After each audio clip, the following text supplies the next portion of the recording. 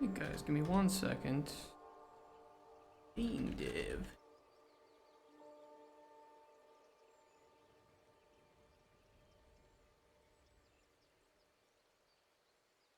Yeah, it's care we're good there. Green light, which is on. We're on main. Close this down. Save that for a second. Okay. Sorry about that. Had a call with the producer about the budget that we made. We got a lot to fix. But some really good points made, and we're gonna take a look at that probably next week. I don't wanna jump from pitch deck to budget and then back to pitch deck, so I'm just gonna focus on the pitch deck. We'll jump back to budget next week, probably. And then I'm gonna send both of those over, the revised budget and the pitch deck, and then we can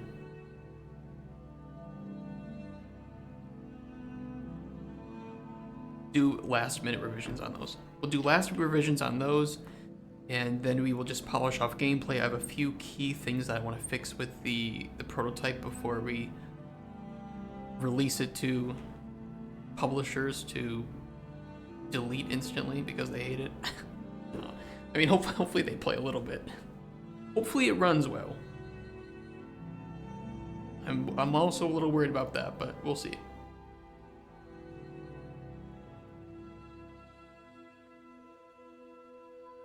I don't know why, but I had installed Discord on my streaming computer and it kept crashing over and over. I don't know why. It was really frustrating.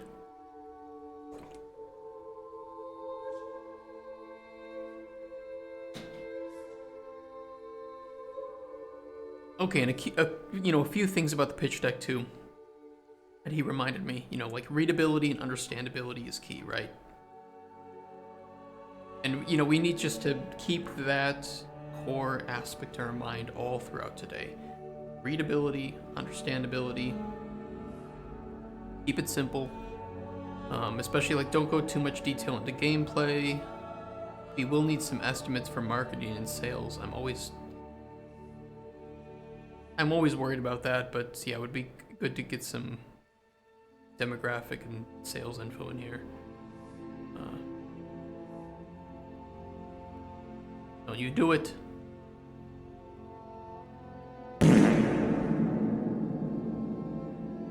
Damn you.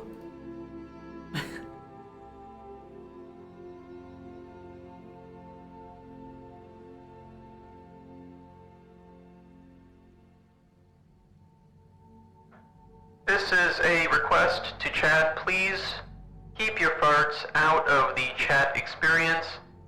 We do not have good ventilation on the chat. I would remind you that just to hold it in for days and days until you explode.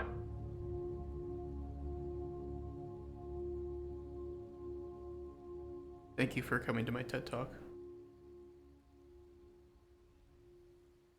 What else? Yeah, and just a reminder too, like, another thing that I always forget, it's like the pitch deck can evolve after we pitch it, right? So if there's any mistakes, any small things that we need to add or change between day 1 and day 2, I have the opportunity to do that. I will say there's quite a lot of parties that go on with Digital Dragons. There's gonna be some alcohol involved for sure. So how much time I have to make changes to the pitch deck is probably going to be very limited, but the simpler it is, the simpler it will be to make changes, right? After yesterday, we had the core gameplay, loop gameplay continued. I think these are fine. We're gonna get through these slides pretty quickly. And I think the other thing I wanted to get to would be the pillars. Selling points. Pillars and emotions we could probably put into one slide. Selling points are more important, like what's actually going to make people want to buy this game. Publishers just need to understand core key bits about this game. I think one thing I want to put in here too is just technical information, things from our one sheet essentially, right? Like single player, Unreal Engine 5, 3D, third person, first person, whatever.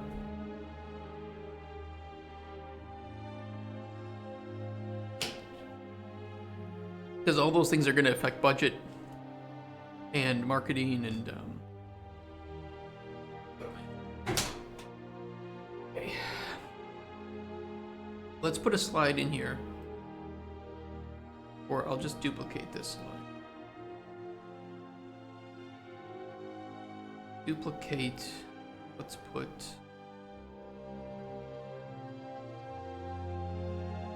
core info. Sounds kind of lame, but it'll work.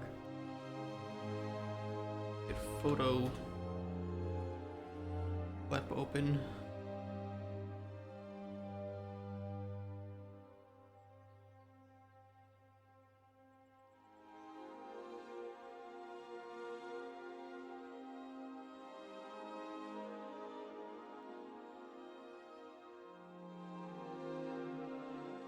Is this the one? Yeah, this is the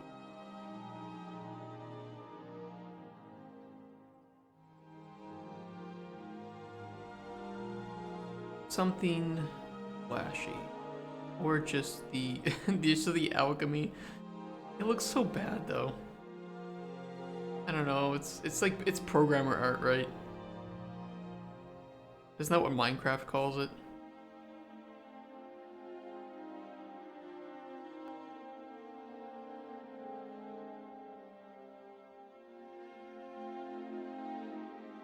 Not the end of the world.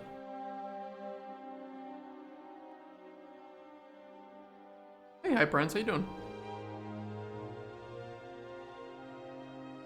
I apologize for being late today.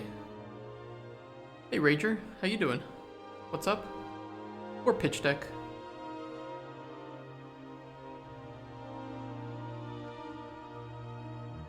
Before the stream though, we had a talk with the producer that I'm working with, and he had a lot of great feedback on our budget.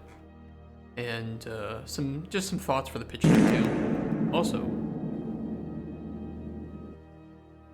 the sound effect always has some like weird clipping. I don't know what it is. I'm gonna be moving the sound effects over to a different service, I think. True. Also true. I think we're gonna move those over to using the streamer bot system instead of sound alerts, because it'll be more controllable that way. And we won't have issues with, you know, third party. And I can put as many sound alerts as I want, which will be nice. Some of them for free, but probably on like delays, cooldowns. Unlike the fart, which has no delays.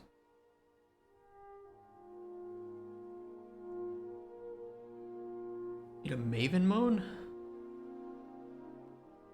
Maven moan? The only Maven I know is from PoE. Alchemy. Vista.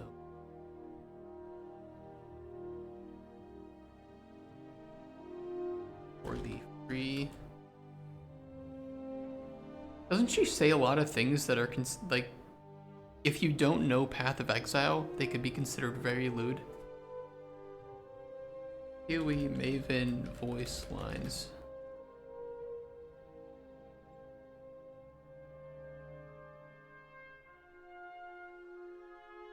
Yeah, she says like again.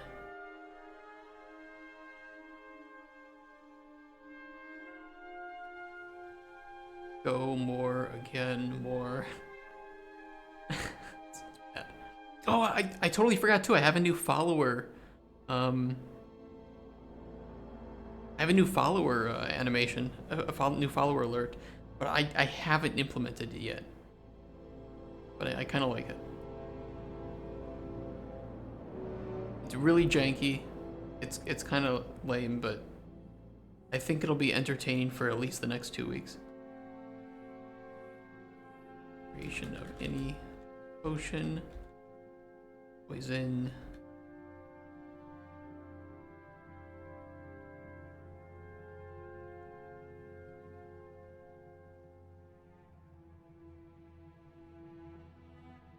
We mainly just want to put here. Let me put a quick text box of just the core points we want to get. I could implement it now if you guys are willing to. Give me a second. Okay, I'll do it now. Shut up. I'll install a new version later. Calm down. Let's go to streamelements.com.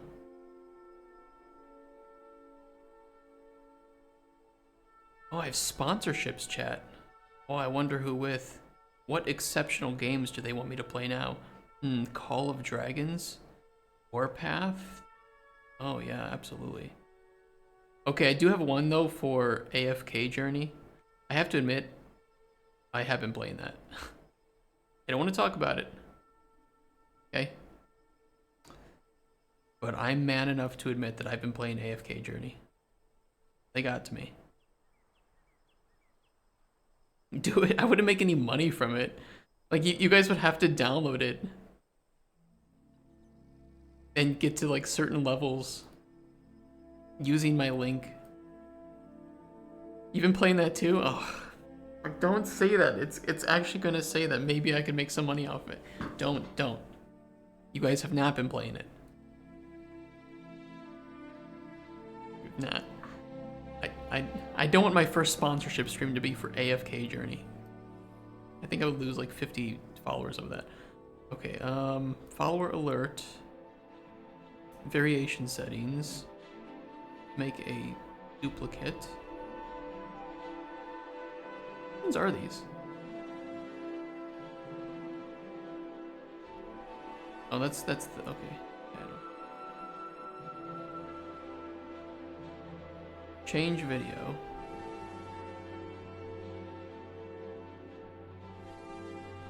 Upload video.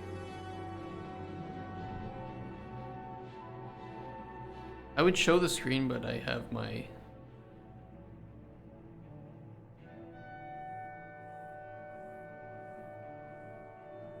It's got my AnyDesk ID on it, and it's like, yes, there's the password, but I don't know if they would get... I don't know, it's better safe than sorry, right? Okay, how long is this video? It's 12 seconds. Alert duration. Set it to 13 then. Don't know if the volume's good or not. I can test it.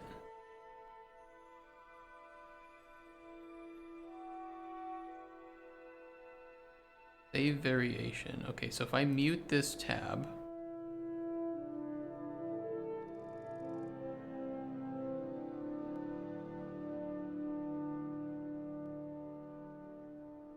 I'm using StreamerBot, but I need to push everything. Oh, I need to push a lot more over to that. I haven't had the time to get into that. If I play this, I think it'll play for you guys. Just with like a default. God, I don't know if the sound is good or not though. We'll see. Bullshit. Bullshit. Derivative.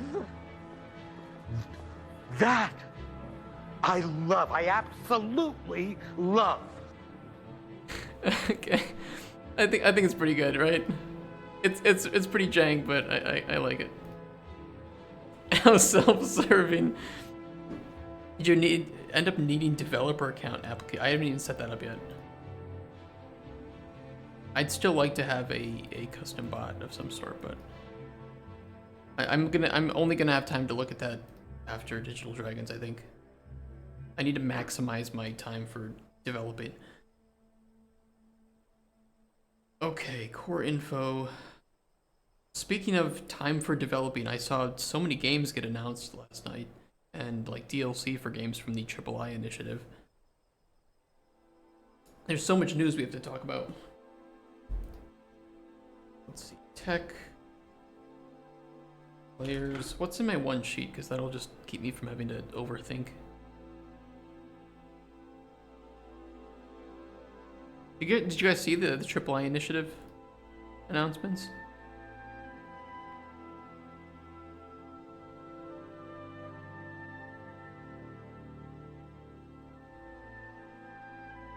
There was a new DLC for Darkest Dungeon 2. Sequel to Never Alone. What else do we have? Wizard of Legend 2, new Prince of Persia. Legacy of Castlevania crossover with V Rising. New gameplay for mouse. New Power World update coming out. Old World, Streets of Rogue 2, Chia. New DLC for Brotato. I don't know, just tons of new stuff. Cat Quest 3. Let's fucking go.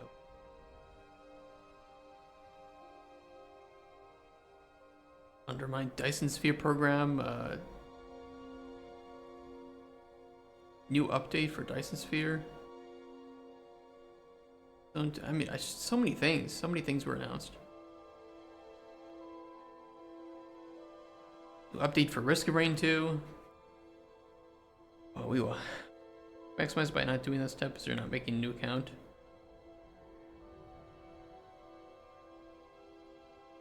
I can do it that way. I also just think I might want some kind of, I don't know. I don't really care about bots though. I don't even know what I want to do with it, so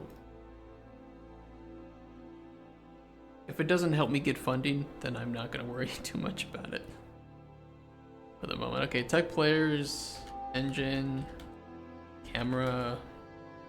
I want to include target on here too. I guess we could.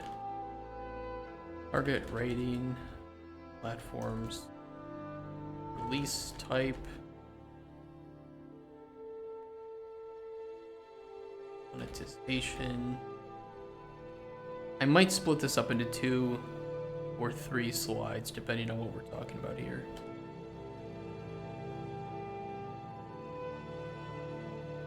In which case, especially if we want to talk about style, I don't know if I want to use this slide. I think more of the open world, something other than the alchemy system for this, I think would look better.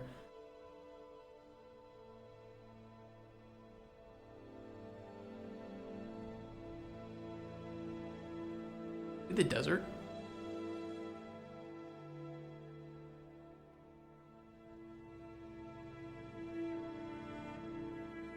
I want too much cactus in there. Oh yeah, that's pretty decent.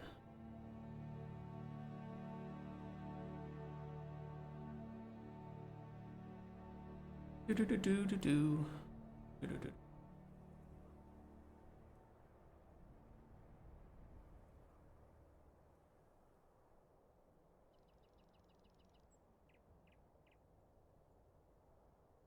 How are you guys doing this Thursday? I always have to look at the date. I never know what day it is. There's so much coming up, a lot of meetings with people. Finally, we can get that second game of ours moving forward. The one based on pain. New War. I have to play more Old Avers 2 as well. I was thinking of jumping in last night, but I was like, it's already getting pretty late. I'm gonna be watching something soon with my fiance, so yeah. So learning Python, I hate it.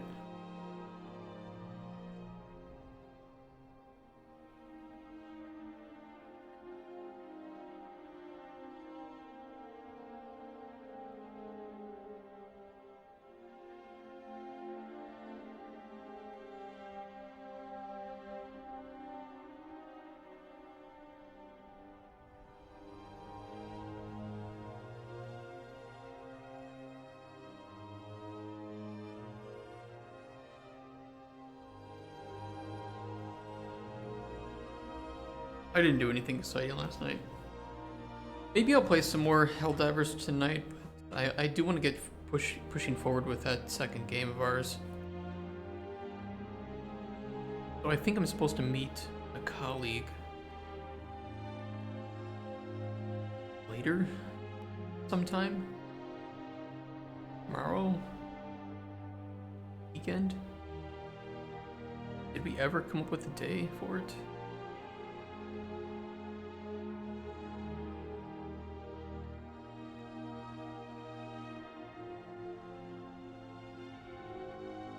Oh, I never responded to him.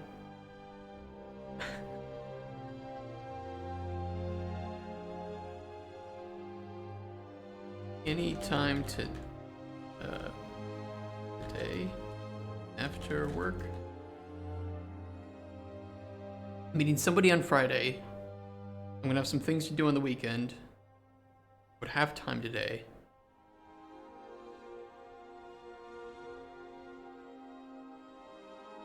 Because he and I want to plan out what we see as like a first playable for this second project. It's going to be much more of like a junior friendly project, so anybody can join it if they're looking just to learn some things, to feel free to make mistakes. You know, we're just going to try to get something small made and put it out there for fun.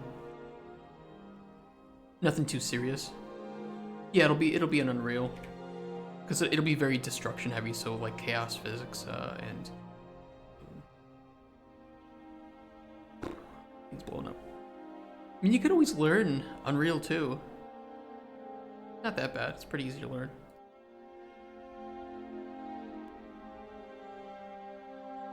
Alright, let's see. What's going to be most important to focus on first? Engine, players, tech, platforms, style. Target rating, monetization, and release type can probably be handled in a second slide. I want to engage with Epic on principle. I mean, I don't know if engaging with Epic's any worse than engaging with Unity, if we're going with principles these days. With how Unity's been treating developers. Boy. Go with Godot, if anything. The personal issue? Is it the Fortnite? The Fortnites?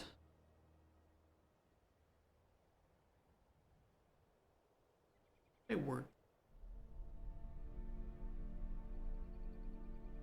Put like Unreal logo, single player.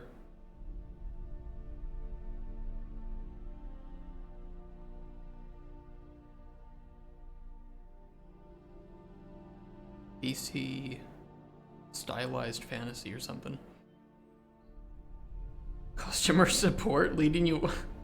What the hell happened? I did kind of stop. I was thinking, let me get the Unreal logo here. I think the Unreal Engine 5 logo is a bit different though, isn't it? I don't think so. Maybe not. Copy image, paste image. It's gonna have the black background, isn't it? No, it's just gonna be non-existent. Oh, it's still there. Let me save image as SVG. Does PowerPoint support SVG? Yes, it does. There we go. Core info done. I wondered when my account due to the whole data leakage scare back in the day.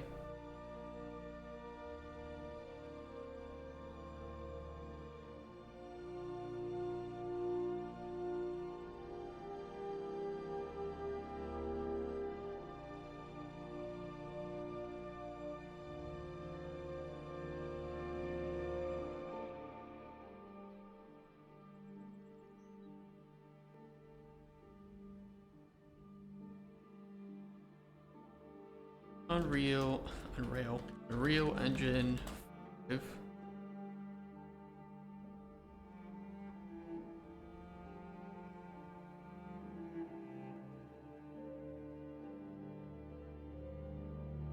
I need like one of those icons for person. Person icon.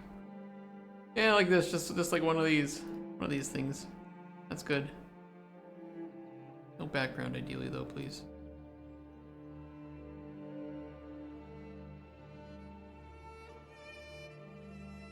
Copy image. Gonna have... Okay, no, we're good.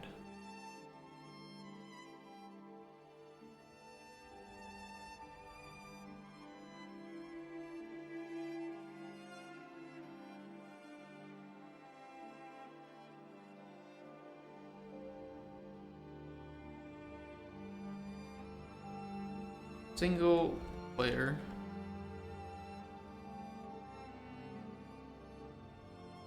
What will the second project be about? So it's going to be based on... it's going to be kind of a spiritual successor to Pain from the PS3. We've gone over it on this channel, but I don't know if you've been there for it. This game. Launch guy, destruction, stupid, crazy toilet humor. This is a game that at the time, because this was in like 2013 or something, I'm sorry, 2007, was difficult to make from a technological standpoint, but now Unreal handles most of these things just out of the box.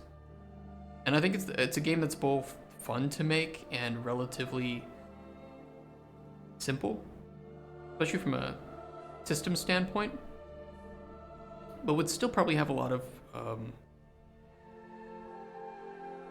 enjoyment to today. I think that this is a game that definitely needed just something to be expanded upon in modern times, and yeah, we're just gonna make it and have fun with it. Learn a lot on the way, especially with like destruction and the chaos systems. Yeah. Nothing too crazy, but it should be fun.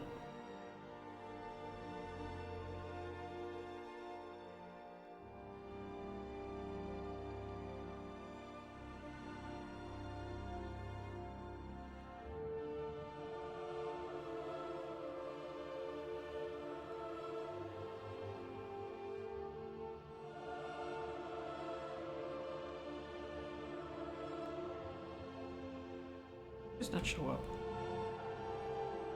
Is that an SVG as well? Well, it's a PNG, I don't know. Man, copying images from Google is so bad.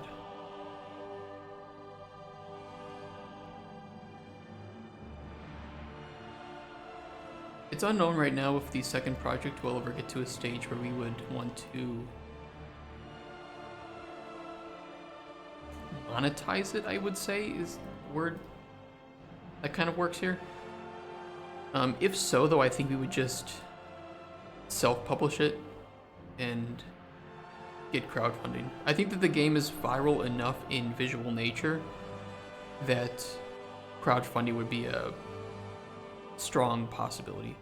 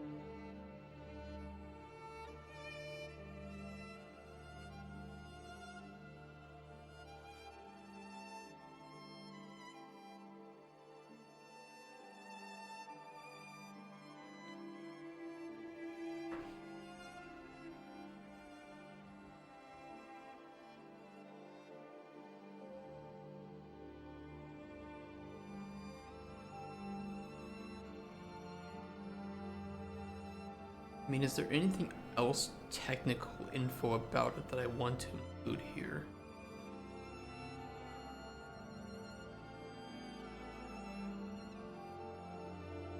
style is kind of technical.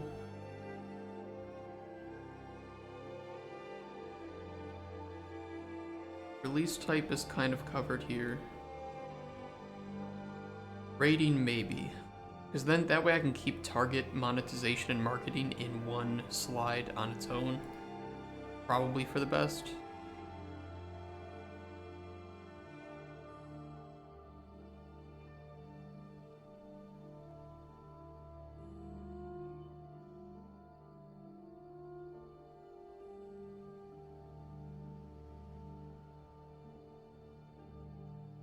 What was our intended rating? I think it was teen and Peggy 12. Yeah, Peggy 12 and...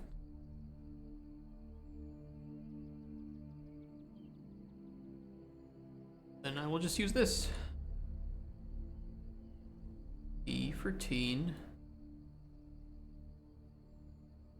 Is there a Peggy 12 icon?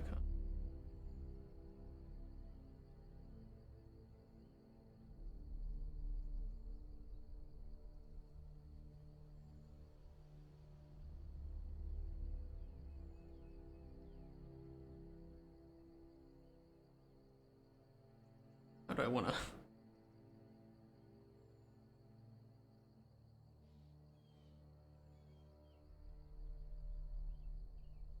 I don't know. Put them next to each other, fuck it.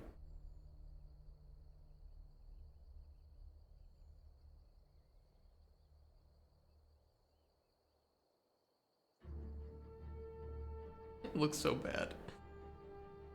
This looks really bad. Whatever.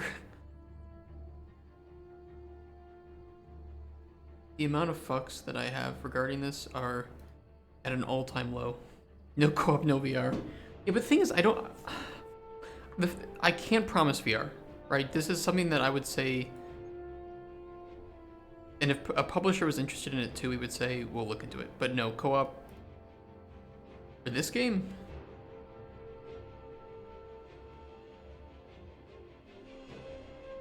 How much budget do you think we want to ask for?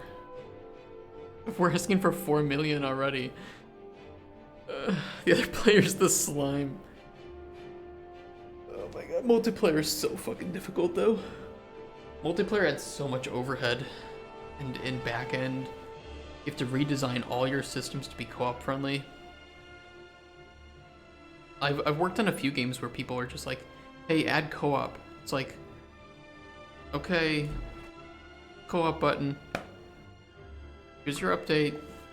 It's like, you don't understand that I would have to spend the next 2 years redesigning every single system to work with co-op.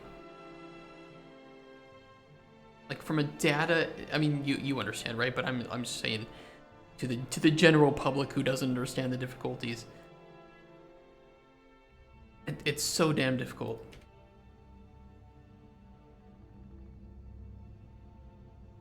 You guys understand. You guys always understand.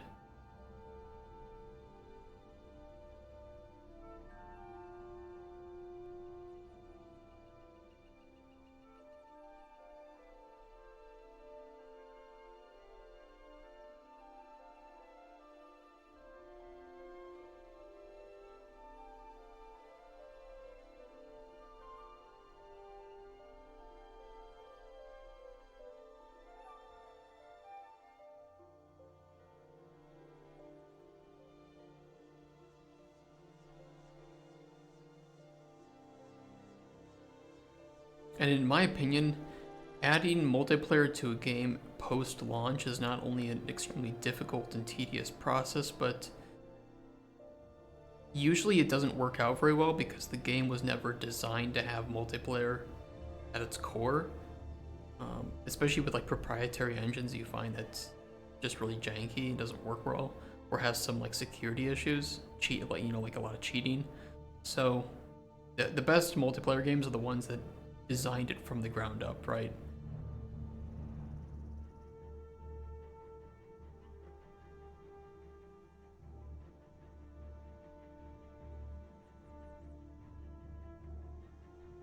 I really just don't feel like style is important. We put stylized. You can see the style here.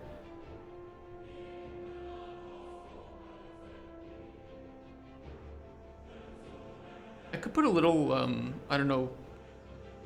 I could put some text, like from, you know, screenshot from prototype or something. Let me see how that would look. Image from prototype. That way it's kind of known that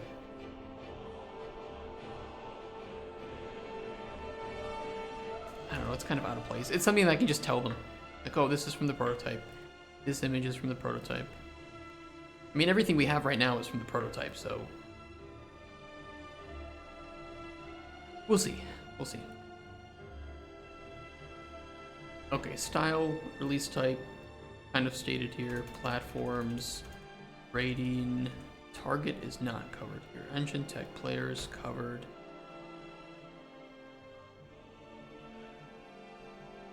Some of the tech is covered here. I don't think there's any other notable technology that we would be implementing or using that would be worth talking about. Right? There's not like some Microraptor made solution that we're utilizing, so we can just skip that. Target monetization will go in a separate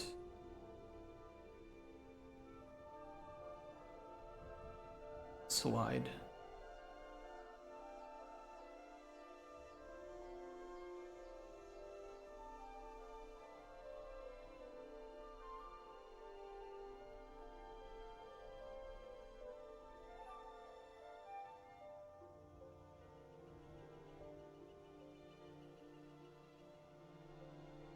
Sales and marketing.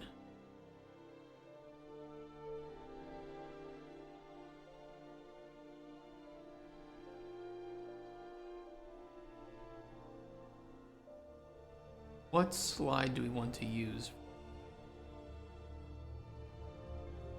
What image do we have?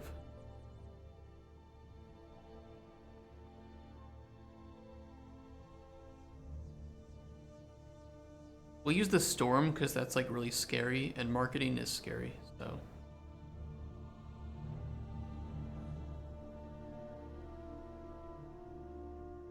Hard to tell that it was raining.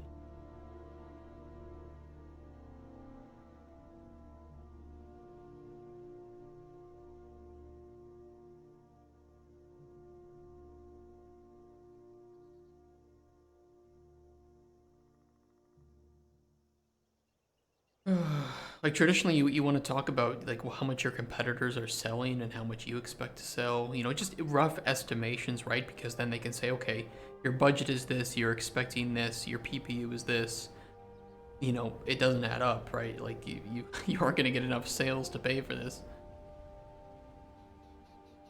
I don't really see anything in this photo, can you?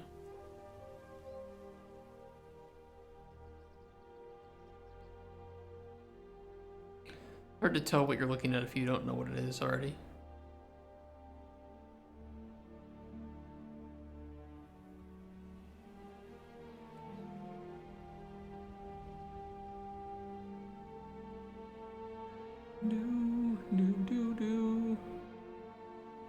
Oh, this is the one where we had the missing background stuff.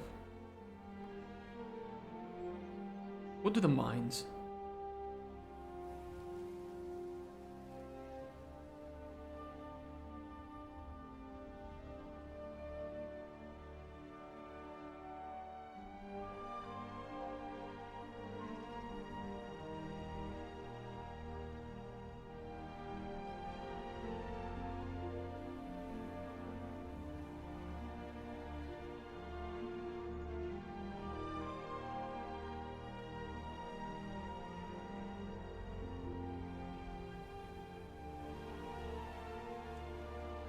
Looks pretty good.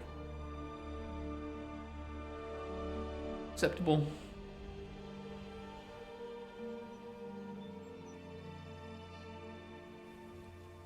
We need to rewrite this. Right, me. Target monetization. What PPU? Sales expectations. I mean, if we do a quick rundown of our budget, right, which was like 12 million zloty, right? $4 million.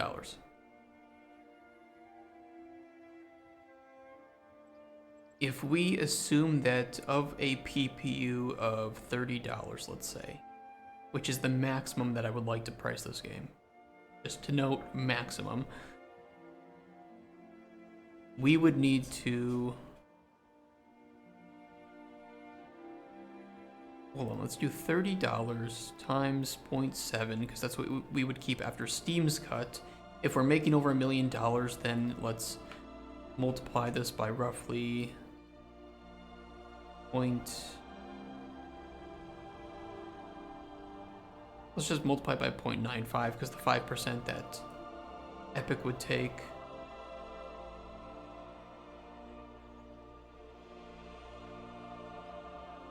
I don't know what do they take it off of, if they take it off of gross revenue or net. So I don't know if they take it based on the original PPU price. I think they take it off of total revenue, right? So, oh god, I don't know. That's a really good question.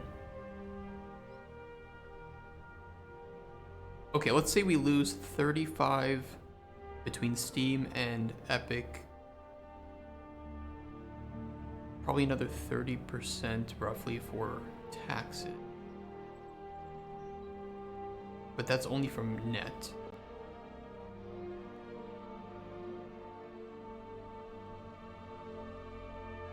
$30 times 0.65.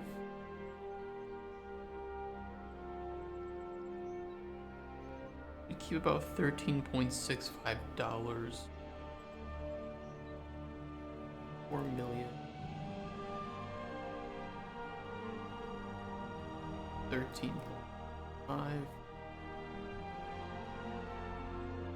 We'd have to sell, let's just round it up to 300,000 copies to recuperate budget.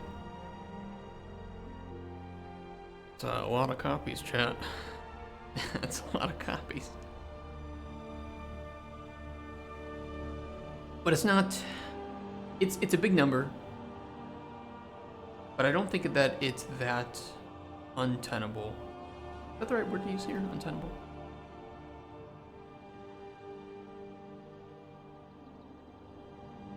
Yeah, that's a good word to use here. Look at that, chat. It's Thursday and we're using the word untenable in a sentence. Damn. We're smart. Okay, so we'd have to sell 300,000 copies to recuperate. Anything after that's going to be probably split to some extent.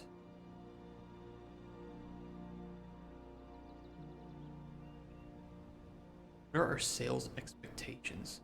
Game like,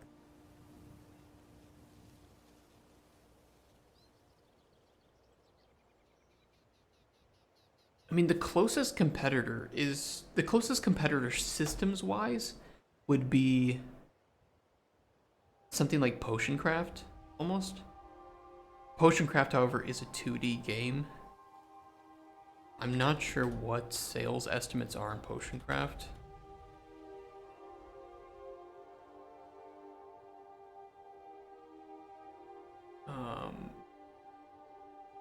Sales estimates are 871,000, lowest to 1.5 million. Gamealytic. I mean, and those are, that's his estimations at full price, right? So this is not including any discounts that we run, and we would run discounts. This is Lifetime. How long has it been out? Since 2022. Not bad. I mean, especially for a 2D game. Good publisher, by the way. I really like Tiny Build.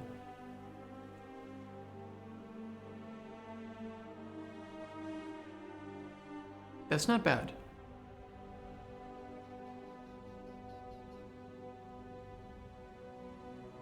I mean, if we could get a million sales at $13, and even if we go it down to like $10 average, if we include sales, right, or any other hidden fees. Syndicated games being analyzed in the money sense is kind of weird. It's kind of weird to think about. You know, it's one of those things that I feel kind of dirty to talk about. And this is the problem, right? It's like the money grubbers, the businessmen, this is all they see, right? They see this, how much is your PPU, how much money are we making, was it a successful game or not, simply because of the metrics. They don't really care about how it makes them look as a company. But, you know, it's a reality of business.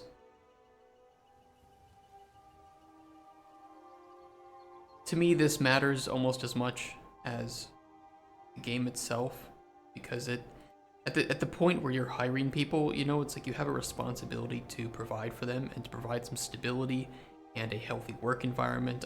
I believe in that at my core. I was like, these are people working on this game. Of course we need to take care of them. And obviously the best way that I can do that is to have the money to take care of them and to provide them with a job.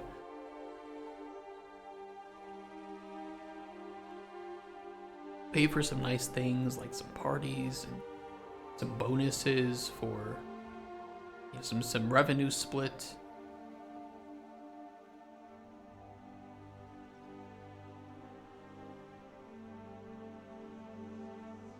Interesting. A lot of players fell off after 2 weeks of this kind of game. Did they not put out any like big updates after release?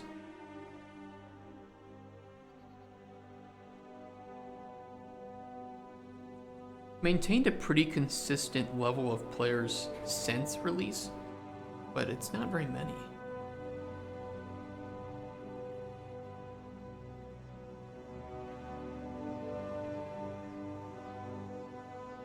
It might not have been successful enough to warrant further development.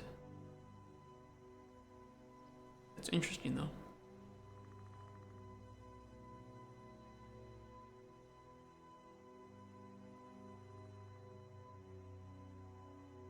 Hey, my plot armor. Nice name.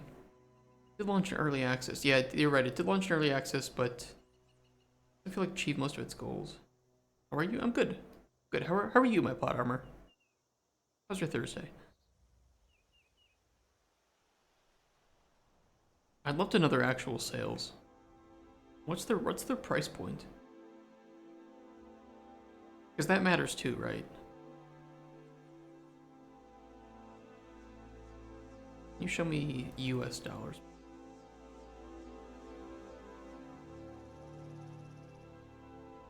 $15 discounted down to 12. They raised price. Okay, I think that was with full. No, they just raised the price. It wasn't even with full release. Wait, that can't be right.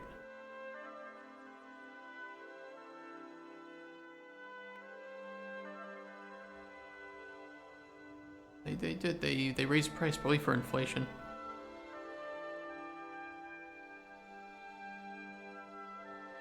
Interesting.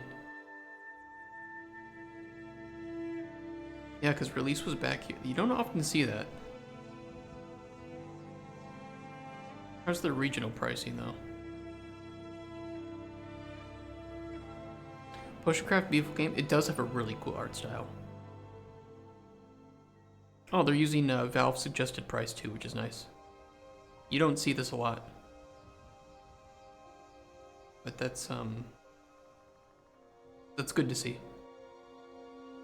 That says a lot about the publisher too, in this case, that they're going with suggested prices, especially for like Argentina, Russia, Indonesia.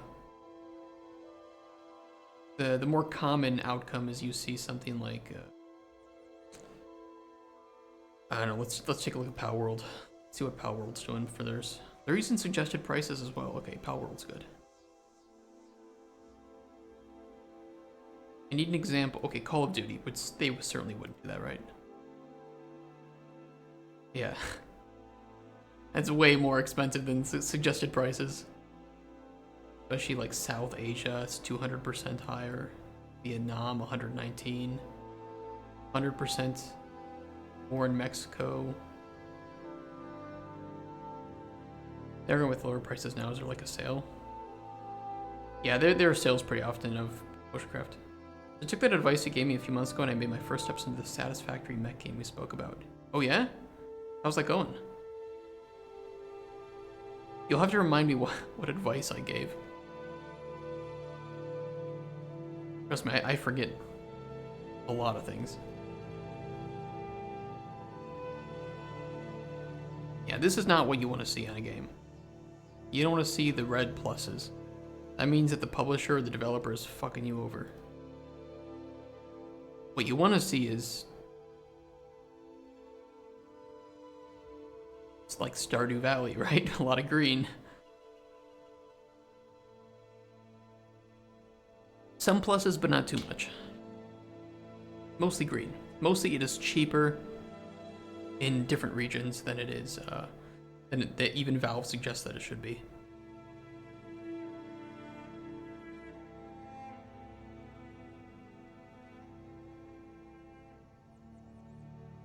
We would be very fair about pricing as well. Okay, so we need to sell, if our PPU is 30, we need to sell that many. Let's do a PPU calculation for $20.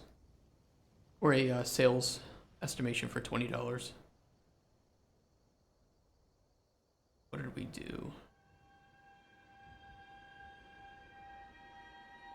20 times 0.65 times 7, 9.1.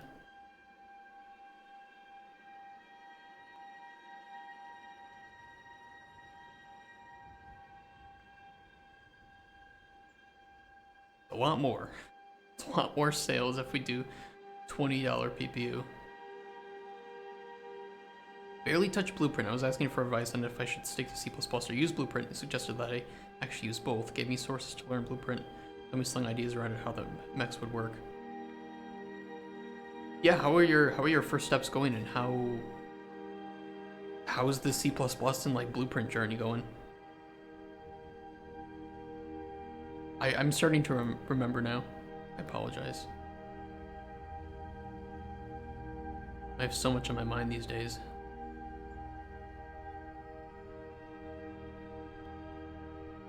Let's see, PPU, $20. Budget 4 mil. We would need to sell 400. Let's just say 450,000 copies. PPU, $30. Budget mil. About 300K.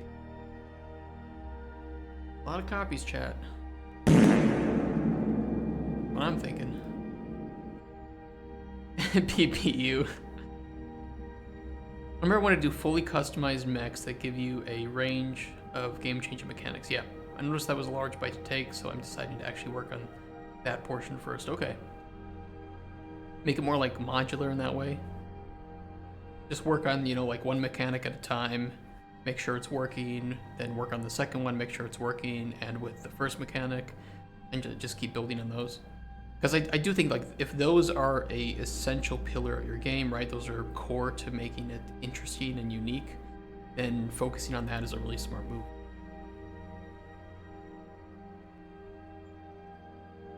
And it's also going to be something that I think is really interesting from like a visual standpoint.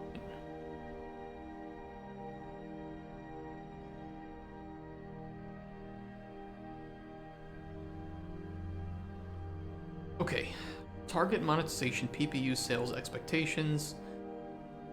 We kind of covered target a little bit, but we'll put more in here about our... I don't know if there's a term for it, like the golden person. The person, just like a fictional person that represents the person that you think is going to be buying your game, by and large. Don't know if I should try and push their ability side of the game or make it a bit more casual and lean towards the automation side.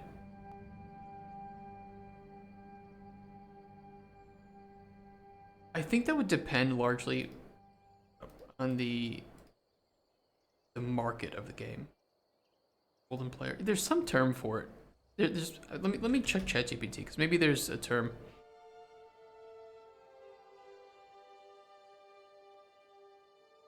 I didn't mean to click that.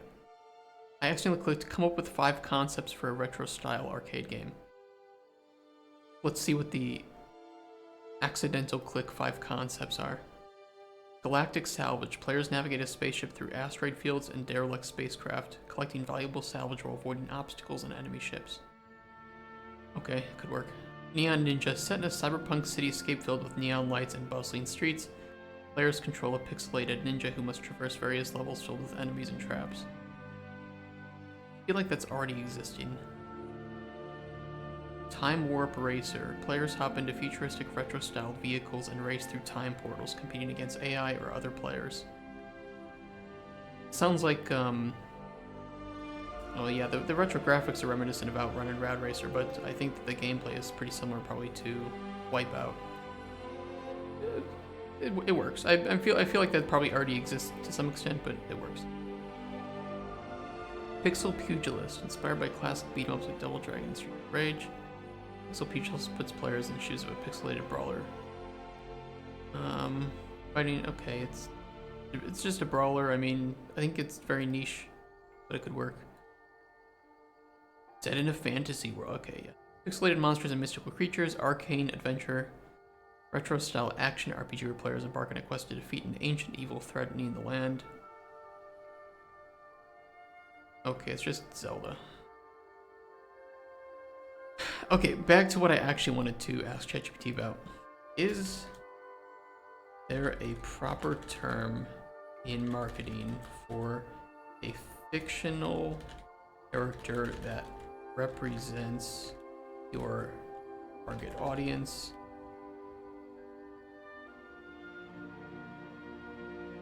Buyer persona.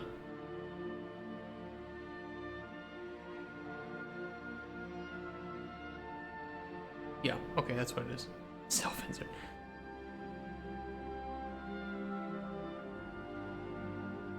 Yeah, my plot armor, I think that it depends on who you're marketing to, because there is a more kind of automation factory enjoyer that would like the automation side of it, and then there are people who want maybe a more like RTS aspect to it. I think there is a crossover between those two. You could try to fill that niche, or try to figure out if there are other games that do fill that niche. And there probably is. There probably is. I can't think of anything off the top of my head. But I think it's certainly a game with an audience. I don't think that it's too outlandish of a concept to be sellable.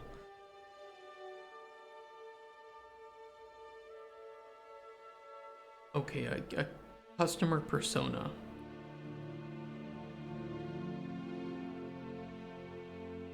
This is like way too in-depth. I'm not gonna do this. I don't think this is going this deep is too necessary, but maybe I'm wrong. Go, let us focus on your task at hand, amigo. No worries. I like getting distracted.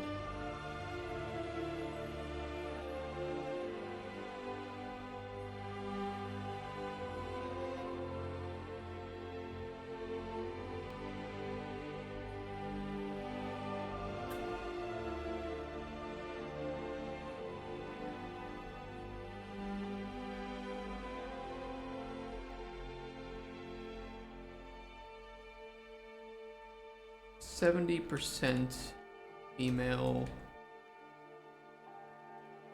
30% male estimate.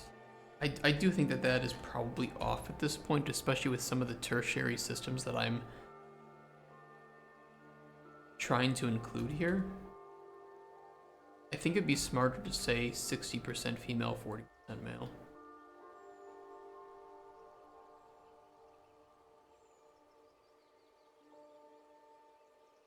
I could be wrong though. Let's do. Character needs to be 60%. Yeah, I need 60% female. Use yourself as a representation of the perfect player. I mean, you made it with so much love. It's all testosterone in here.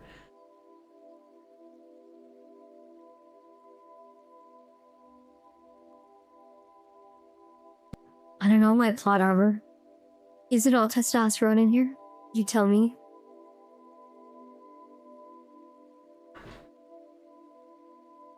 Ignore that.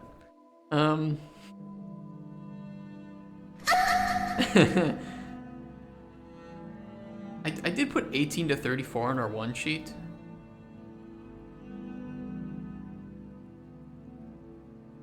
I still think that's accurate. It's all testosterone done somewhere now. Uh-oh.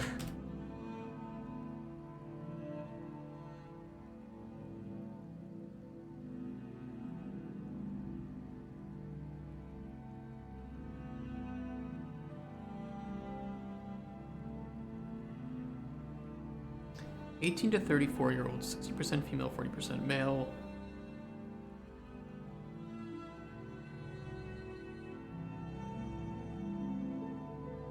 Casual to mid-core.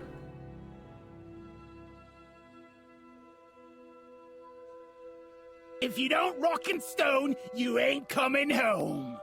Rock and stone. I'm gonna put here too that we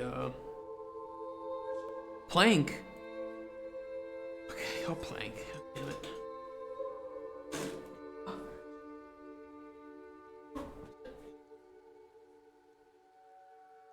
2, 3, 4, 5, 7,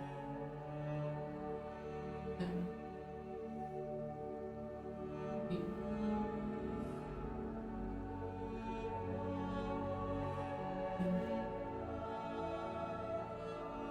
Three, 5, 7,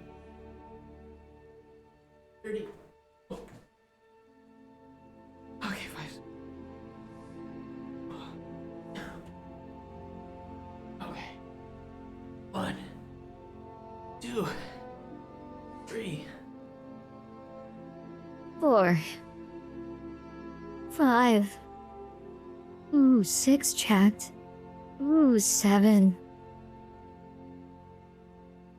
I did some extras for you. You like that? Whenever you do game tests, you'll start to see more of what your audience is. I think to some extent, but you have to predict. You have to predict market because that can also drastically change the expected sales of the game, right? Like if you make real-time strategy game that is aimed at a PC female audience, I'm gonna tell you something. There aren't a lot of women on PC playing RTS games. It's a very small audience, so you know, publishers gonna look at that and say, I don't think your market's there. Yeah. It is fantasy, but it is more. It's much slower paced. I think it's a slower paced casual game. I do think that maybe the audience is a bit older than I'm giving it credit for. But it might be older than I'm giving it credit for, especially single player, PC first. Like the rating too is not dependent on the market. That just helps publishers know that our game will not be mature, so it's not going to be restricted to some markets or restricted to promote on certain websites, right?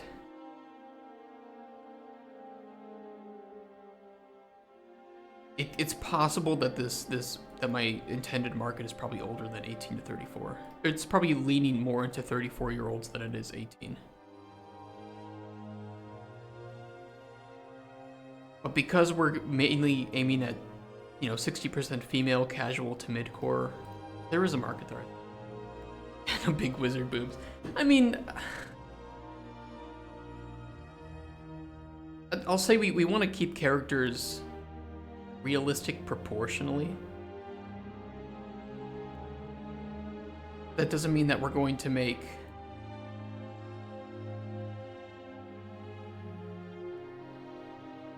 God, how do I word this in a way that you guys understand?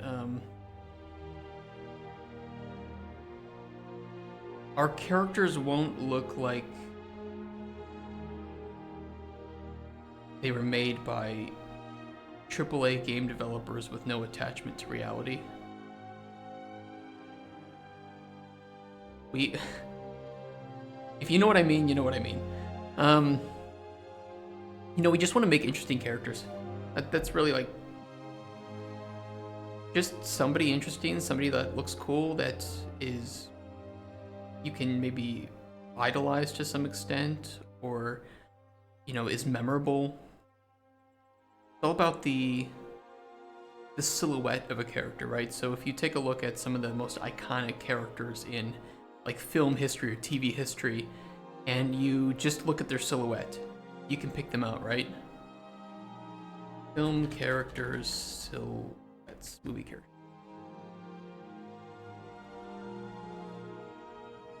You take a look at this, right? You know these characters. Or you at least know most of them, right? So there's some iconic level of understanding here.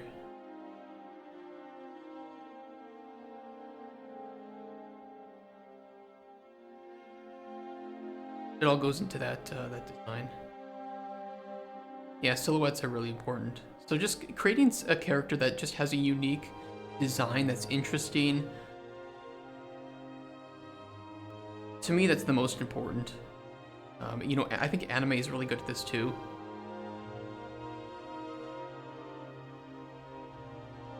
A lot of good ones. I was thinking mainly of like Lucasfilm.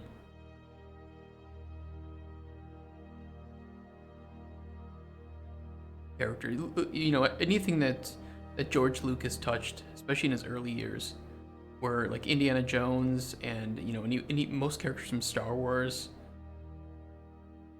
So iconic.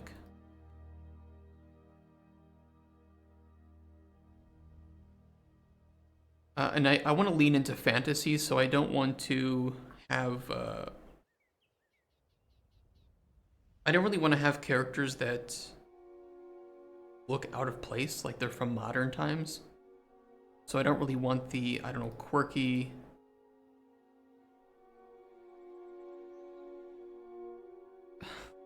I don't know how to put it. But I don't want to go the direction that a lot of AAA games are going nowadays, with quirky, relatable character that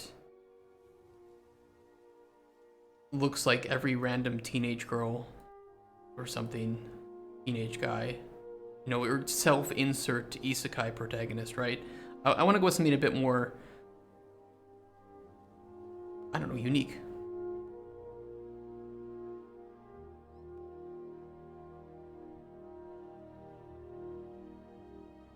For me, I think Dungeon Meshi, if you guys are watching that, there's some pretty great characters in that show currently.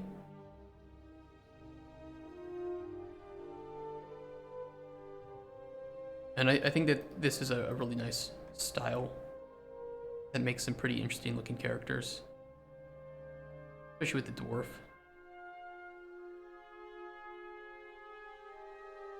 Yeah, Male Wizard comes into the shop and he needs a potion to reverse the Pupicus Maximus spell he used. Oh my god. You guys are so Coomer. Love Delicious. Delicious and Dungeon Meshi has been extremely positive so far. Like, it hits emotional highs and lows very well. The characters are interesting. The story is pretty cool. It's ridiculous in all the right ways. It doesn't feel ridiculous and campy, or like you need to turn off your brain to enjoy it. It feels ridiculous in a very beautiful and wonderful world building sort of way. Would you eat a coin bug? I don't know. I mean, the whole idea of coin bugs was so great. Every single character idea has been so awesome in that show so far.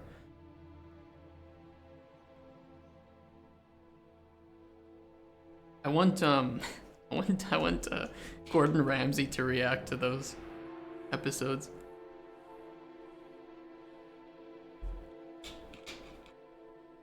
Target, okay, Target is pretty good so far. Monetization, PPU, let's do. This sets expectations for who we're aiming at. I'd like to include in the technical info controls. Controller, icon.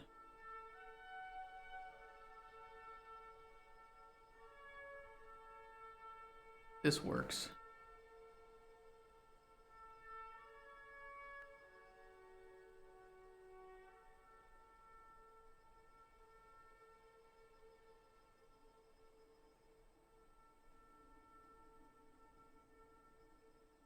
I'll do this the double.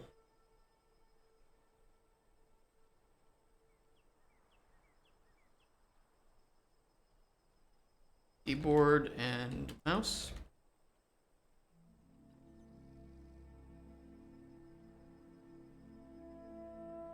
Controller, gamepad. Oh, full support.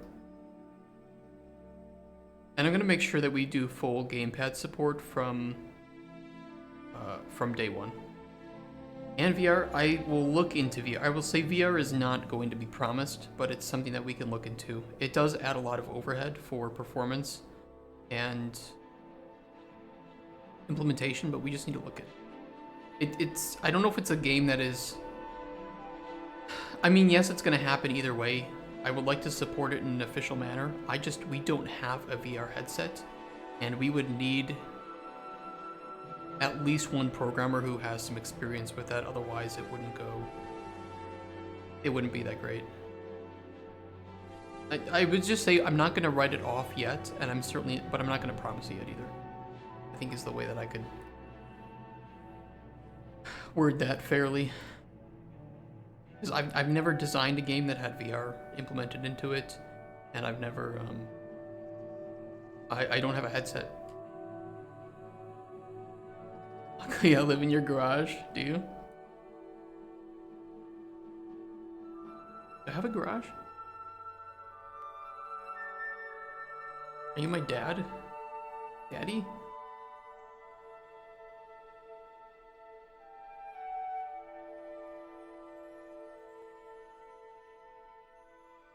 Daddy? Is that you? You want me to come in your garage, Daddy? Don't clip that. Nobody clip that.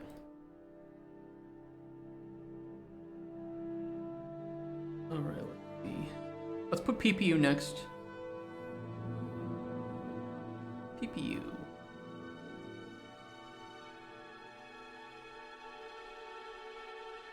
I'm just gonna copy this box. Target. PPU. $20 early access. Increasing throughout the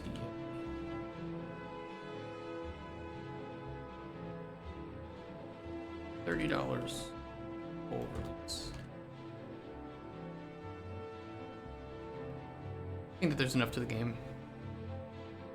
It's not like an isekai character.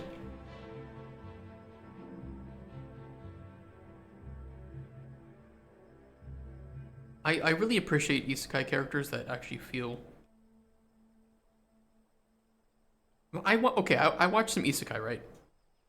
There are a couple of them where the isekai element is so pointless that the show would be more interesting if they just didn't include it at all. if it was literally just a fantasy show. Sometimes it is just so pointless to that extent, where it's almost dragging the show back because they keep reminding you that this character was from another world. Very annoying.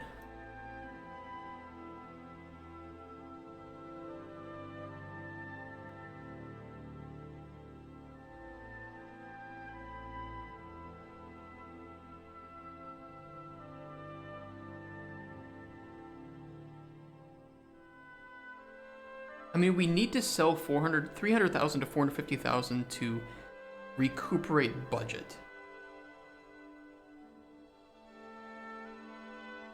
Expectations for this sale, honestly?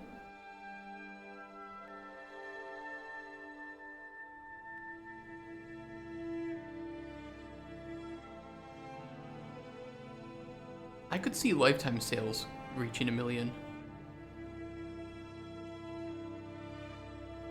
And they would have to. Feel the same way like Gluttony. Shows that don't point out it's in a game, but the people have stats they can look at and level up, yeah. I mean, I enjoy like isekai as a concept. And I think when it's implemented well and in a unique way, it's great. I mean, one of my favorite shows is Mushoku Tensei, right? Very unlikable main character, but one that grows and improves and becomes a better person over time.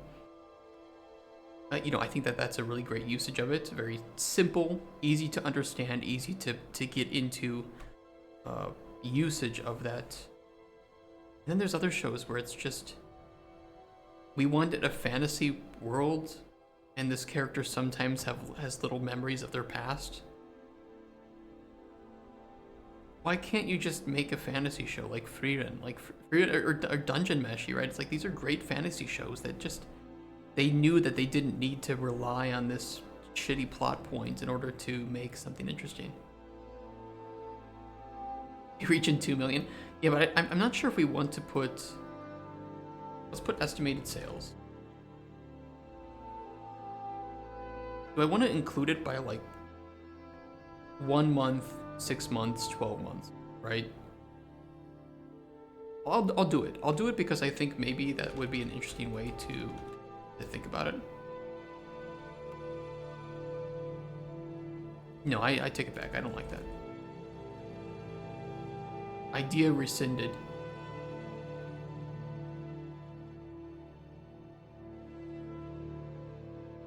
I will say that estimated sales, especially if I consider some of the competitors, I would say 800k to 1 million. Pretty fair.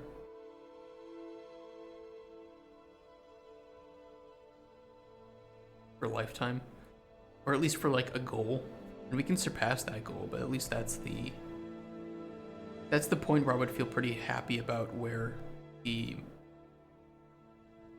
money is looking like, that we could support ourselves going forward, and the publisher would be happy with the sale, that if we wanted to continue development, we could afford it.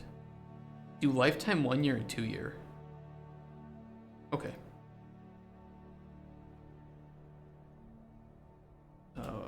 1 year, 2 year.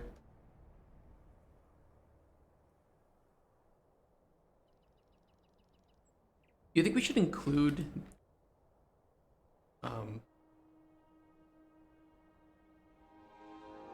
include sales at these periods if we assume that post-release content is made, or just if the game is released, we do regular bug fixes, and then it just is left to exist?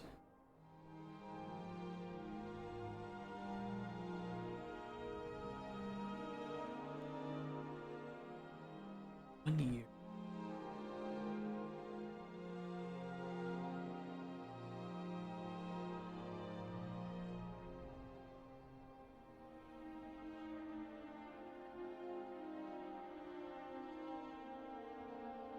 Ooh, but here's the thing about 1 year, because do we include this 1 year after release, or 1 year including early access release? If it's including early access, I think we could probably obtain from that initial early access release to 1 year after that.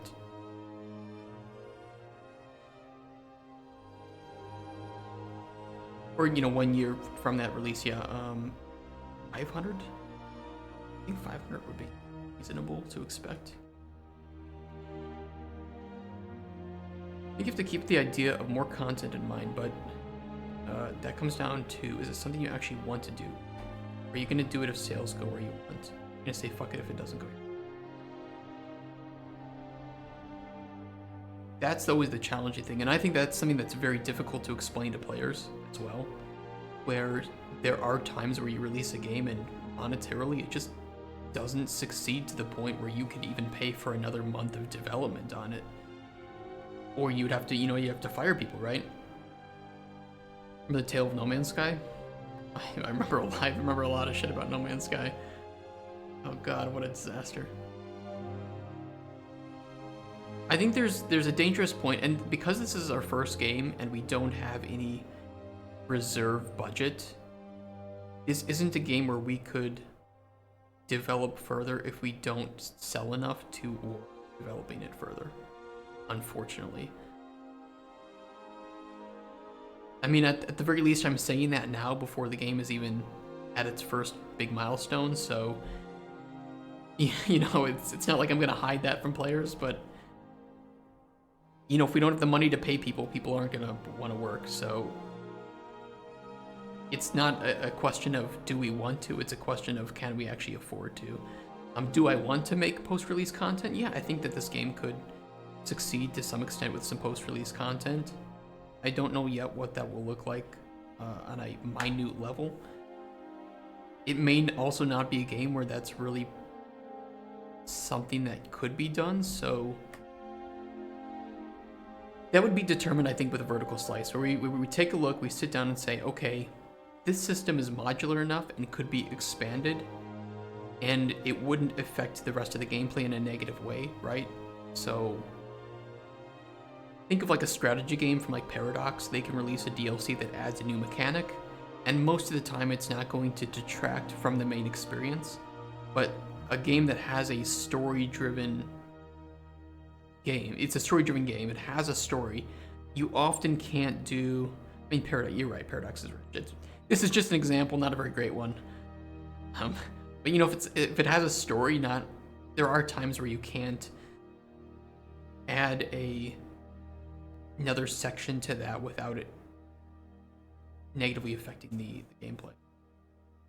People drop a DLC if they may. I mean, yeah, Paradox is not a good example because you're right, they do just kind of throw DLC out into the wind and don't always care if it negatively hurts their games or not. I don't know, Sims, same kind of thing, right? Yeah, like Witcher. Okay, so if anything, I would love to do Witcher-type expansions where they're sizable. They have a good story that doesn't detract from the main story and isn't needed to experience the full story. But they are proper old-school style expansions, right? And most importantly, they are priced very fairly. Blood and Wine and Hearts of Stone are some of the best recent examples of expansions that I can think of for any game. And arguably some of the best expansions for any game ever, in my opinion. Great quality, great price. I think I got like 20 hours out of Hearts of Stone for $10 and 40 hours out of Blood and Wine that was priced at $20. That's pretty good. Okay, 2-year, let's say 1 mil, we'll do 1.5 mil lifetime.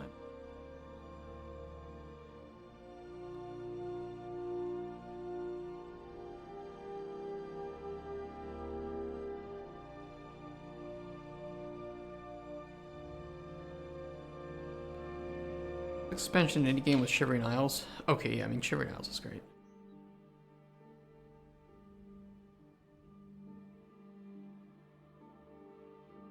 Ballad of Gay Tony. That was a good one too. Those are good expansions. You're right. But I mean, these are again good examples of like proper expansions.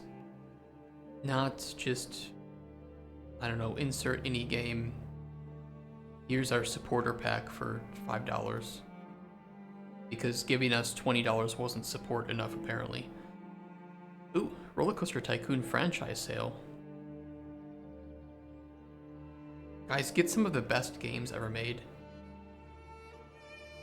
We're super cheap. Roller Coaster Tycoon 1 and 2. You cannot go wrong.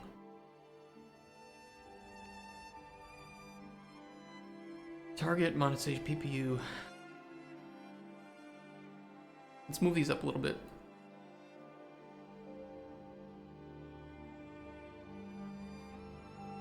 Right back here. What's...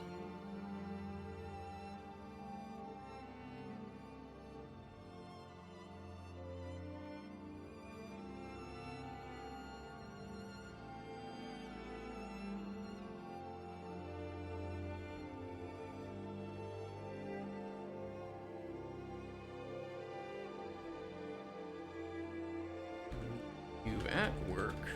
Well, I'm planning a meeting today.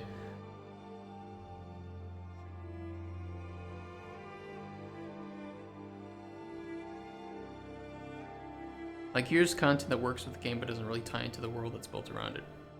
Yeah, I mean, it depends on... I say something, I don't want to distract me. Yeah, I don't know what it would take for our game, because our game might have this sort of, like, time element, or just it has a start point and an end point, right? And I don't yet know if we want the player to... It's just a prototype. It is just a prototype for now. I don't know if I want the player to have the ability to play afterwards, or if it's going to have a proper epilogue, you know, ending, some epilogue scenes, and that's that playthrough. I think I need to figure that out to some extent, but I'm not upset if this is a game that you buy, you enjoy. That's it. We don't milk you further from that. We will, of course, have games that in the future, you know, we can expand to some extent. Not every game needs to be that play forever type of game, right? I guess that's a way of putting it.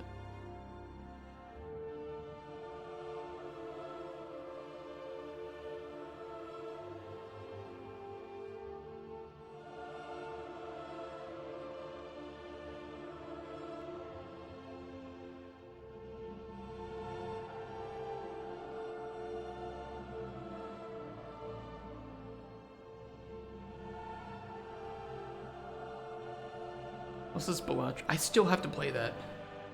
I really need to. I fucking love poker. And being able to cheat, it kind of reminds me of like Red Dead Redemption. Gambling, right? Where you could cheat at poker and Liar's Dice. Could you cheat at Liar's Dice, or could you only cheat at poker? I don't remember. God, that was so much fun in those games.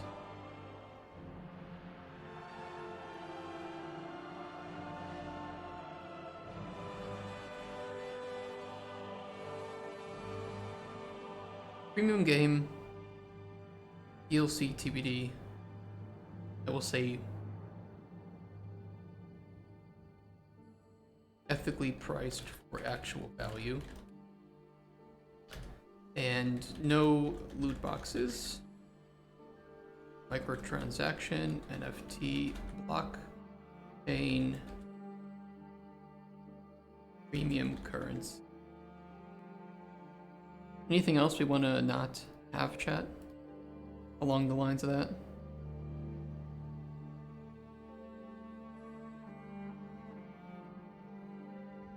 Loot potions. God damn it.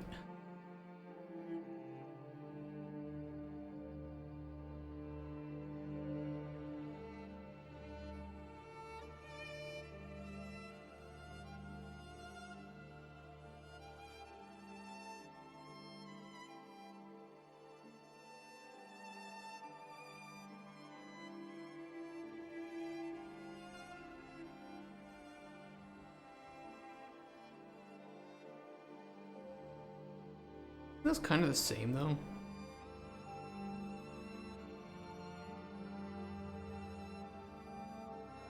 Your own Go systems.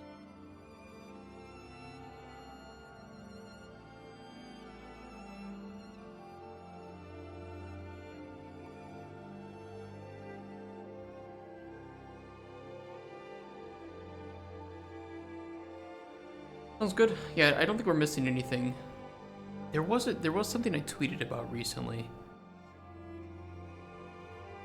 Where it was in response to like some of the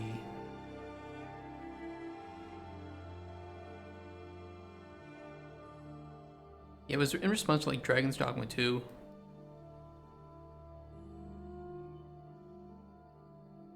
Yeah, we will never have any DRM beyond Steam's default. I mean, that doesn't really need to be worded in the pitch deck. Day 1 DLC, okay. I mean, that doesn't need to be worded either. I could add no pay for convenience DLC.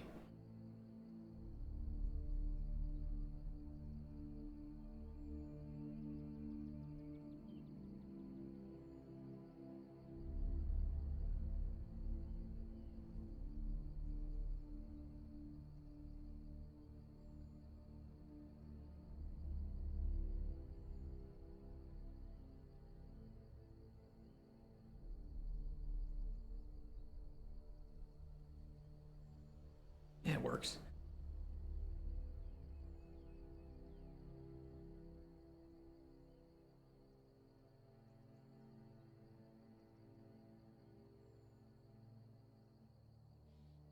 Okay, kind of a bland slide, but it covers things pretty well. I could add, okay, I'll add here VR TBD. That'll make you guys happy.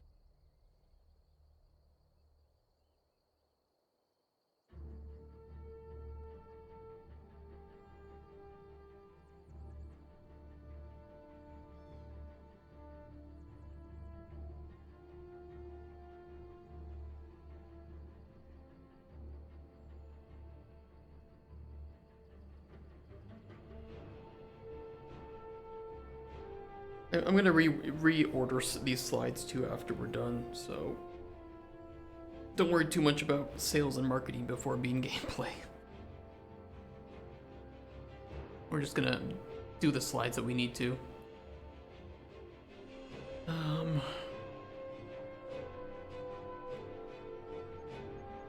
New technical info, sales, marketing, for gameplay. Continued. Pillars, selling points. Very important pieces of info.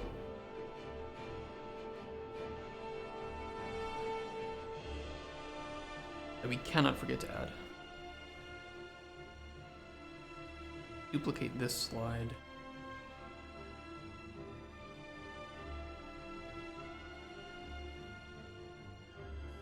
Mr. President, wake up.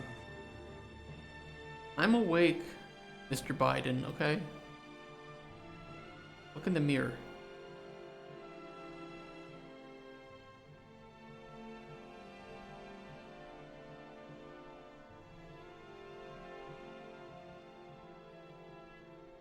Selling. Okay, I want something here for this background to be, I don't know, related to one of our selling points. So you might need to drink some water and focus harder.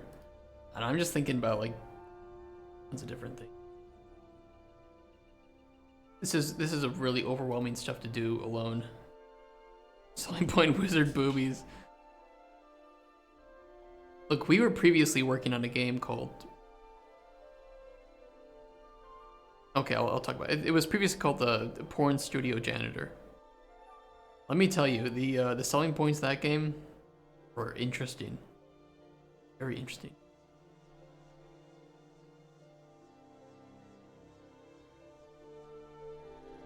Maybe I can get a new screenshot.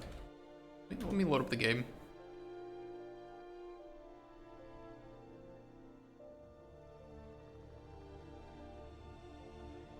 I wonder if I still have the selling point game. Sounds like an amazing game. I would like to return to it.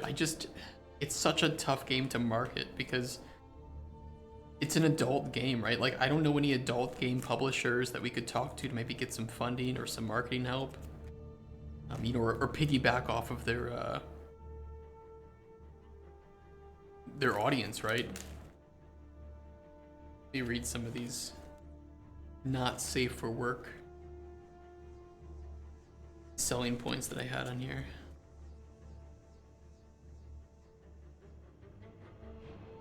selling point number 1. Clean up cum with your friends. I mean, does anything else need to be said? Is that not a great selling point for players? Humorous environmental storytelling tied to sexual themes and jokes. Get up close and personal with all manner of sex toys, torture devices, fursuits, and more. Prepare to be offended, nothing is off limits, and the laundry list of fetishes is vast. Those were the selling points for Porn Studio Janitor that I had.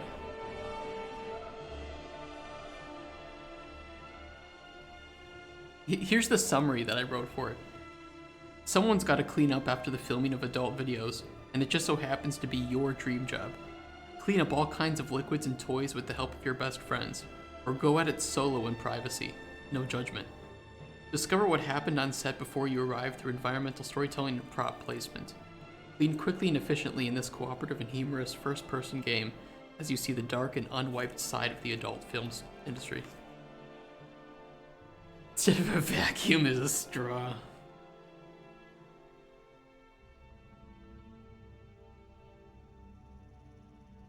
And then the gameplay outline was, players must use the most powerful cleaning tools in their arsenal to clean all manner of stains left over after the filming of some degenerate porn videos. Discarded trash and performance enhancers, used protective items and toys, and dirty or destroyed fabric are just some of what will have to be cleaned up and restored back to normal. The quicker the better, as there are producers and porn stars waiting for you to be done so they can film the next video. What a fucking wild game. I still think it's a decent idea. It just needs to be made properly, and it needs to be marketed properly. But it's viable. Quicker the better, but working hard and slow is good too. Yeah, I wanted to put just innuendos everywhere in that game. Innuendos, and I think I shared the main title, the main prototype screen on stream one day. I implemented a blacklight into the game to help you see certain stains better. And what else? Oh yeah, I mastered some audio of. Look, I recorded porn audio and mastered it to make it sound like it was coming from an adjacent room, so that while you're cleaning that room, because it's a big studio, right, where multiple films are being filmed at any time, so you can hear while you're cleaning these sounds of other films being done in adjacent rooms. And we could go crazy with it. Like, you could hear spanking, you could hear weird fetish talking, and like really cheesy lines like, "Hello, ma'am, I have your pizza for delivery." Just like the stupidest things imaginable, the cheesiest plot lines. Instead of you handing a potion to a customer to shine the light on the aspect. Yeah, but there's like nothing. It's all UI based right now. It's not visually that interesting. Really boring. It's so prototype that it's just not that interesting to look at. I don't have too many nighttime. That's not nighttime, that's storm time. Got the lighting update here. I could increase the nighttime brightness too, because I think that would help with nighttime screenshots. Maybe there's some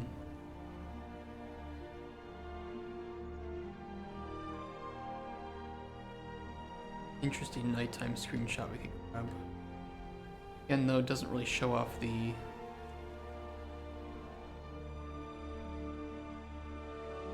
gameplay. Environment. We have a lot of environment.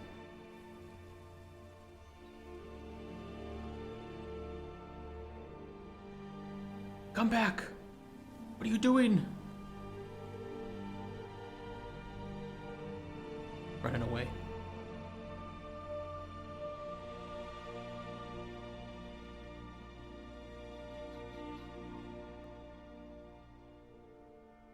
This tree is quite pretty. I could get a screenshot with the tree in it.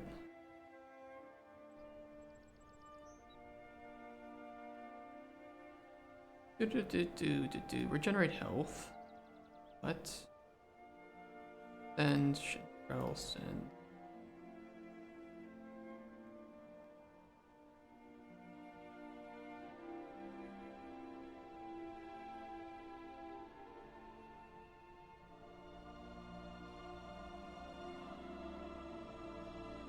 I mean, this does look pretty good at nighttime, to be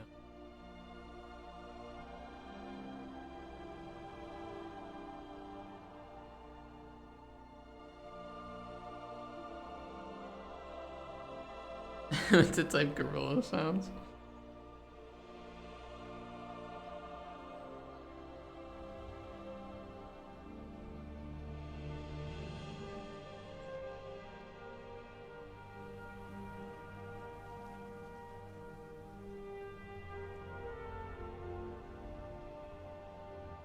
Maybe that'll work.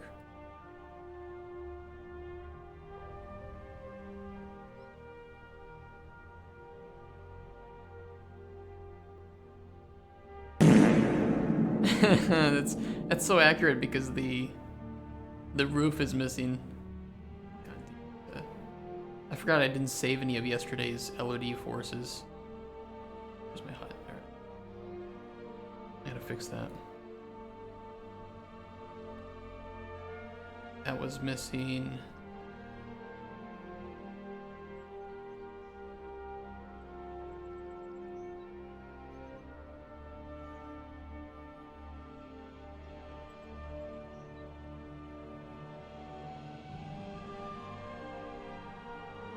Alright, let's try that again.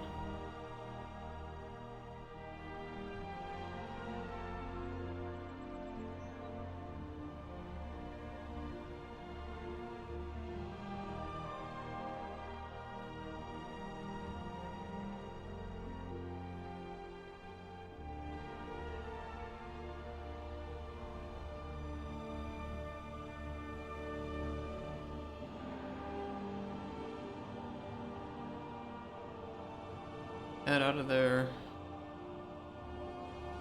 Oh.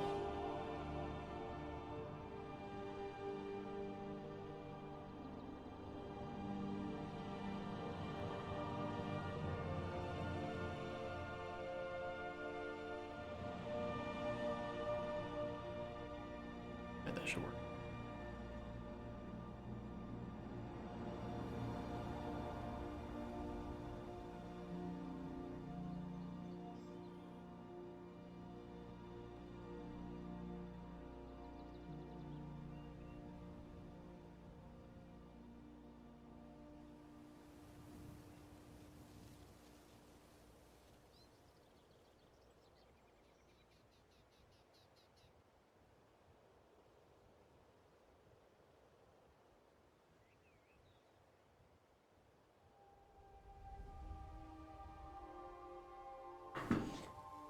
Okay, what was the slide for?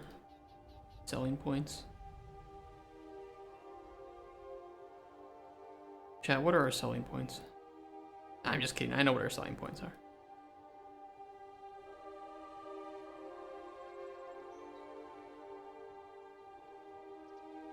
Though seriously, what are our selling points?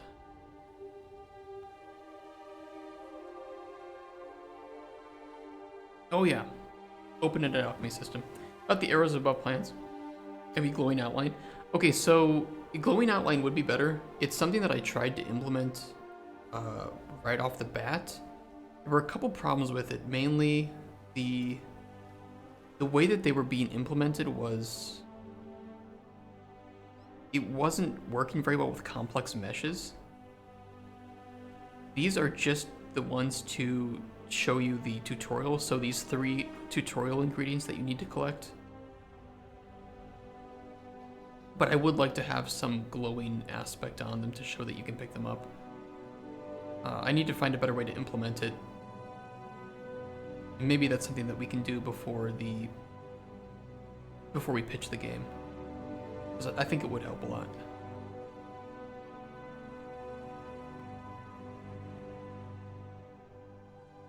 Yeah, they only appear above those 3 for the tutorial, and then everything else is just gonna be normal. It's like, how do I do a glowing outline on this, like, flowering bush, for instance, right? When it's moving and all this shit. I don't know.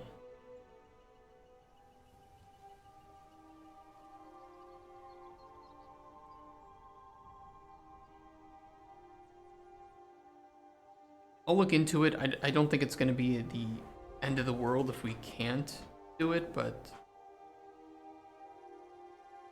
I'm sure, you know, some artist we hire in the future is going to have some amazing idea. Something super simple that I didn't think about.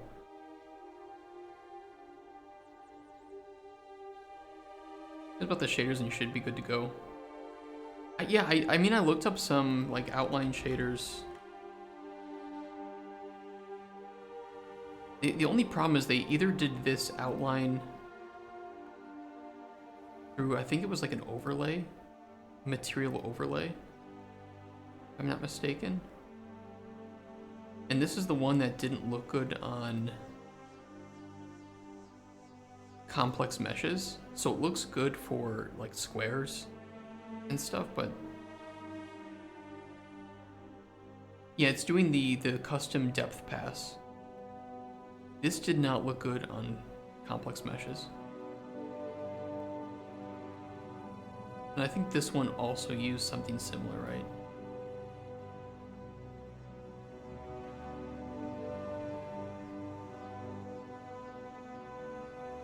No, this was specifically the outline material. This also looked bad on more complex meshes. So I don't know. I don't know what it was. There's some early video that we had on our YouTube channel about it. I don't remember which day it was.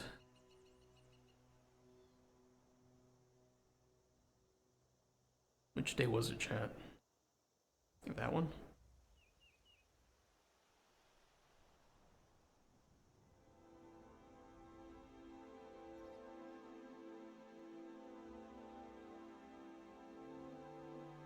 Where's an example of this on a complex?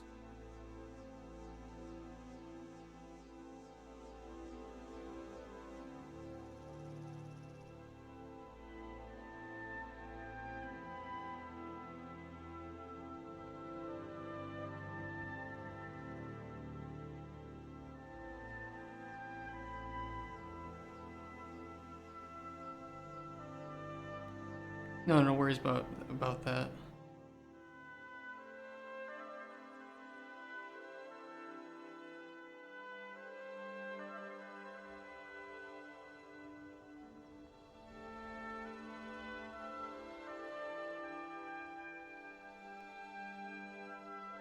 I think we'd have to do something with a separate, like, mesh or collision. Especially for these more complex ones, like the bushes and stuff. Like wheat. I mean, some of these are so small that it would be hard to show something proper where they're moving.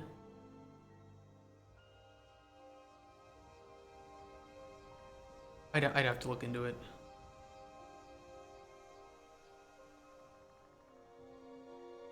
All I know is that we, yeah, I'll save this, Marks. We tried something pretty early on. I don't know if it was day 5.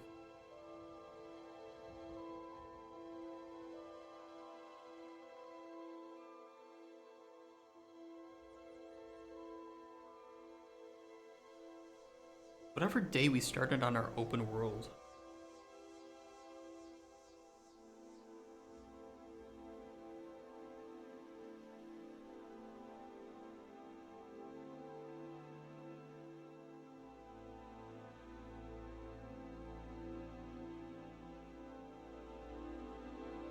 That was an open world.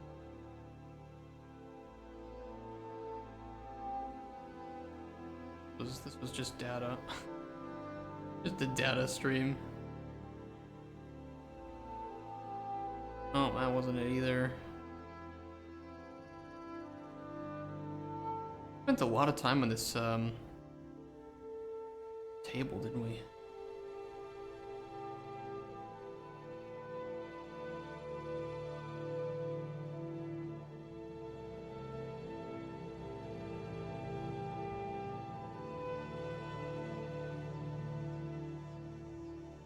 I'm pretty sure it was here that we made the shader for the outline. And it worked kind of fine on some things.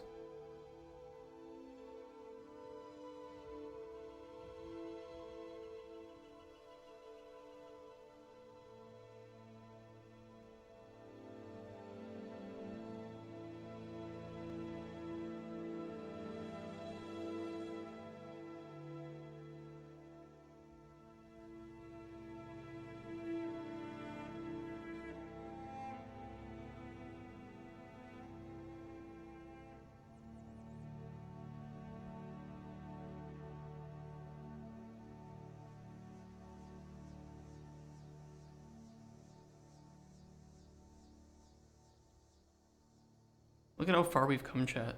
This is what we started with.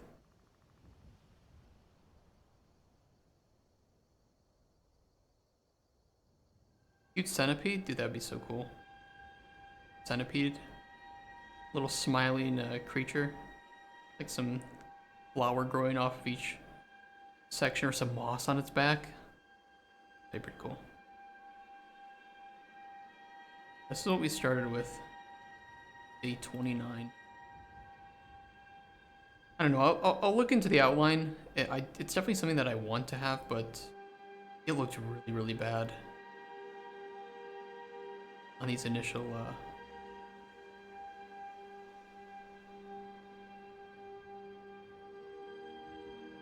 meshes. And I fear that the complexity of some of these smaller ones would make it. I don't know, I'll talk to some people about it.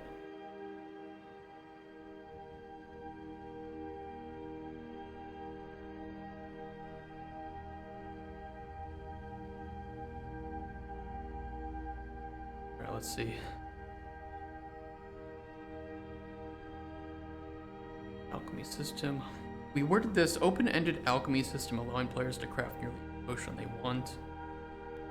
Unique NPCs with story. I mean, these are pretty long still, these selling points. I'd like them to be a bit shorter.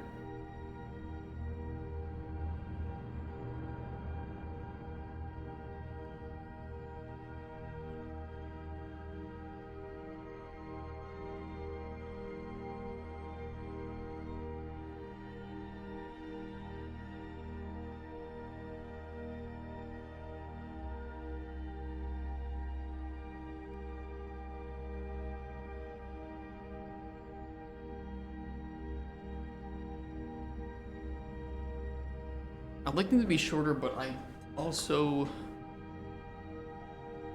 Let's see. Alchemy system allowing players to craft... Allowing players to craft nearly any potion they want. Unique NPC, the stories that the player can aid or sabotage depending on their choices. That one's okay. An open world that changes with the season and weather.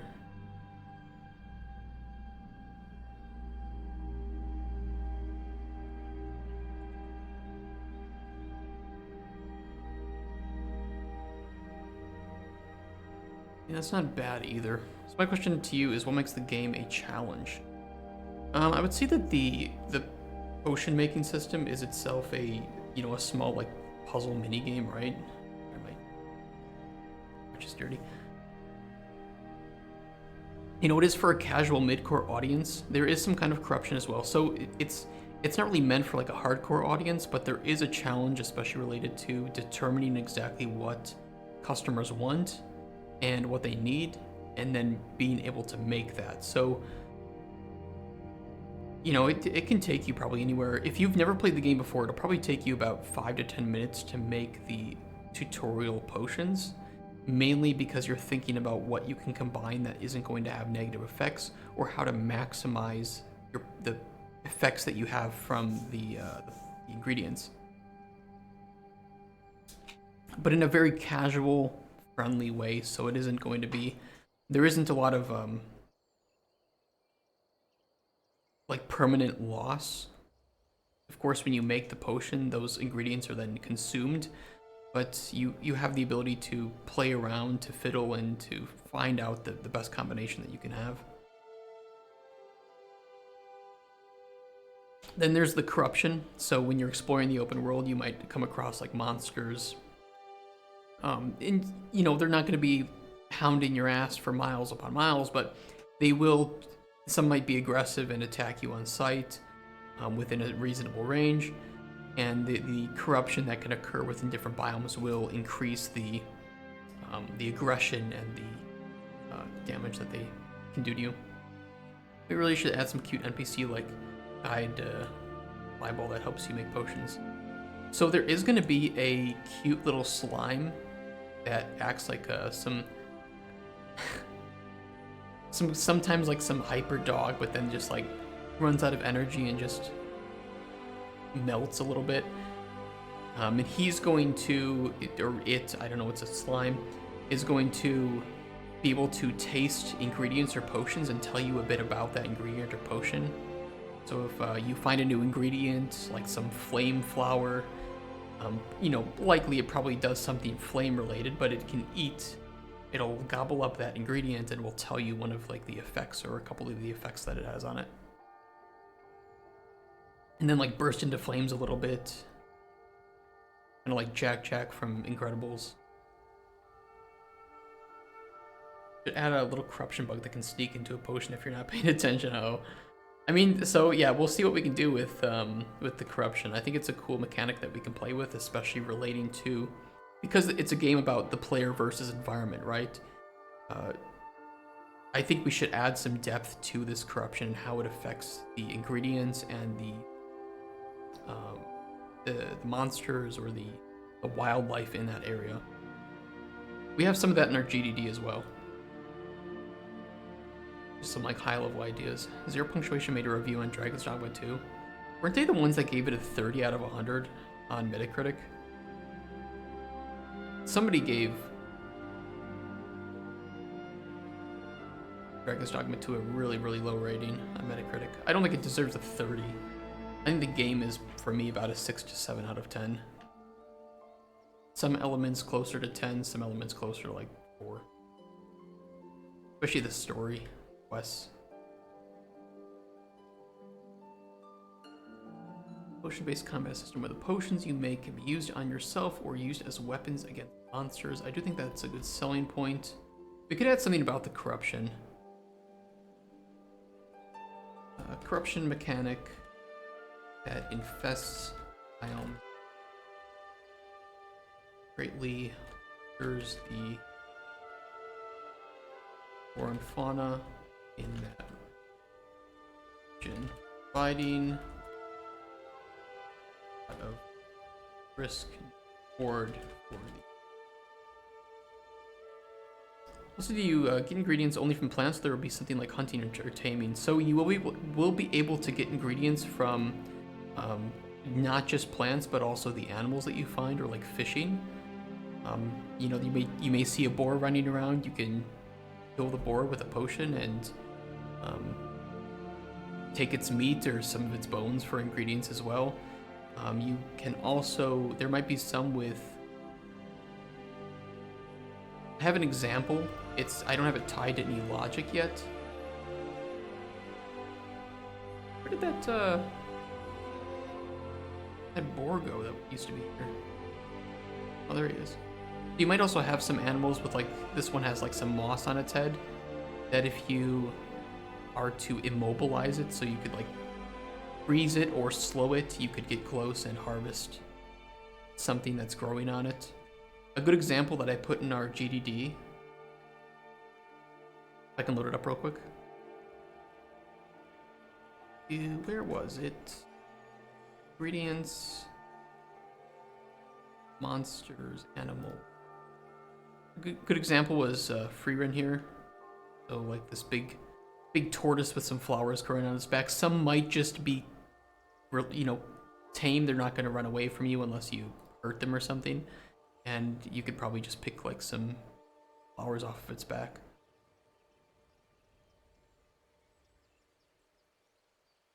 And I've already committed to adding this into the game. His name will be Fred. And players will like Fred because he's a good boy. Yeah, I want this game to give the player an opportunity to get deeper into nature itself, not just for nature to exist as an expectation of the world, but as a device in the world to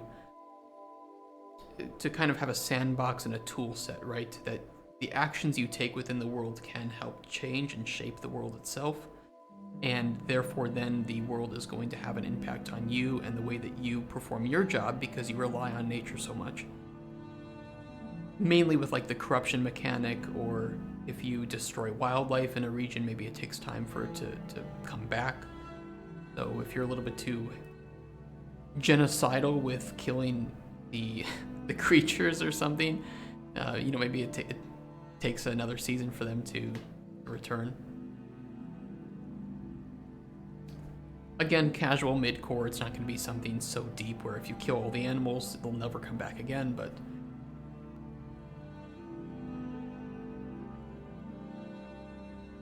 something along those lines. I think those are good selling points. Because they cover alchemy, NPCs, especially with choices, variety of the open world, the potion-based combat system, and the corruption mechanic. I think those are the things that people will hear about the game and say, oh, that's really cool that it does that, or that you can do that.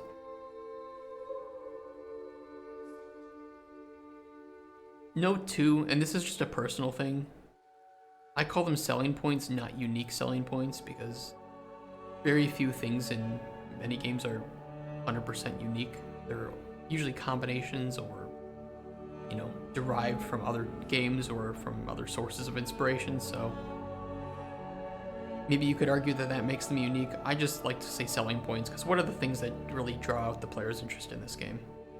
I click a new game here that I've never seen before. What are the things that stick out to me? What's a game that I have not seen anything of? I do know this game.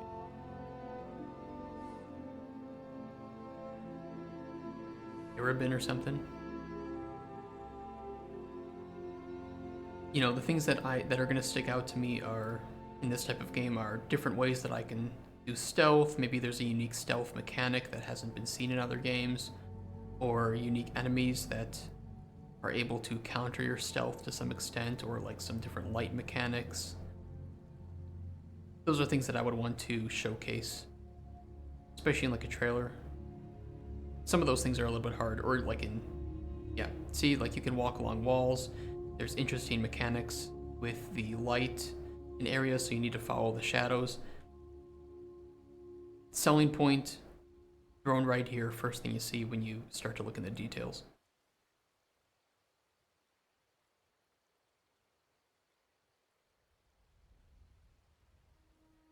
I want to marry the boars so we can repopulate. Don't fuck the boars, chat.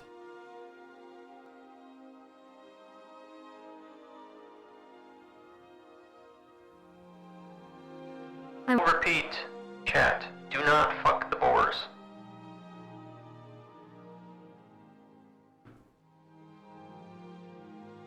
Nazi shat all over DD2.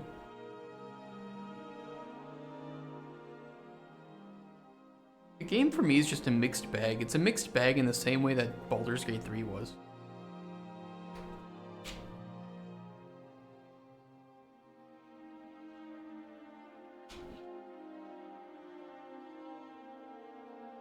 It's the hardest games for me to like think about and talk about, because there's some really awesome parts of it and there's some really shitty parts of it, and when you combine it together, you just end up with an experience. Not a great one, not a terrible one, but unexperienced. It's not about fucking a boar, it's about loving it. I'm pretty sure to repopulate, there's a little bit more than loving involved. What was that game on Steam a second ago? It was, Erebin. Shadow Legacy. from Baby Robot Games, developers of Only Arabin Shadow Legacy, Barcelona. I'd actually say that these are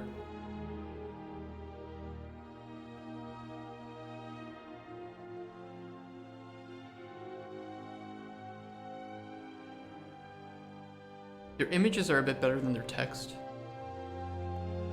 I think that their screenshots are pretty good.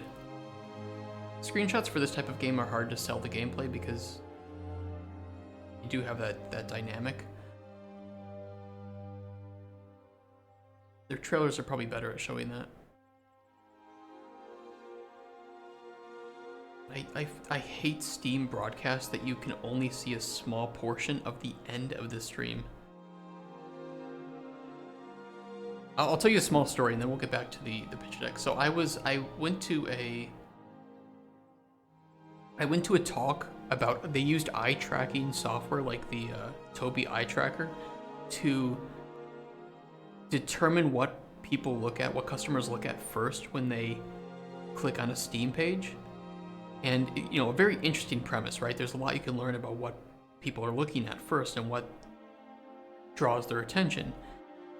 The problem with the study was that they did it in such a shitty way that,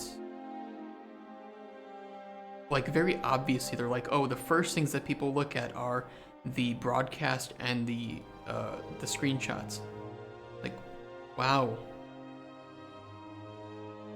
What a find that the only two things that are visible when you click on a new product on Steam are the things that people look at. Like, that's not... wasn't very... I don't know, it wasn't like news to me that people look at the screenshots and videos first. One of the biggest problems I had with the study was that they promised, before they even had the people look at products, they promised that of the 3 products that they will look at, whatever they choose, the company will buy them. So for me, when I'm thinking about, okay, if somebody is choosing a game that they want to play, for most customers, I think price point and reviews about the game are very important. And these were 2 things that you immediately fuck with the moment you promise to the person that's in the study are not really that important to them, that they're going to be given this game for free, so price doesn't matter. So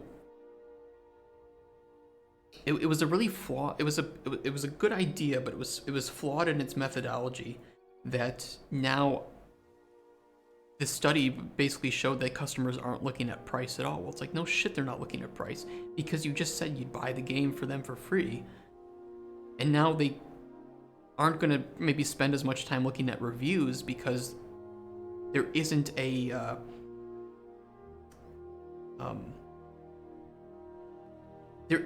cost to them to get this game. So now they're not going to be caring more about what they're actually purchasing and whether or not what they're purchasing is something that is reviewed good or, you know, reviewed well or reviewed poorly. I mean, it also, the only 3 games they showed them were games that were reviewed very well. So it was kind of a waste of an hour. I even asked that. I mean, if you could probably find that talk on YouTube somewhere too, because I think they upload them all, and you can probably hear me asking that question.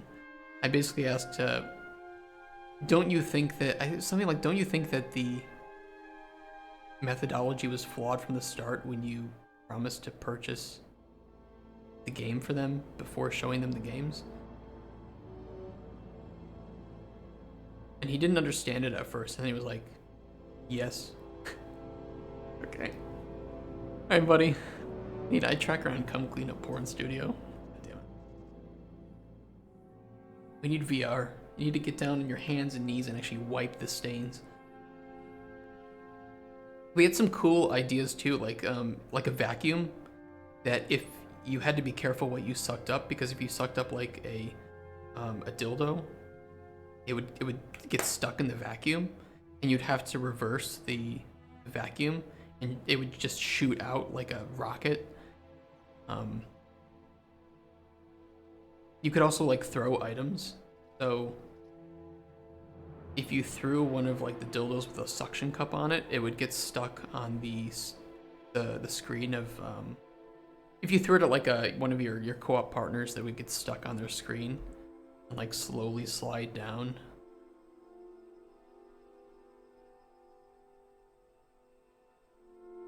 There were some really good ideas there that I'd love to come back to one day. Okay, moving on from dildos, what were we working on? Selling points. What am I missing? There's one thing.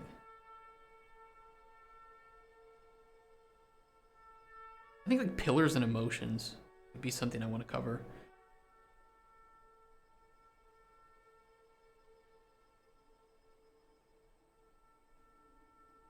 Do we throw in the pillar images? Oh, do I want to? Do I want to include pillars? Yes, but briefly. Very briefly. Mention there are teenage wizards that are rebellious. And you see one shake his wand like a spray can, and he starts to graffiti on your tower. Oh my god, Power Wash Simulator Wizard Edition. That kind of reminds me, I don't know if you watch Key and Peele, but there was a pretty funny sketch that they did of inner city wizarding school. Just look up Key and Peele Wizarding School and watch that. It's pretty funny.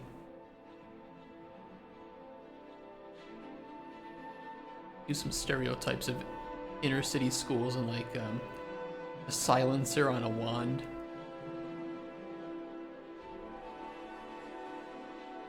And like pixie dust as a drug being passed around school.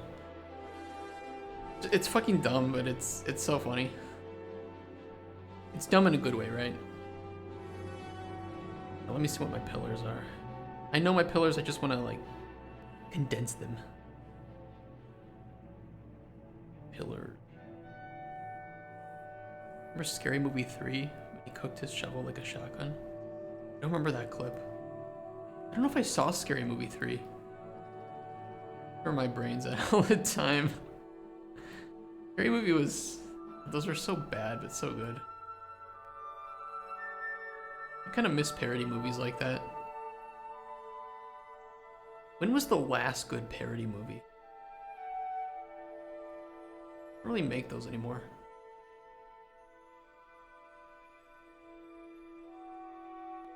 Superhero. Which one?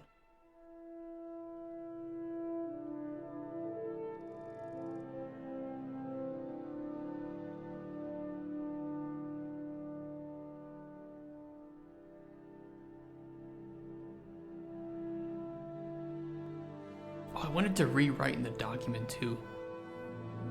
I had loneliness as an emotion that we wanted to achieve, but it should be isolation.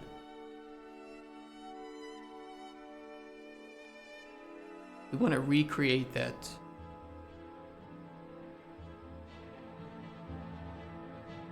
COVID feel, right?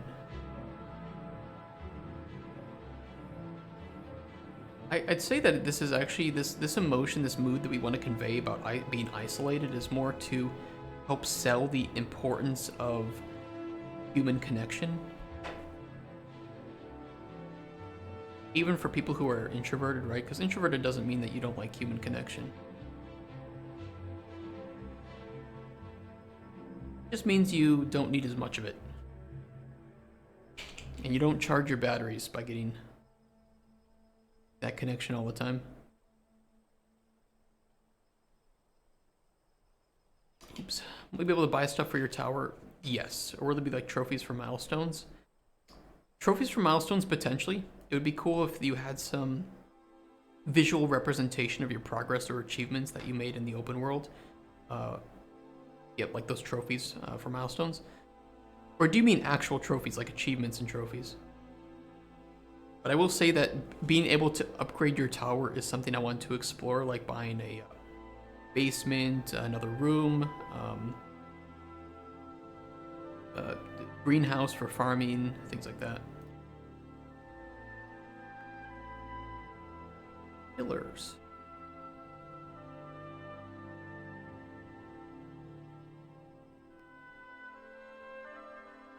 Alchemy.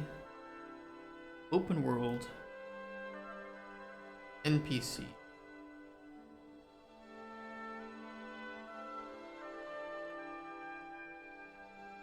I mean, for example, if I fuck a dragon, yeah. I mean, kill a dragon, of course. I can have a skull as a trophy, or maybe, I don't know, little banners or stuff. Yeah, that would be cool. I don't know for sure yet, but it would be cool. You know, what's the point of going back to your hut all the time if it doesn't really evolve as you play the game, or if it doesn't change as you play the game? Especially with like different seasons, right? Like maybe a window is slightly open during the summer and you can hear the birds chirping a bit better, but during the winter it's closed.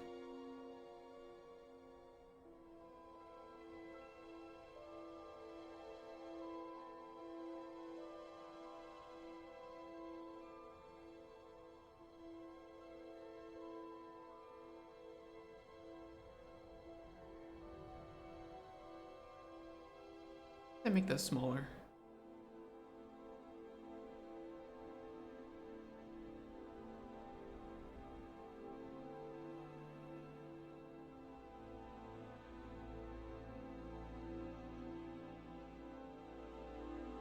Just spitballing here, but if you're purposely doing bad potions or harming people, your tower should become more cracked and decrepit, kind of like the table games. That's cool. I like that. Yeah, as a way to signify your moral choices. I fucking like that. Add that. Of course I like ideas. I would say most of the things in this... True. Most of the things in our maybe section here were ideas from other people. And I'm trying to keep better track now of ideas from others, because I really like to give that... I like to remember who had that idea, and look, it's hard to make a game, right? It's impossible to do it alone in a lot of cases, and I don't see any reason why I should pretend like all the ideas were mine. It's just not. It's egotistical, it wouldn't be true, and I don't know. It's kind of a way to give some credit to the community. I'm just gonna copy this.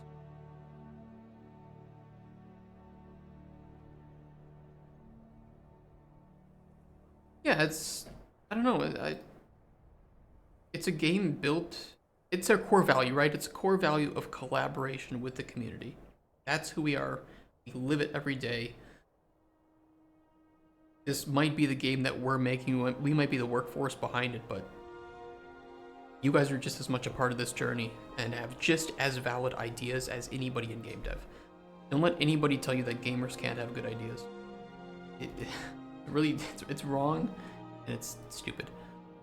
What is the story exactly? You just appear in fantasy world and learn alchemy for survival, or play around from home and find this alchemy house and start learning.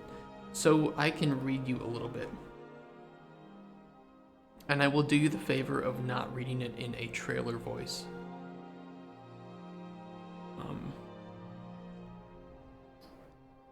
Yeah, I can read this. This is the first idea of the story. In Cauldron Chronicles' main story, the narrative unfolds with a simple task assigned by the guardian or parent figure, setting the stage for the protagonist's journey. Initially, the player is entrusted with the mundane task of collecting various plants. However, amidst the routine, they stumble upon a plant emitting a strange purple aura, sparking intrigue and signaling an impending twist in the tale. Upon presenting the mysterious find to their guardian or parent, the shocking revelation dawns. The plant harbors an ancient corruption long thought to have been eradicated, setting the foundation for the game's central conflict. The urgency of the situation becomes palpable, of course it does, as the guardian or parent resolves to seek aid from the Alchemist League in the capital city, acknowledging the gravity of the threat posed by the resurfaced corruption. Entrusting the player with the responsibility of safeguarding their home and surrounding lands, the guardian or parent departs marking the pivotal moment where the training wheels come off and the true essence of the game begins to unfold. Show my description, yes, exactly. Upon the guardian or parent's return after a season, the plot deepens with the discovery of a foreboding prophecy. A rare solar eclipse looms on the horizon, presenting a window of vulnerability during which the corruption will proliferate unchecked. This revelation amplifies the stakes as the player grapples with the impending cataclysm and the daunting task of thwarting it. Furthermore, the game introduces a dynamic element where the spread of corruption intensifies during the nighttime, particularly in the absence of moonlight, which would be with like new moon cycles, right? So every new moon, it spreads to a new region, and you can either further strengthen that corruption or you can try to eradicate it. As the narrative progresses, the player is immersed in a race against time, navigating a world on the brink of collapse while striving to uncover the means to combat the encroaching darkness. The looming solar eclipse serves as a formidable countdown, underscoring the urgency of the player's quest to unravel the mysteries surrounding the corruption and procure the elusive cure before it's too late. With each passing moment, the tension mounts, driving the player forward on a perilous journey fraught with challenges, alliances, and revelations, culminating in a climactic showdown. I mean, that's kind of a bit too dramatic for what it is, but yes. Corruption, your parent goes off because they have to deal with, you know, this on a more global scale, and you are entrusted to take over the business and to safeguard the land around the alchemy hut. So you have to fill the shoes of your parent that was running the hut before and continue looking after the clients that come and make them potions, and you have a lot to learn. You know, that's kind of setting the stage for what you have to do. And then of course you have this corruption that expands with the moon cycles. So you know that as you start to lose light, right, and you can look up at the moon and you can see that it's getting closer to a new moon, you know that it's going to spread. The corruption is about to spread to a new region, and that corruption has impacts on the gameplay, right? It doesn't just exist as a plot device. Wherever I put it, here it is. So there will be 3 stages of the corruption when it hits an area of the map, and it starts at stage 1, and every new moon cycle that it doesn't get addressed, it increases in severity in that area. Or you can choose to increase the severity of the corruption in the area because it has some addition. You might be able to unlock additional ingredients types that are like tainted by this corruption, or you might have new secrets or areas that are unveiled. So like plants is at stage 1, plants will sometimes be corrupted, having different effects and flavors. Animals and monsters will sometimes be corrupted, having different characteristics, behavior, and loot. And there are like nighttime phenomena that are rare. At stage 2, plants and monsters are always corrupted. New areas and secrets may be revealed or uncovered, and nighttime phenomena are more common. In stage 3, plants, monsters, and dungeons are corrupted. And you know, each of these adds to the risk of venturing into that area, but also the reward of collecting those ingredients or venturing into the dungeons to find more rare potent loot, right? Sounds good to you guys? Yeah, this is just the rough high-level idea. We don't know the details yet, but there will be a corruption and purification ritual that you can do. So the corruption ritual will increase it by a stage, and the purification ritual that you do in these areas can purify the corruption in that area. Additionally, if I can find the open world section, I think I put a screenshot here. So you have the world, right? This is just an example of what it kind of looks like. So you have your hut, you have altars around the world. These altars are ways that you can use to fast travel between different parts of the world. Because of course, you know, like a new NPC comes to your hut, you're on the other side of the world. Do you really want to have to run all the way back once you're done talking to the NPC? No. So, you know, once you uncover the altar, there's maybe going to be some way that you can unlock the fast travel ability with that altar, like repairing it. And these altars are then also used as the corruption and purification areas when you need to cleanse or corrupt an area even further.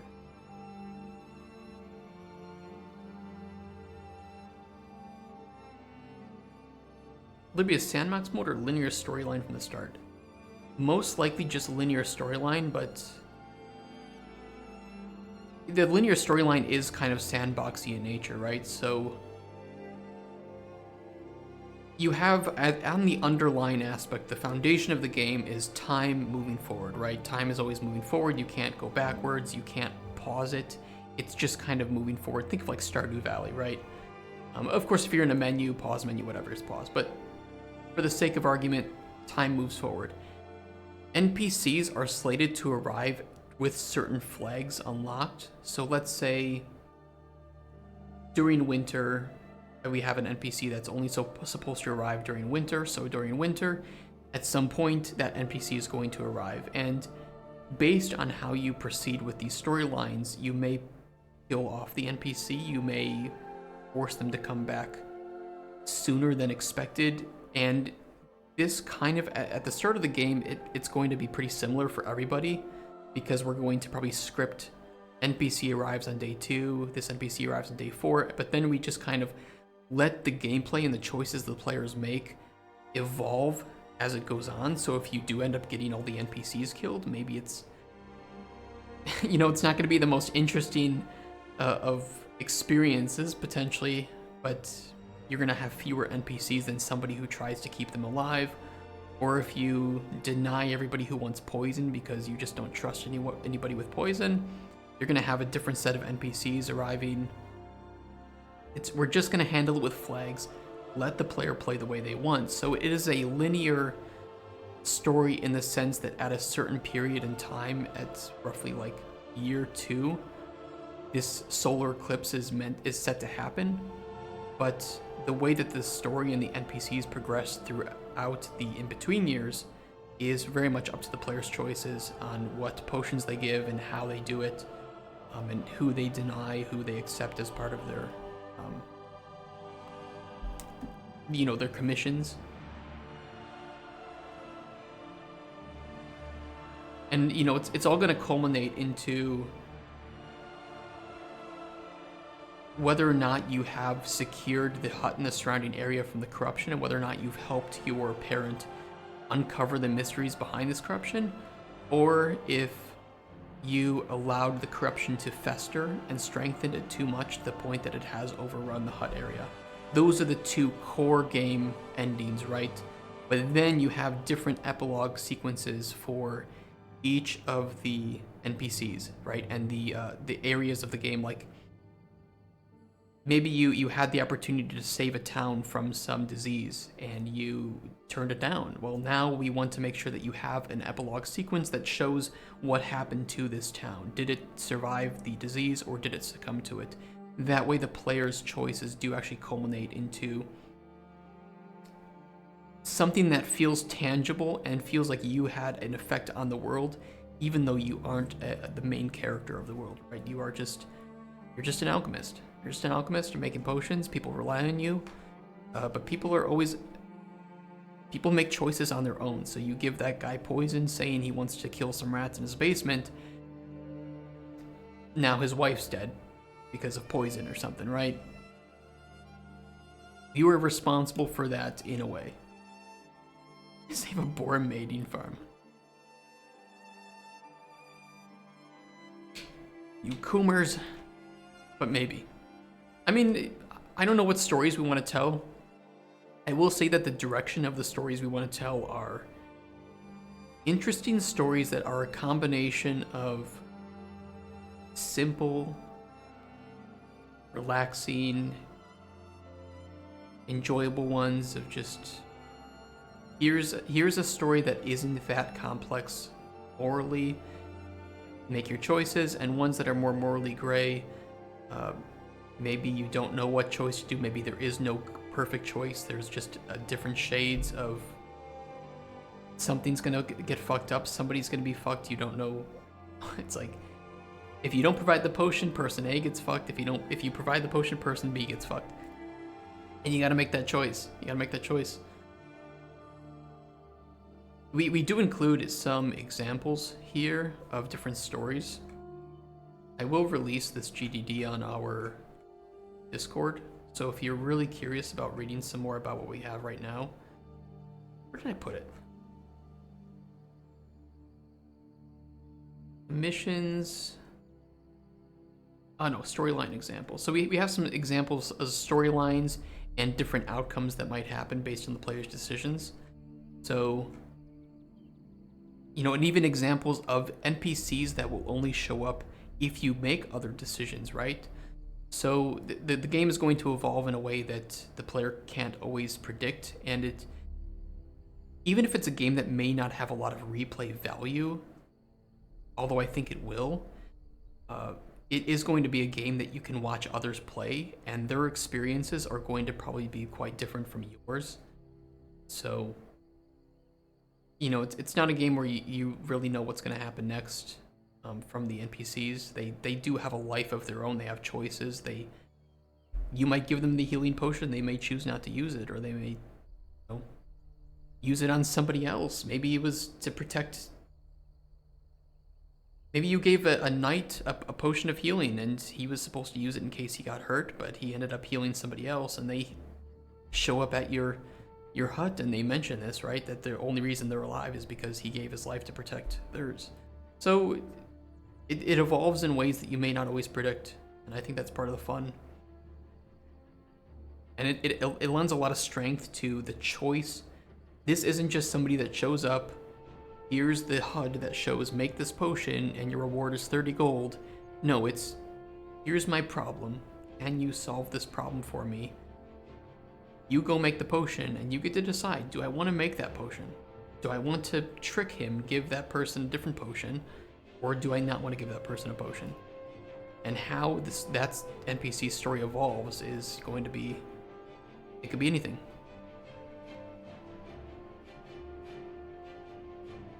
Hopefully I explained that well. It's ambitious. I hope that we succeeded with it.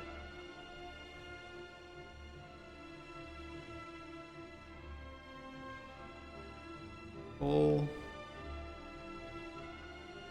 Alchemy to be immersive and enabling player freedom.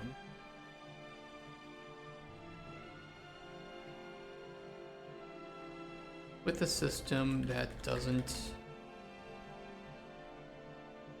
put many barriers. I mean, that kind of just covers alchemy at its core. Freedom of creation, immersion. It's benefit to give him trick an NPC with the wrong potion. Hey Dickus, how you doing? So one of the benefits you might get from tricking an NPC with the wrong potion is it kind of just depends on your morals. I don't really want this to be a game where we say playing a good character is the right way to do it, playing an evil character is the wrong way to do it. It's more, what character do you want to be? What impact do you want to have in the world? Maybe there is somebody who shows up wanting poison and you give them a healing potion, and when they go to poison somebody, it actually just makes them feel better. You know, maybe there are good ways that you can trick people, there are evil ways you can trick people. Like, let's just use those two extremes, you know, morally right now. You know, you never know. It just depends on what the writers want to do with each scenario, and if they want to include some level of trickery to it, or farting. Increase the poor population. Are you from Katowice? Are you Polish? Because they love their boars over there. They got boars tearing up the earth. No. Well, don't lie to me. From Texas. Oh shit. I've been down to Texas a few times. How many times? Dallas. Down to Austin once. I've been down to Brownsville. I don't know, like 3 or 4 times. I love Texas.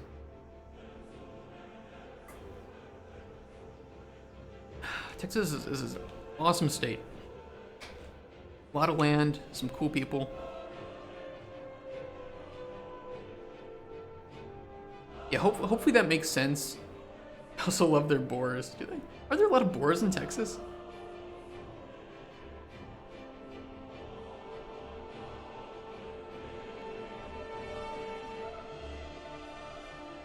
I would go hunting for that. The big spit roast. Texas boar. Holy shit, some of those boars are massive. Wow, wow, wee, wow, look at that thing.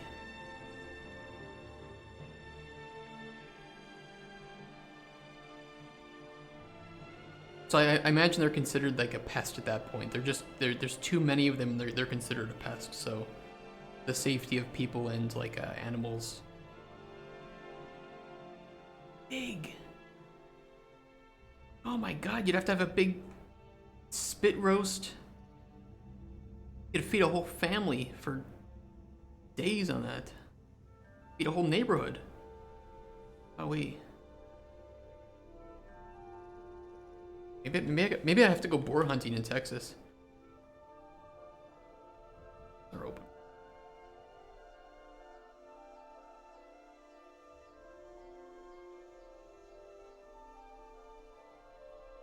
An authentic living world is key. Creating proper player versus environment experience and showcasing the player's impact on the world and the world's impact. A bunch of fluff words.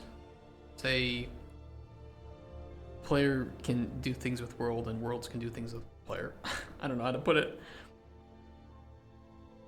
Oh, I do want to point out too that with our pillars, one of the most important aspects is that the stories we tell need to feel very human and feel very I won't say relatable in a way that you need to relate with the character's choices, but that the choices are understandable, right? Or that it's something that feels like it could happen. Maybe that's a better way to put it, right? Because it's maybe you don't understand why somebody would kill someone else, right? If you're a good person. I mean, let's just, I won't get into like the nuance of that philosophy, but it still needs to be understandable from like a logistical perspective. That you need to understand that giving somebody something dangerous could have this effect. You need to be more careful with who you trust. And if you can't stand that, then don't sell potions that are dangerous in that way. Someone with a deagle 4 times and it lived, healed, and attacked me 6 months later. God damn it. Boars are nasty. Looking dangerous. I don't think I've... Oh, okay, I've seen wild boars. I think I saw some in Texas, or in Florida. Let them live because I get a man. I get a man.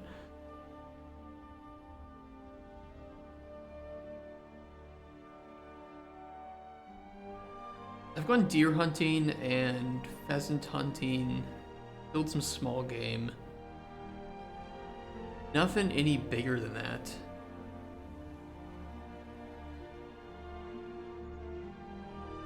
I also like, I would be an ethical hunter. I just want to make sure that like populations are kept under control, or I mean that's what a lot of hunting is. I think that people who live outside of the U.S. don't always understand some of the hunting culture of the U.S.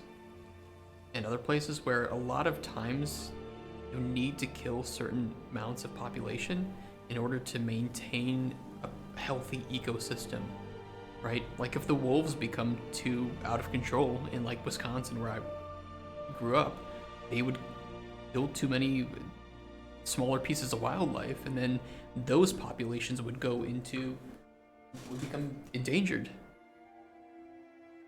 And vice versa, right? Like, you kill too many. It's like, what if boars are trying to maintain our population? I mean, there is some evidence of that, right? Like the wolves of Yellowstone. Have you guys seen that video where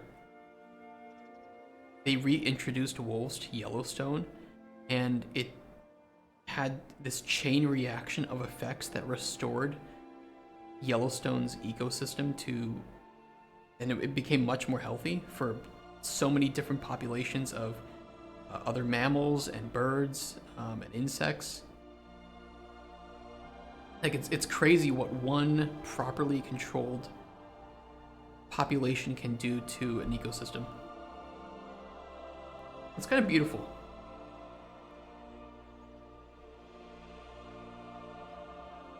He sees into the choices the players make regarding stories. Alright, key aspect making this making the gameplay. Cauldron Chronicles interesting in the long term. I think those are relatively short and cover the aspects that I want. I need to replace this background though. Have you guys seen that video? We can watch that, it's really short. Yellowstone wolves. How wolves change rivers. You guys want to watch? 4-minute break. Do it.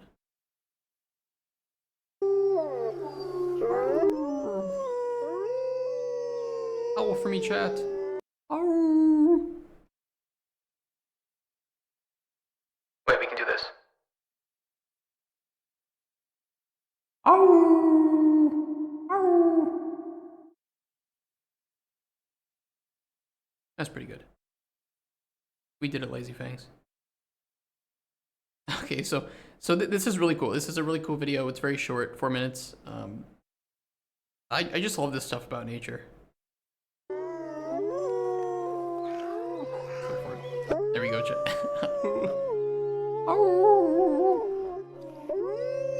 People in the offices can hear me, by the way.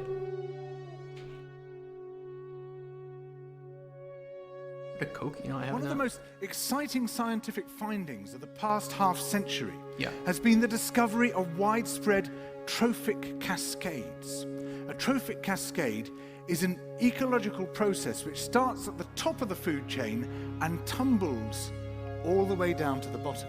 Yeah. And the classic example is what happened in the Yellowstone National Park in the United States when wolves were reintroduced in 1995. Now, we all know that wolves kill various species of animals, but perhaps we're slightly less aware that they give life to many others. Yeah.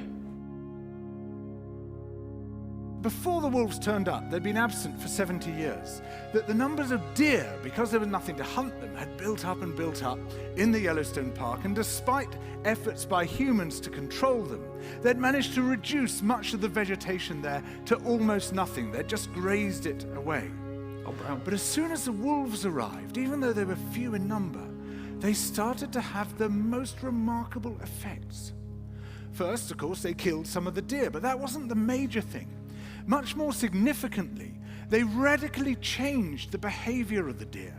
The deer started avoiding certain parts of the park, the places where they could be trapped most easily, particularly the valleys and the gorges. And immediately those places started to regenerate.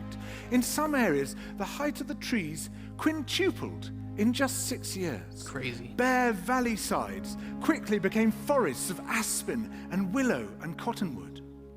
And as soon as that happened, the birds started moving in. The number of songbirds, of migratory birds, started to increase greatly. The number of beavers started to increase because beavers like to eat the trees. And beavers, like wolves, are ecosystem engineers. They create niches for other species. And the dams they built in the rivers provided habitats for otters and muskrats and ducks and fish and reptiles and amphibians. The wolves killed coyotes And as a result of that, the number of rabbits and mice began to rise, which meant more hawks, more weasels, more foxes, more badgers. Ravens and bald eagles came down to feed on the carrion that the wolves had left. Bears fed on it too, and their population began to rise as well, partly also because there were more berries growing on the regenerating shrubs. And the bears reinforced the impact of the wolves by killing some of the calves of the deer. But here's where it gets really interesting. The wolves changed the behavior of the rivers. How? They began to meander less. There was less erosion. The channels narrowed. More pools formed. More riffle sections, all of which were great for wildlife habitats. The rivers changed in response to the Water wolves. bending. And the reason was that the regenerating forests stabilized the banks so that they collapsed less often, so that the rivers became more fixed in their course. Similarly, by driving the deer out of some places and the vegetation recovering on the valley sides, Yeah, there's more there was roots, a soil so less erosion, erosion. because the vegetation Yeah. stabilized that as well. So the wolves, small in number, transformed not just the ecosystem of the Yellowstone National Park, this huge area of land, but also its physical geography. Pretty cool. I mean, fuck deer, right? God damn.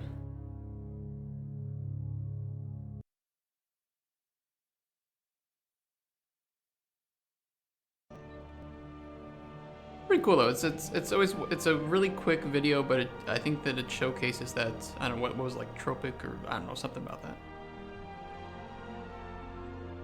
Never liked deer, now I know why. We should add wolves to our government to see how it changes. True. We should start adding in government buildings just predators. And not like the predators that, do things with children, but like the predators that eat people. Just to see how they change. Get one wolf in there the weakest, it'll be cold. Notice the avatar font. Yeah, I mean they are waterbenders, right? Katagaru is right. The wolves are waterbenders.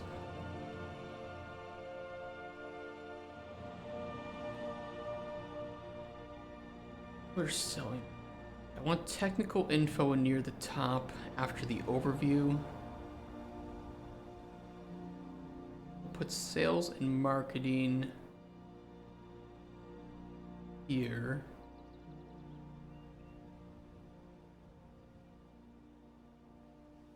Get a new background in. Also take over the government and fix the education system. I can fix every system from my point of view.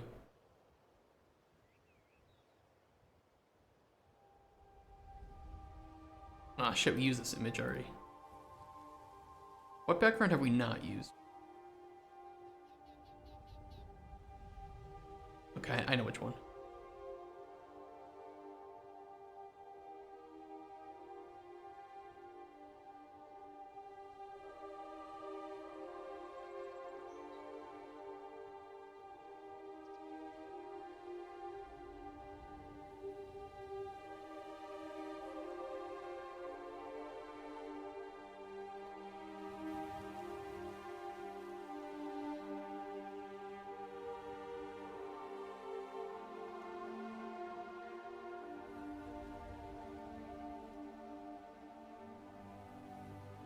Yeah, what are these? What are these things you're sending me? What is this? Oh, cookies? Cookies at night. Cockies. Relaxing sounds of the El Yunque National Forest, Puerto Rico.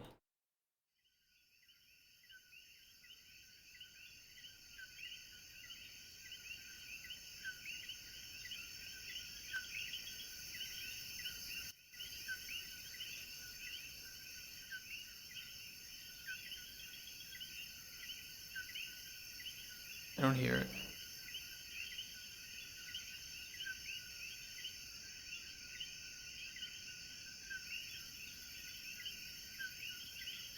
Tiny frogs. Is that what I'm hearing now?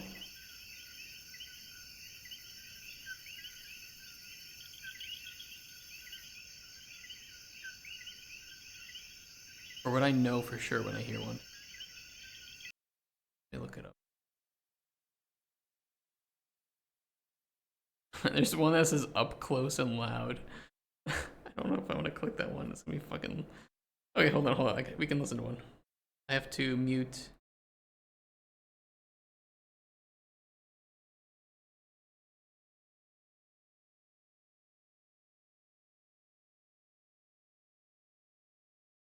Oh, okay, I hear it.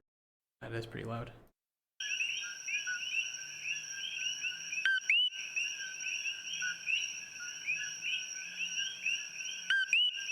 Oh my god, they're so loud. That one was like right next to the fucking frog.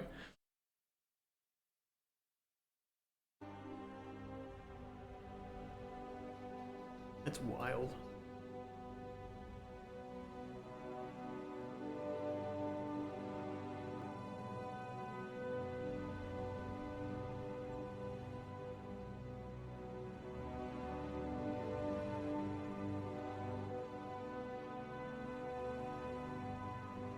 Thick blanket of snow can get hard. Find intense.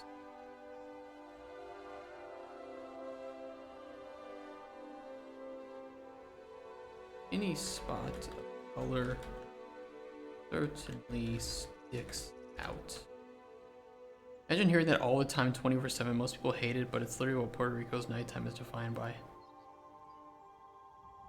I mean, I enjoy the sounds of nature. I've been living in the city. Oh, hydrate too. I've been living in this city for like 5 years now, and you know, I come from a suburb. Like, if you're from Texas, you know what a suburb is. Any American knows what a suburb is. Europeans you might think of that like as a village, small town. Villages might be a bit too small, but yeah, you'd hear a lot of that at nighttime, especially if you lived a bit outside of certain areas, or if you went camping. You don't hear any of that in the city, and it's kind of sad. The crickets, yeah, especially the crickets, you're right.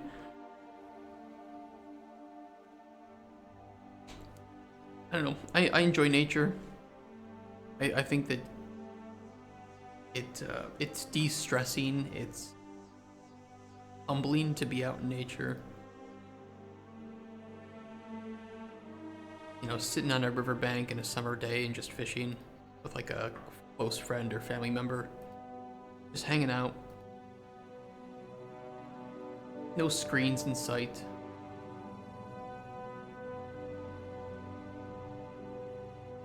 Watching the tadpoles swim at the river's edge. Little minnows. Good stuff. You. Butterflies flying by. Birds, the weird time you like spot some rare bird or mammal or something. You're rustling in the leaves. Turns out to be like a mouse or something. Like bug, yeah. Glow asses.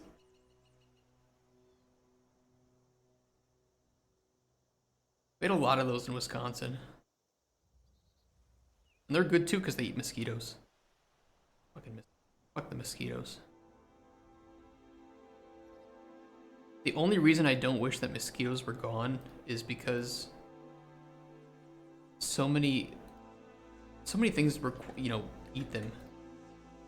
Bats eat mosquitoes.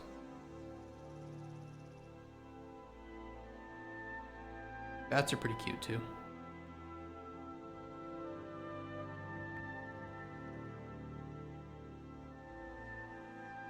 Gameplay, sales and marketing. You need to include something regarding the production timeline and the budget. I would say is something that we need to focus on.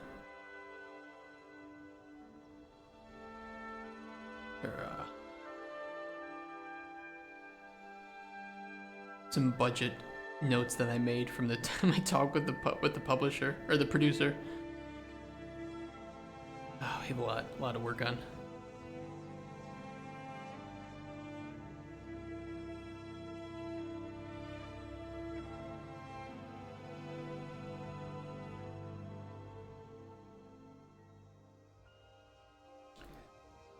Do timeline and budget. Well, budget should be its own thing.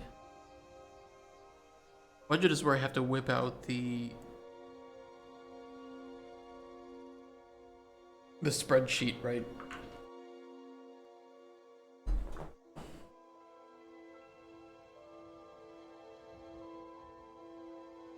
Whip it out, chat.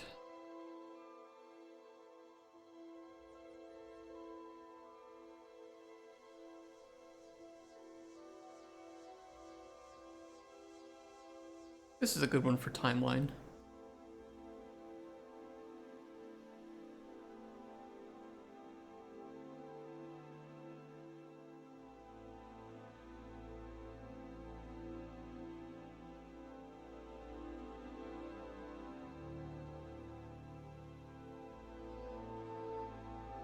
I might do timeline and production. And the reason is I want to emphasize our zero bug policy. I think that's an important aspect to cover, because it does pretty greatly affect how we approach production.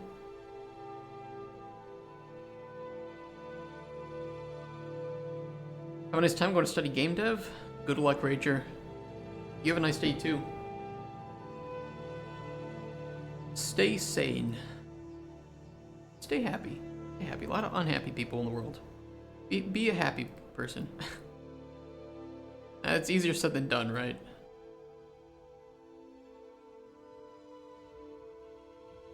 Start by being good to people. Be good to the people around you. You'll notice that you'll be happier. The people around you will be happier.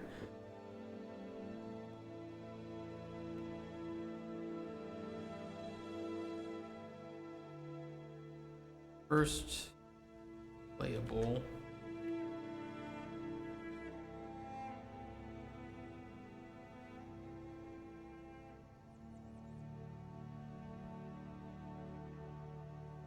We'll do this way, timeline.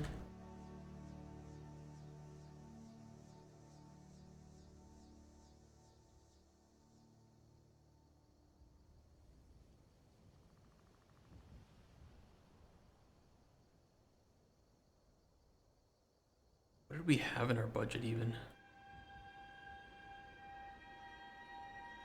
Where's my budget? Desktop.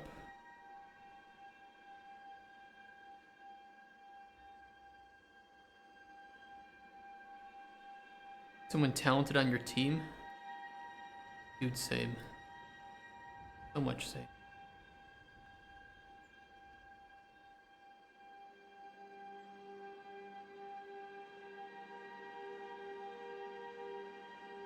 The first playable slotted at 7 months.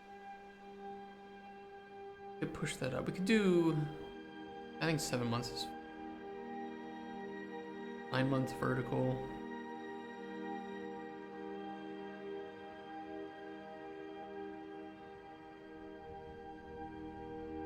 What's after first playable?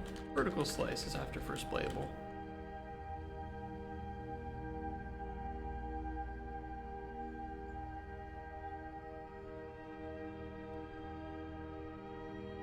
Someone wants to hire my skill set, why don't I hire someone?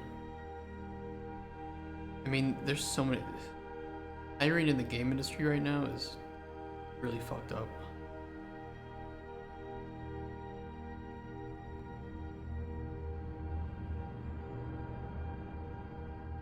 There's so many talented people that just aren't getting jobs.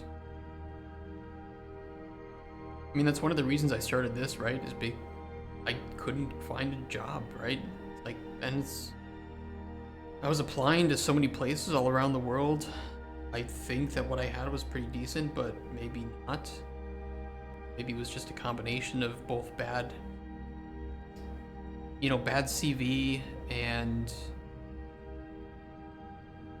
industry that's lacking, right now in terms of money and being able to hire. I was like, fuck it, I'll just start my own company then. I'll just make some games.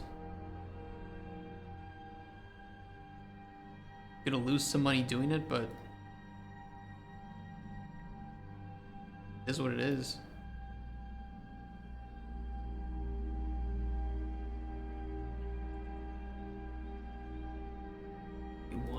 Alright. It's 31 because we have the buffer of 3 months.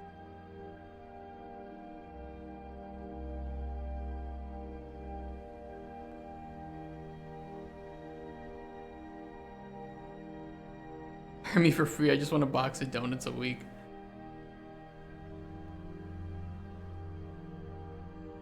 I don't even know if I can afford a box of donuts.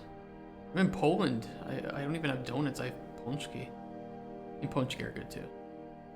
Actually, I can buy donuts.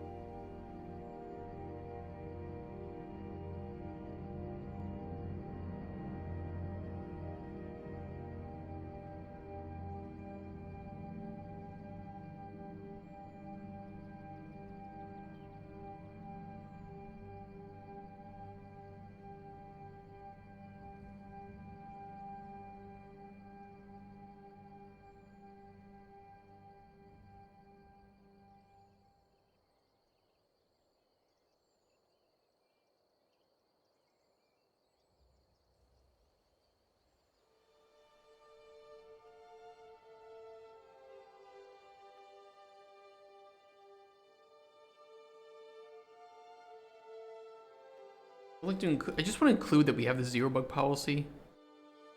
I think it's something that's not very orthodox, but I firmly believe that it would actually be great for our game and for gaming in general.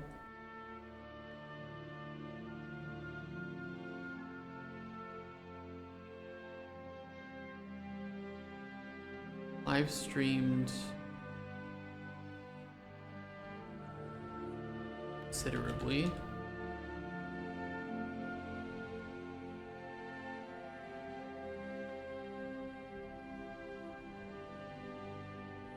Yeah, I want to make sure that they know too that we plan to live stream a lot of the development. We think that's very core to being transparent and collaborative with the community, which I know I'm just like spitting out stupid buzzwords right now, but we are like, the values of our company are very core to how we operate, so I don't want to work with a publisher that doesn't encourage us to live stream and to be open about what we do. Considerably. What else do I want to include in there?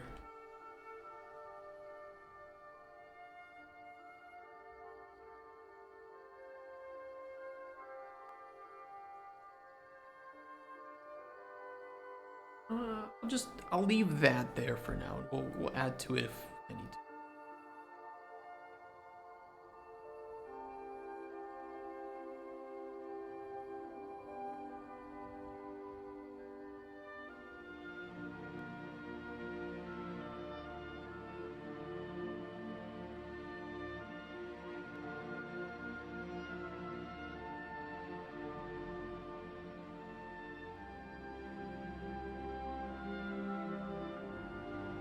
You ever need any assets? Okay, so tell me about what you do.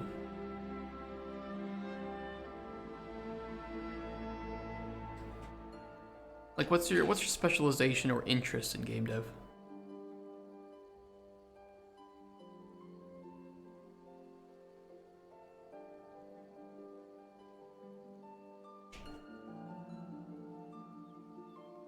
Online production. Next one would be budget. But I think at that point I don't need a slide for budget. That's where we'd start talking numbers. I mean, and that's if they're interested, right? Because at this point they might say, cool game, give us your initial number. I tell them like about $4 million, and they're like, okay, it's out of our wheelhouse, cool game, come to us when you have something else. So it's, not any point going any further with that. I do have some other ideas that we can pitch. That's my backup scenario, is we pitch this, we try to find publishers that this seems to match their portfolio and their usual budget ranges. It may not be possible to find publishers like that, or I may not have too many options where I'm going to be pitching this to in person, and I'll pivot. So, you know, at the very least, this proves that we can, you know, give me a couple months of development time. I can make something on my own, and if you know, give me a little bit of money, we can start to prototype some other ideas. So this is both a proof of concept for Cauldron Chronicles, but also proof that we actually know what we're doing and don't just pretend to know game dev. So, except you can walk on the water, so ignore that.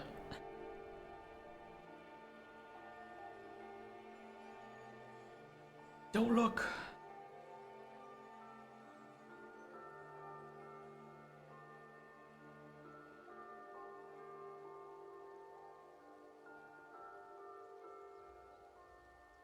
I think about a 3-year production pipeline, though, for this is pretty fair.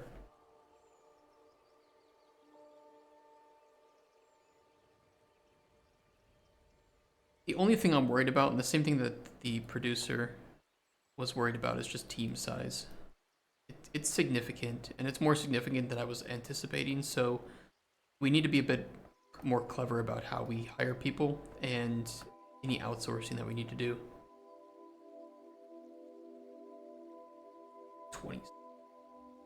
26 devs. We'll fix that though. Environmental storytelling. I'm usually on the sci-fi aspect of things, but I do a lot of environmental assets. I think what I love the most about game dev is being able to tell a story with no word. Okay, so you're like probably, you know, level design, level artist kind of person.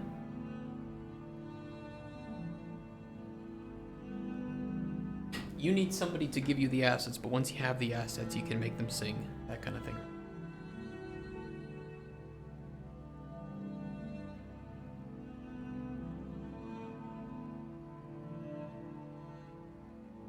This looks good, core gameplay.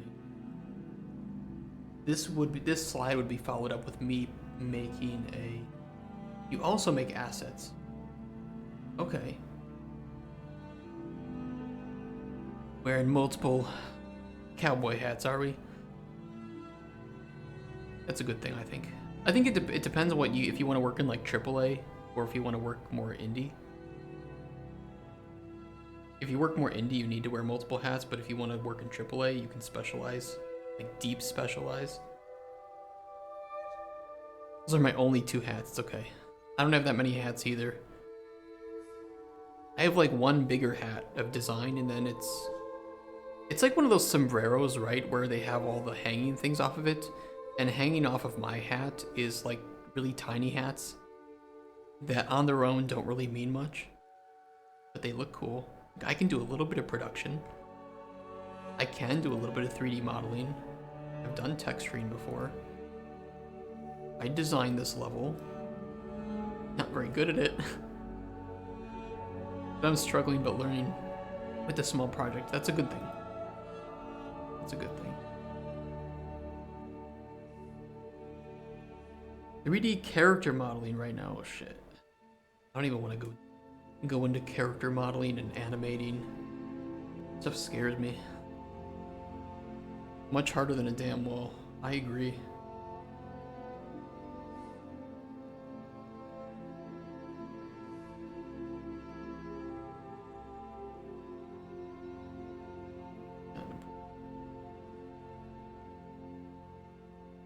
I sometimes get messages from the government.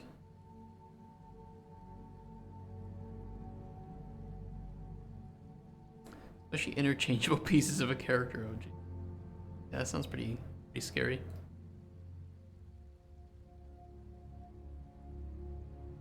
How do I feel about? I wanted to get just some art in here and then some concept for fishing dungeons and puzzles and secrets. These are okay to be concept because these are not made yet. We don't have them in game.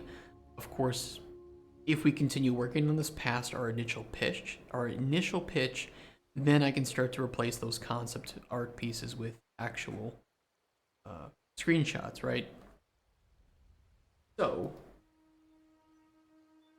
here it would be nice to get another wider shot of the game. I don't know what size this is at though. Like what ratio? Can I see its size?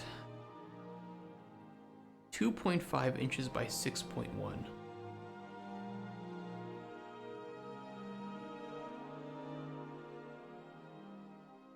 No way. Oh, I guess it is that big, yeah. Like 2.5 by 6 inches.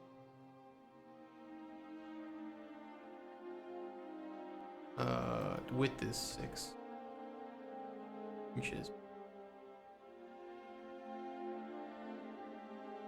MU.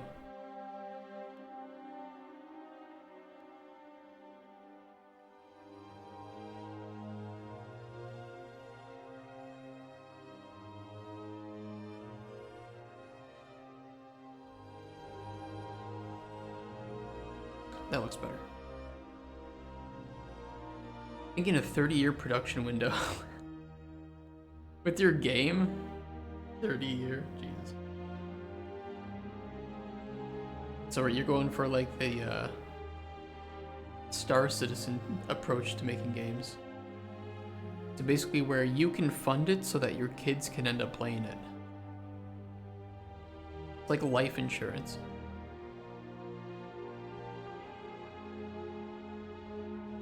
Alright, let's get a screenshot. Get a good wide screenshot of something. Maybe from up by the waterfall. Nice. However, if I take the waterfall screenshot, I think that there might be some of those background mounted. They don't have forced LODs. Senior citizen? Fuck, that's good. I approve of that. Force these LODs.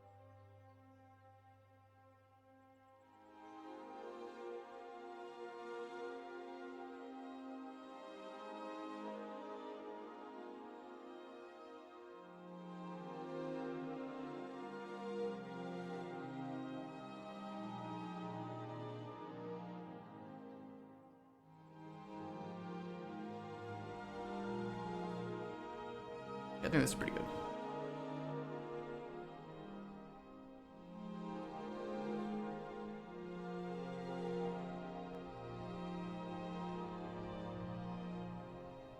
I get what Star Citizen is trying to be. My only worry is that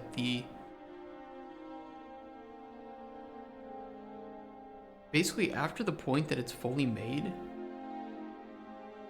will it have staying power within the industry? Like, I mean, there's tons of word of mouth. There's certainly a lot of people that support it. Will it come out and be played for a while and then just forgotten? And basically the amount of money that it will take to sustain it will be so high at that point that it's just not a game that's really built for the future. I don't know how to put it. That 1 mil it flops. I mean, it's possible. It's certainly possible.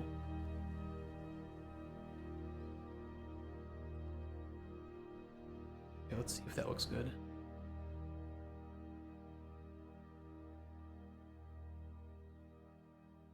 What's the company that makes it? Nice mountain, thank you. Thanks so much, Clifford. How you doing? Cloud Imperium. Employee count at Cloud Imperium. 817 employees. LinkedIn says 500 to 1,000. 2023 it says 1,300. So much damn money. Triple handstand backflip. I'm either planking or wall sitting. 1,500. I mean, that's insane. Let's say 1,300 at an average of, I mean, it's all around the world, so we need to average out both people living in high cost of living areas and low cost of living. Let's just say 60,000 US dollars average. And then we can add in 30% roughly for taxes.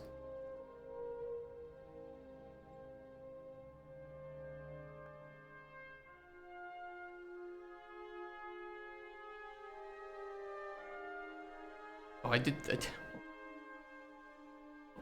had an extra zero there. I was like, wait, that's not right. So $101 million a year. And that's not including any overhead or other fees, especially like servers, outsourcing. I mean, they say the revenue is at 50 million from whatever year this was. I just don't think that the game would generate that much money to really support that. Stretch? Separate smaller studios like Rockstar, isn't it? Yeah, it would be like that. They would be all over the world. I think Rockstar is much better at utilizing their money, though. I mean, Rockstar just has a shit ton of experience. Right?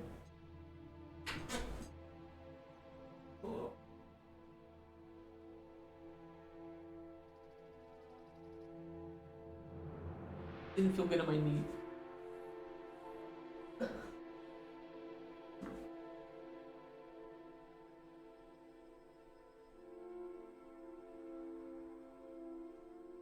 No, that was nice.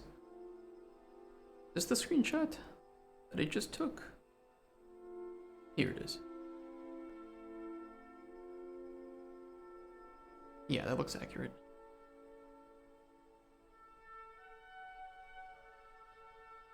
I wish the grass would extend that far. I mean, I could force the grass to not coal at distance. Maybe that would look better.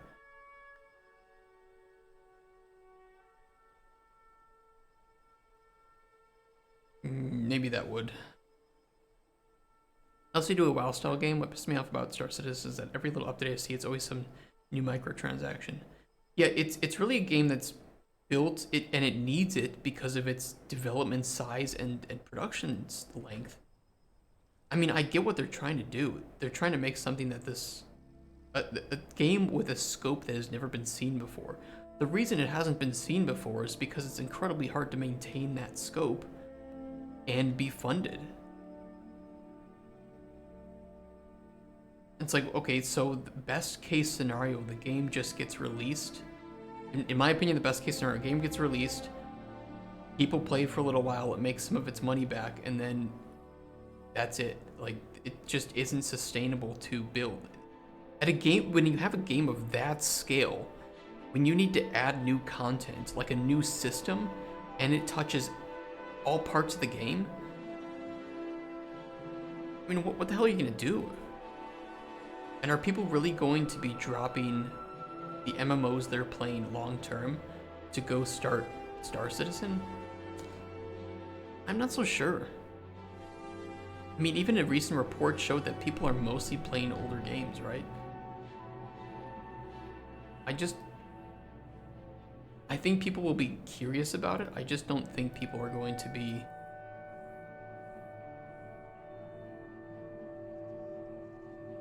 so enamored by it that it has that much longevity, right?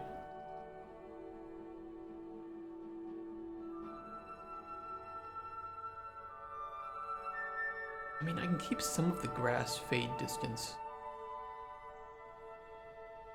It would be really nice to force the grass. How can I adjust the grass fade distance?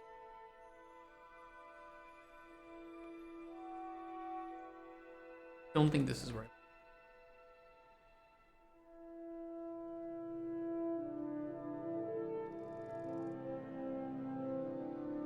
Be in the landscape material somewhere. The grass layer. I don't know which one I use though.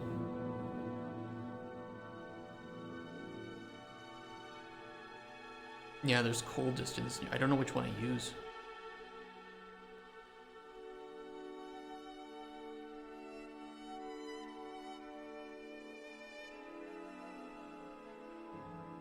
I mean, the water needs a lot of work to it. Just consider the water placeholder. It's not even water at the moment, it's just a flat plane with a material.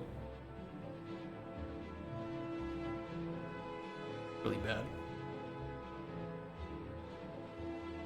I mean, I everybody who says that they play Star Citizen, they're like Star Citizen, they're like, oh, it's super impressive. You know, it's great, it's amazing, it's life changing. But it's like, yeah, but you're not playing it constantly, and the amount of money you've spent on it really justify that. And then when it comes out, are you gonna keep spending more money on it? I mean, it's a game that feels like everybody who wants to play it has already given all of their money for it up front, and then it's going to ask them for even more money, right? It's not like Warframe or something where I've spent, I don't know, I spent a couple $1,000 in lifetime in my on Warframe, or PoE where I probably spent, I don't know, $500. But those are games that I played throughout that period of time. They kept delivering good content, and you know, I love it. Yeah, it's like I play old school RuneScape. I spend money on that.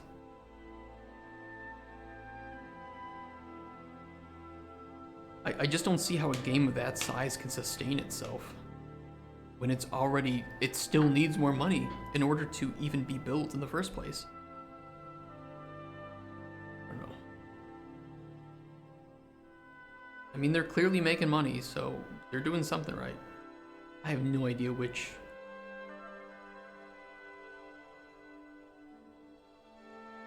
landscape grass type this uses.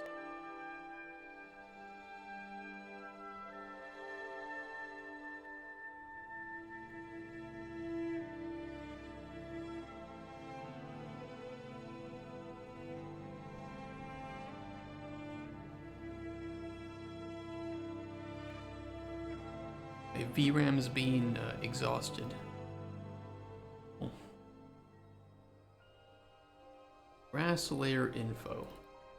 The only problem is that this doesn't tell me which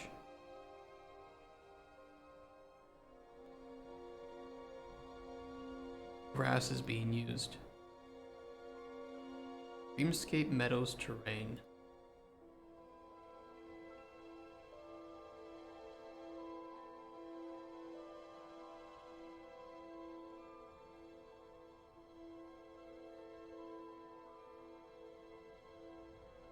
Focus on the, no, I'm trying to fix the cold distance of the grass, so that when I take a screenshot, the grass is visible from further distance. It's very minor, but it would just look better on a screenshot. I need to see which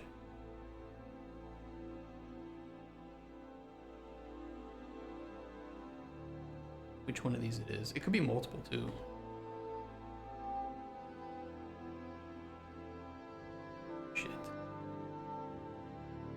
Got 5 varieties, each of them with their cold distance.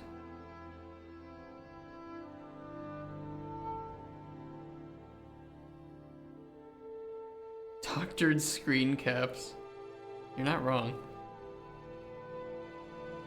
Had some placeholder school of fish. It would be really hard to see though, because it would just be on the PowerPoint slide. I do like that idea though. When we add the fishing minigame, we can actually start to make our proper water area. I think that would be a good idea. If I set all these to 0, oh yeah, that's working. That's definitely the layer.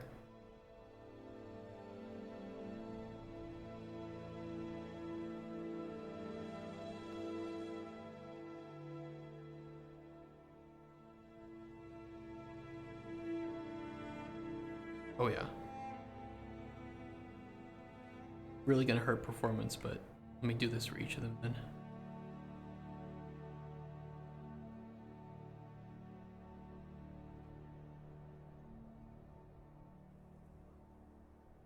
It might even crash the engine. We will see. Essentially forcing the grass to always be visible no matter how far away you are from a really dumb idea.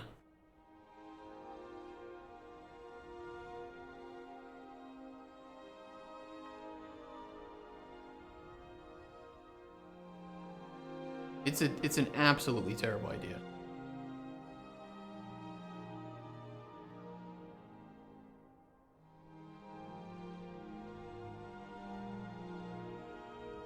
Yeah, I did crash the engine. Okay, hold on. I just need a screenshot. Let me close this. Close that for the moment. That can be open.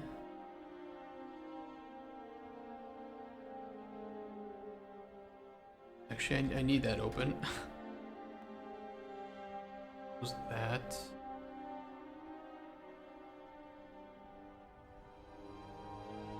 I just need one screenshot. One.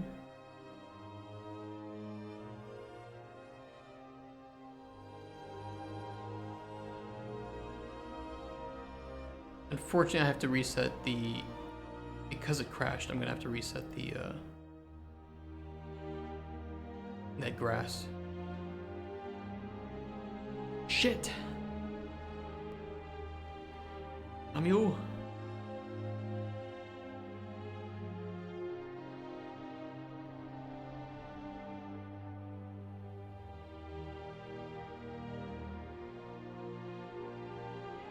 Son of a bitch, why did I not save it?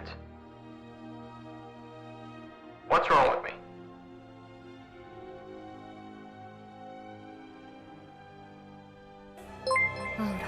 My plot armor, thank you so much for the subscription. You have now gained official plot armor on this channel. My plot armor just resubscribed for 1 month.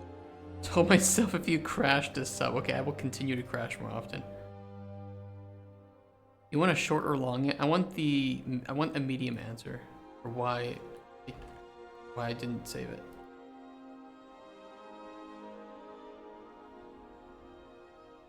The one? That's not the one. Is the one? That's not the one. This is the one. It was dementia? Yeah, that's pretty accurate. I'm not gonna.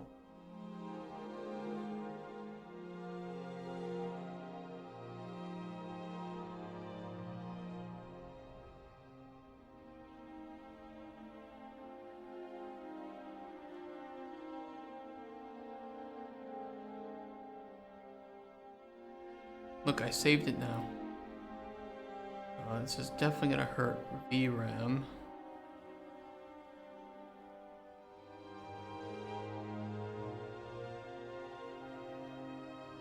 But if I fly way up here,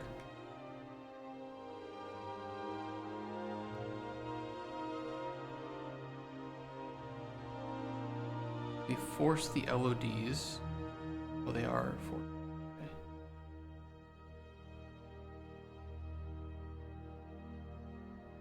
Way back, how long are you streaming for? Probably about another hour and a half around. I have to meet up with a friend after work, so I'm gonna be leaving around 4 p.m. here, so an hour and a half. I'm gonna drop all this bread off to the local food shelter. Oh, nice. Good for you, by the way. There was a homeless guy sitting outside the store the other day. I just bought him a sausage. I hope he wasn't saving up money for beer, but I was like, bro, I'm not buying you alcohol, but have a nice kielbasa. Yo, it looks like a dick. Okay, there is a dick in our game. There is. Okay, it's a cat. I'm sorry. See, this is a lovely cat in our game. He's sitting right now. That's why he has his legs like that. And he's smiling, which means he's happy. When on to Python having to wrangle manually rendering stuff, it makes me appreciate engines more, yeah. Alright, let's test this out. Performance is going to be terrible.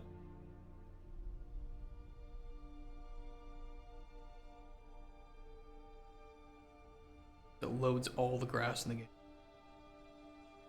Yeah, I don't want to give money to homeless. And it feels bad too, because there are probably homeless people who really would just spend the money on food, right? Um, the problem is the ones that don't. They always make it worse. You know, it's like it's the few bad apples, right? Like, bro, I'm not buying you alcohol, but if you need food, if you need, you know, some water or something, I'm down.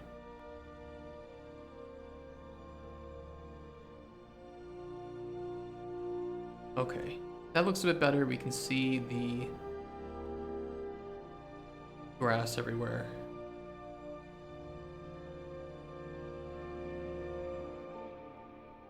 Let me make sure that worked.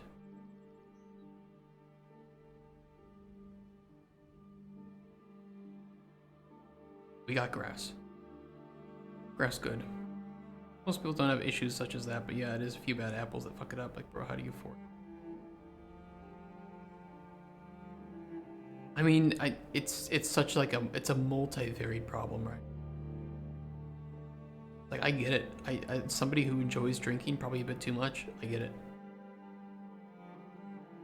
You know, you're down bad, and not even down bad. You are down super bad. I get that you just want to not have to think about that for another evening, and this dulls the pain. You know, and I'm sorry that it works. I get what you need to do, but I can't.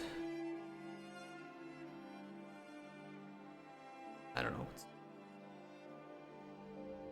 Like, how do you answer that, right?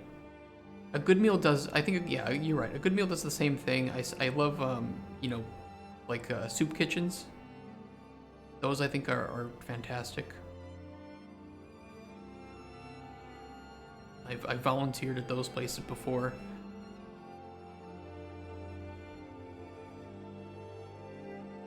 I watched a really sad video about like some kid who murdered a homeless guy, and in a very brutal way, all just to see how it felt. Dismemberment, all that shit. And this was a guy who was homeless, but he had a job that he always showed up for. He was kind, he was caring, and people cared about him.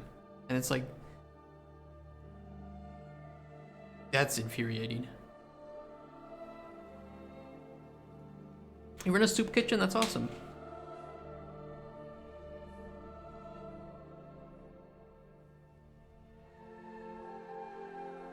There's a massive homeless problem all around the world, but in a lot of like U.S. cities, and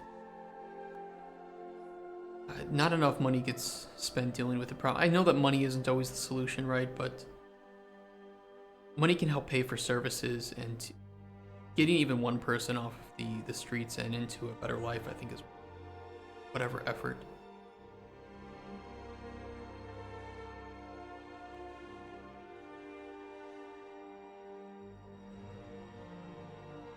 New York City gets millions to help with the homeless, and they refuse to use it for the right reason. I mean, there are a lot of people who are homeless that just, no matter what you say to them, you're not gonna get them to stop. Some people just they are the lifestyle.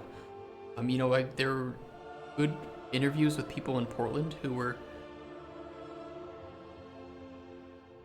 I mean, I wouldn't say New York City is a good city for that. Everybody over here wants to visit New York City. Man, don't visit New York. There's so many great cities in the US. New York is not one of them, in my opinion. Or at least just like visit there for a day.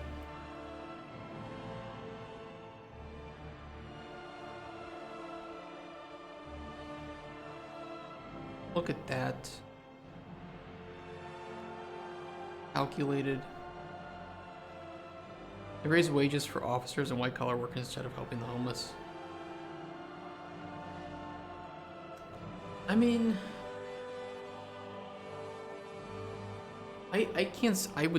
all those things would be great. I think that police officers do deserve higher wages to some extent. I mean, seeing the shit that they have to deal with on a daily basis. It would also mean that there would be more applicants, and you could weed out the ones that aren't going to be good law enforcement officers, good for the people. But I also think that more needs to be done to help homeless and drug problems, mental health issues, education.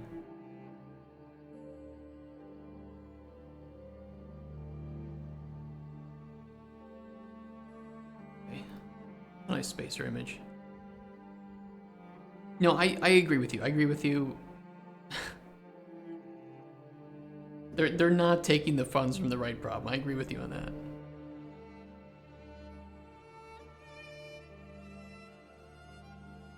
Especially from helping the homeless, when New York City is just well known for its significant homeless population, where you have places like a lot in California with drug problems, Portland with a lot of drug problems. Some of those people, I mean, there was interviews recently with some people in Portland that said, I'm homeless because it's easier to get drugs that way. Like, if they're saying that, your city has a lot of problems. And doesn't mean we should incriminate the homeless or, you know, the people that are addicted, right? They need help, they need assistance. And sometimes the laws in these cities are so bad at actually providing assistance and just exacerbating the problems. This is the second place I nuke. And it's sad too, because Portland and Oregon as a whole is just a beautiful state. It's a beautiful state with a lot of wildlife, a lot of interesting features. Same with California, you know, as a whole. But man, the laws in some of those cities and the ways that they refuse to help people. I mean, you have New York just letting people out who commit crimes, and then more crimes are committed, and then they wonder why the city doesn't have enough money to deal with other issues. Just in California, it's gorgeous, but nukes. It's like, damn. For me, if I had to choose, like we were looking recently, you know, I was talking to my fiance, and it's like, you know, if I had to live someplace, there's some really nice places, you know, around here. There's some beautiful places, just in places that oftentimes people in the U.S. and outside the U.S. consider flyover or boring. Yeah, it's like, but if you want something that's chill, relaxing, good land prices, right? Get good land. Texas has a lot of good land. And Texas, as most people wrongly think, is not just like dust. There's a lot of greenery in Texas. Colorado, yeah. Colorado's a great one. Get some land up in Montana. Live in a small town with nice people, cheap land, a lot of like festivals and festivities. Have a good life, right? Stay out of the big cities. They're fun to visit, especially if you like to visit Chicago. Chicago's got some great museums and great museums, great aquariums, a lot of beautiful stuff, especially along the river here, or along the river, the Lake Michigan. Bought your house for $155. How many years ago? Live in these smaller places. You'll have good access to the bigger cities, but you'll have a much better experience. 4 years ago. So it's probably worth about $300,000 nowadays, right? God, I hope house prices come down. How's this look, chat? We have our overview, technical info. Added a pool. Like a sunken in pool, not an above ground. Can I be honest? Always. We like our honesty. There's a selling point. Like green is an eyesore. I will say, okay, so I will say this, one note, and you might still hold the opinion after I make this note. When it prints out, it does print out darker. So sometimes a bit too dark. Here was one from last year, and I can show you the purple inside of the thing, but this is so dark it's almost impossible to read anything in this corner and on this side. But in here, the purple is not nearly as bad, right? So it does end up being it ends up being darker when printed. Market needs to crash, yeah, it does. Not worth houses that are being sold for 400k. They're only worth 100k. They really are. I mean, you look up some trash ass houses, and they're being sold for like 300, 400k. And then you look at the price history, right? We can find some. I don't know. Colorado.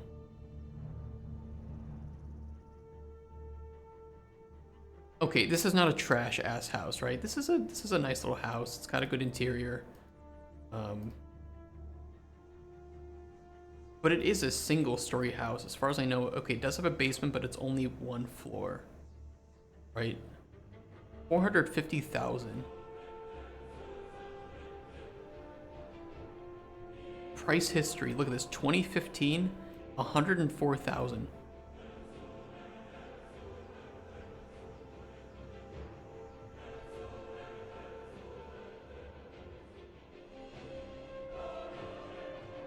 I mean, I'm sure it was flipped, right? I'm sure in 2015 maybe they renovated the interior.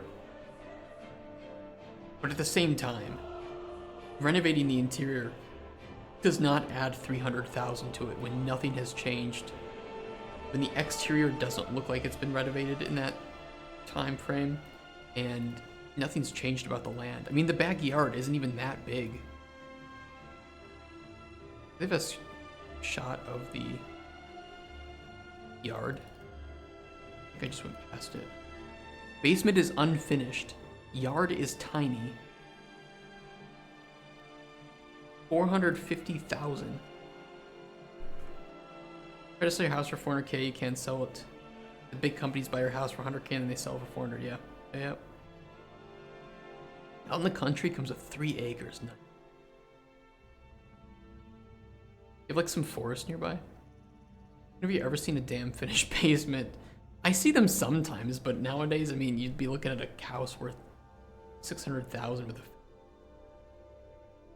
mean, look at this one. This one's $625,000. 2 floors. I mean, it's a nice looking house inside. Don't get me wrong. This is a pretty house inside. It's got a lot of room for a full family. A finished basement. But this backyard, it's like... You're not gonna get any privacy, number one. And number two, it's tiny.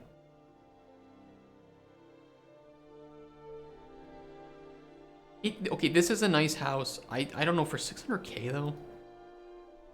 For me, it would depend on neighborhood. And it's sloped, yeah, making any maintenance terrible. It's in a nicer area outside of Denver. Like, part of that's for location. Yeah, I mean, I don't know. It's so much damn money.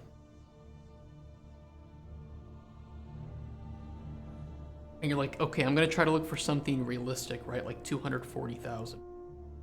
Oh. It's a fucking condo. Maybe something else worth 200,000. Oh, it's a townhouse. God damn it. I'm looking at California. I mean, no, I'm looking at Colorado. I'm looking at Colorado, but Texas would be better.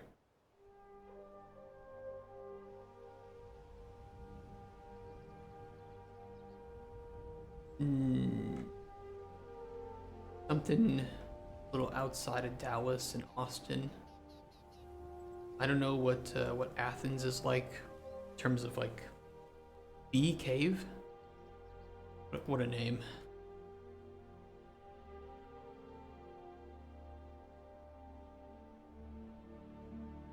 Holy shit, dude, these are so expensive.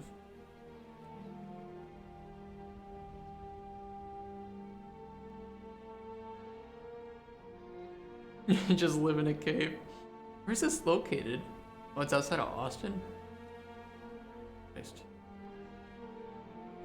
Might as well live it. You might as well go find a cave that nobody's occupied out in some mountainous areas and just live in there. Yeah.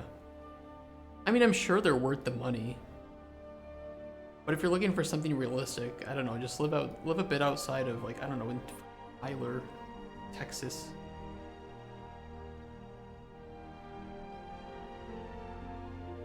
Some expensive ones here too, but maybe there's something more realistic. Okay, look at this. Let's see this. Okay, it's kind of run down actually. This is what I mean. It's like it's a rundown house. It needs a lot of fixing. Exterior really looks like it's about to fall apart. That roof needs replacement.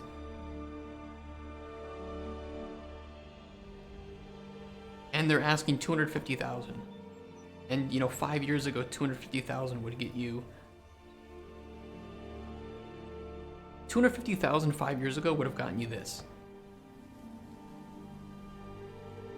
Okay, maybe not this, but roughly around this, right? Actually, that's a really nice. It's a really pretty yard.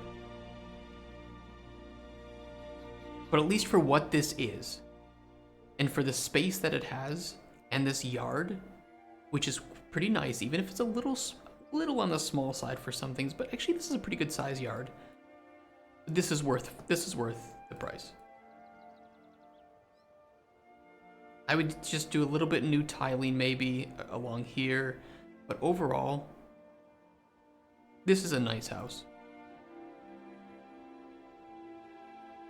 Newly painted, looks like new floors, some nice wood. I can't afford this. I can't even afford 1/10 of this right now, but I can barely afford 1/100th of this house. So, but still nice. It's still a nice house. The antebellum architecture on this too.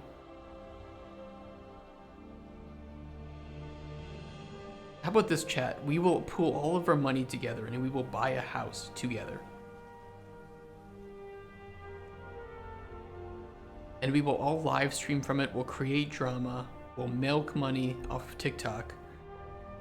And then we can all buy individual houses. Big Brother house. Like fucking 200,000.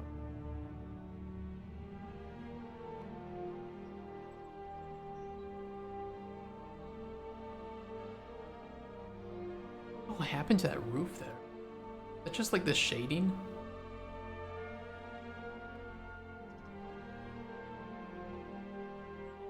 I love when they take photos and they don't even prepare the photo for, like, hey, clean some shit off of the table so that we can take a picture. Oh, turn off the TV because it looks better when it's off. Oh yeah, make sure we have the Arm & Hammer and the Folgers.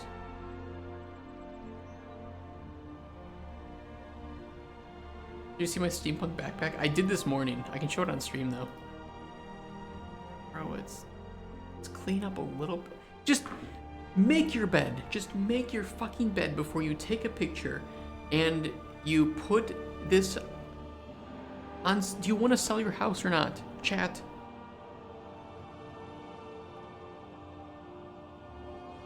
Clean your house. Clean your rooms. If you're gonna sell your house, just clean it. Just take the sheets and just do that with it. That's all you have to do.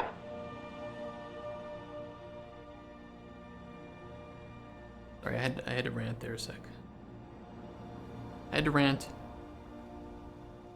Okay, let me show your backpacks on. Let's look at something actually nice. Your backpacks. Where is it?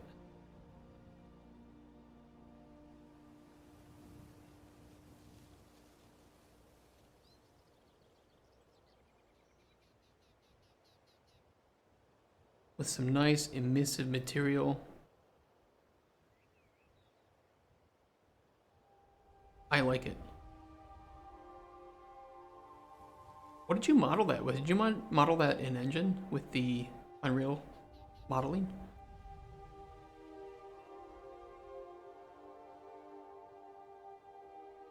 So bright. That's so bright. What did you set the emissive value to? Shapes in UE5? Like a, just in a blueprint?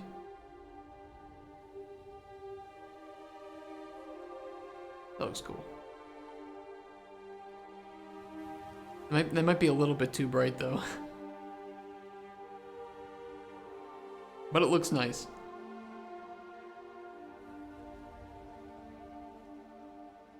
Okay, do we have anything that we feel like we're missing apart from these three, which we'll have to get... I'll have to get some...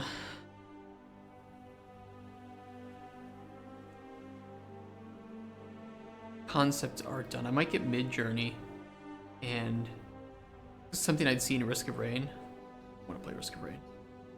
Such a good game. Okay, but which one? Which one's better? Risk of Rain 1 or Risk of Rain 2? Because for me, I can't choose. You know, homeless wizard who's addicted to health potions. 2 is ultimately better. Ooh, I don't know, it's so tough. I really like both of them for different reasons. They'll need to be lowered, but they're supposed to be bright so all the creatures can see her going over that hill in the dark. Okay, I see.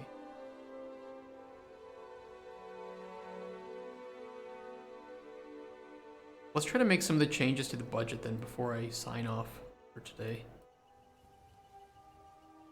I think our pitch deck is pretty... for a first iteration. Close that.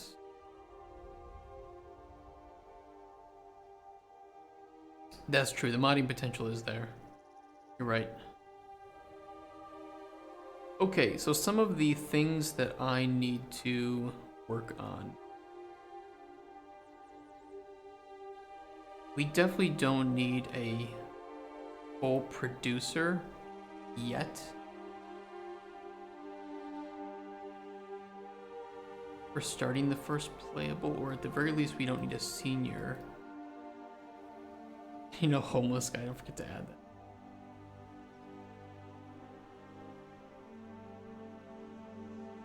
I'd love to see what kind of characters we can add. And different ways we can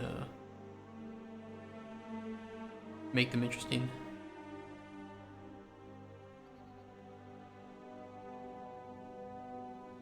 I need to refine to technical designer and systems designer to be more specific. Like for me, who's going to be a, you know, the creative director and a systems designer, I need to actually put that here. So we need to add some new lines to this.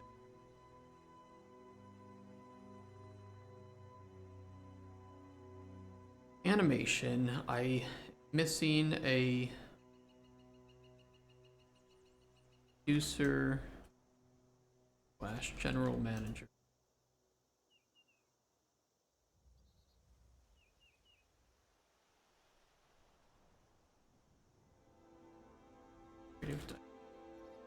We want to add some like lead roles to this too. So for me, while I look at this budget and I think of it in one way, publishers are going to see it in a different way. And it's better if it's just more clear to them, even if we refer to individuals in the company as something else. So I need to include some things here that don't really necessarily translate too well to the way we actually run things, but from a publisher standpoint will look more understandable than just stating technical designer and really I mean myself. But that isn't really what they see, so I just need to fix that a little bit. That's one of the things. Lead programmer or director. We do kind of have like lead up here in that salary. We will push it to that.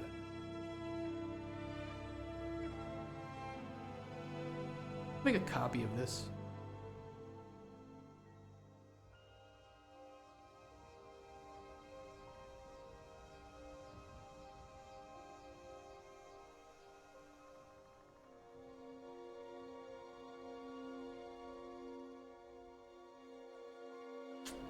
Yeah, I'm gonna do it this way.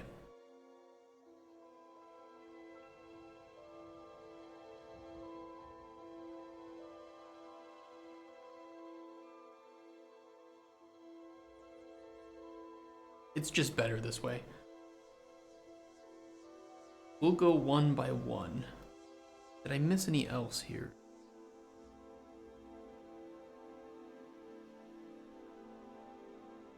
Hey Discern, how you doing? Welcome, welcome. Sir.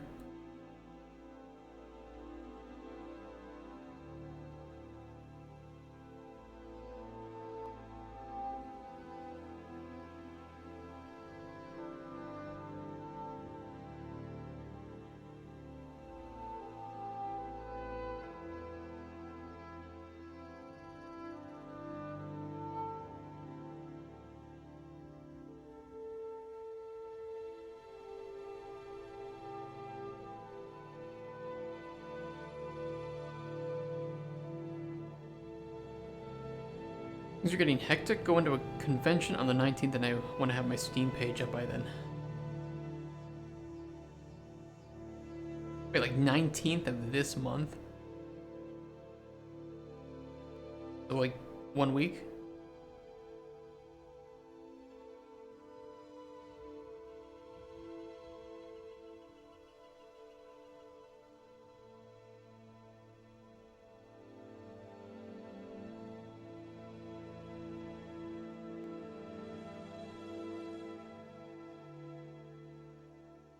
Because 1 week is not too much time.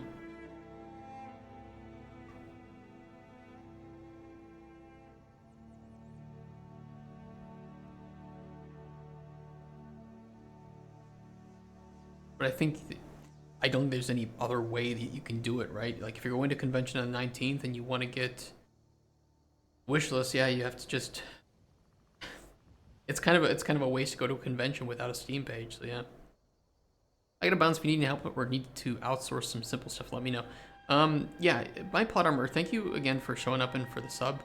If you want, you can join our Discord and we can talk more there. Because I'm sure that we can find something that we can do.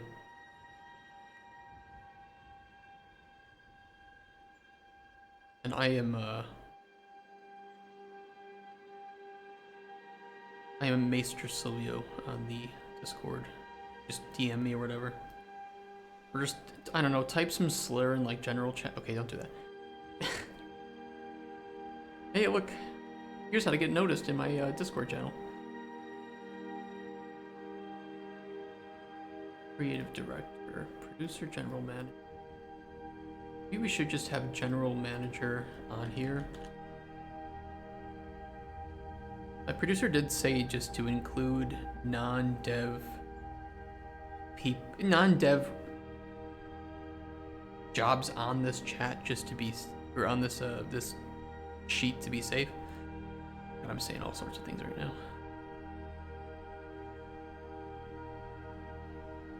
And specifically like a writer. We can outsource writer, potentially an outsource composer.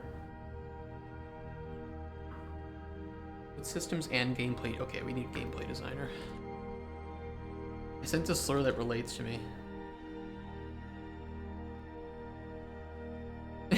Monkey. How does that relate to you? Do I want to ask?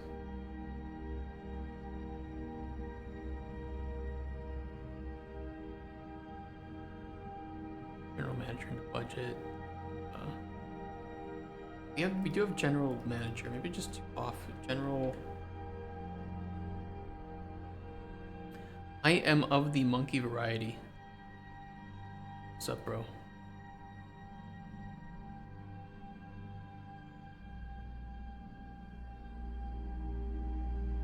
Is it cringe of me to like G-Funk and old school hip hop? I'm just looking at things here. I can show you this because this is just me trying to figure out what we want to do. DevOps is a generalist pro. It's cringe but respectful. Okay, G-Funk wait, is there a streamer called G-Funk? Does he make G-Funk like art music? G-Funk is one of my favorite genres of music. I fucking love it.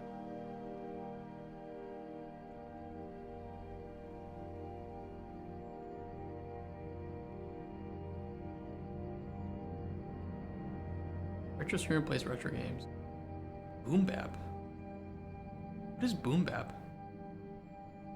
Is that like in between? Would that be kind of around like old school hip hop, like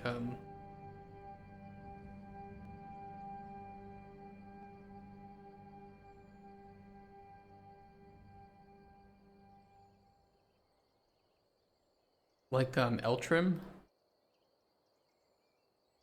What rates are these monthly? Yes. These are monthly in Polish as well.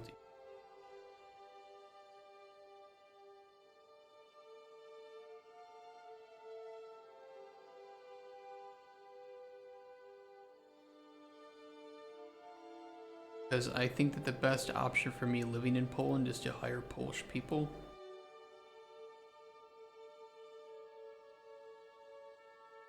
It's also much cheaper.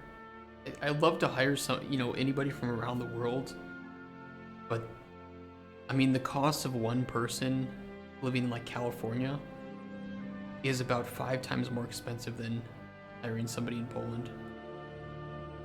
Sadly, like I get it, cost of living difference, but when I'm asking for money from a publisher, it all adds up. We're pretty cheap here in Australia.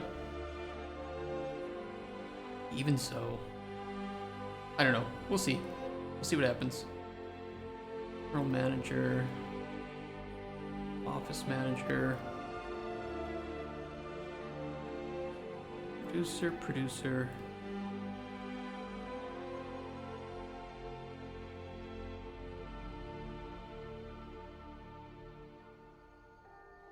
Like it'd be creative director / designer. That's me.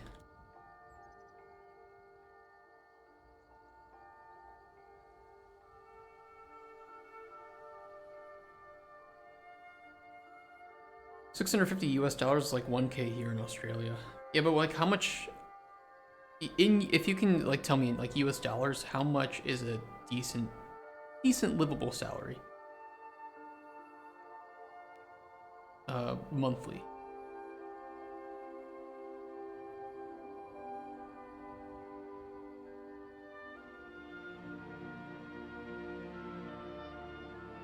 You can probably deal with a producer / general manager here at the start.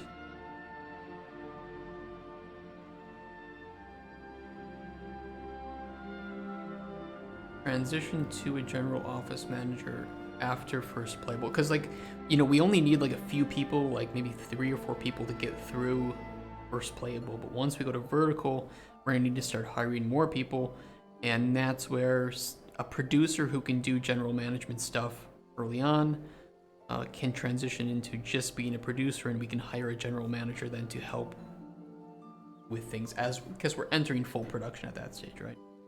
If you hire local, do Poland also have any incentives and breaks?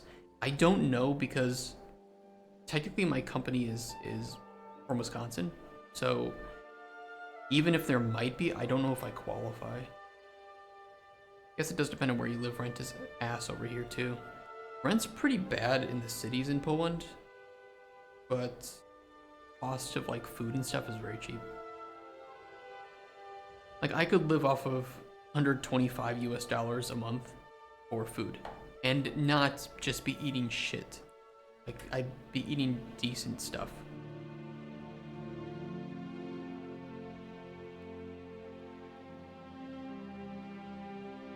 Producer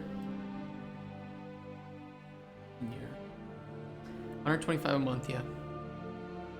For anyone else in Poland, that's about 500 zloty. And yeah, we 500 zloty would absolutely get you food for the month. Probably not including eating out, but if you are decently efficient, you could probably end up eating out somewhere more. Yeah, it's probably only if you cook.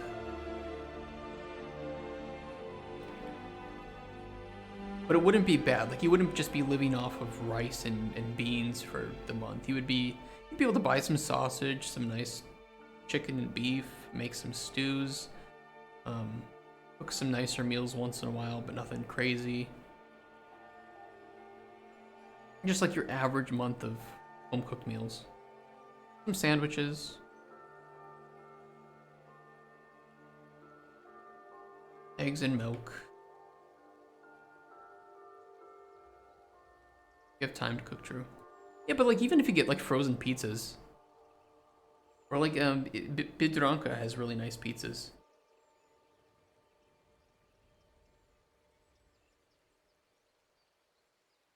That are like refrigerated, and those are the equivalent of $3 to $4 US. You know, and if you're doing 2 meals a day, off of like just decent home cooked meals, you could probably spend for one person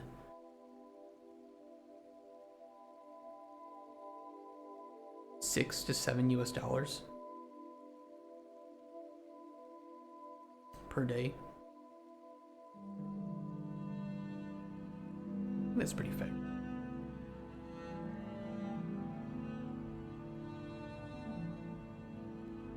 $130 US a month to like live in Australia, including like rent.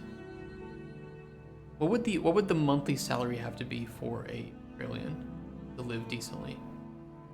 If they have to pay rent or mortgage or whatever, and they have to pay for their own insurance or anything else needed. General game designer, systems designer.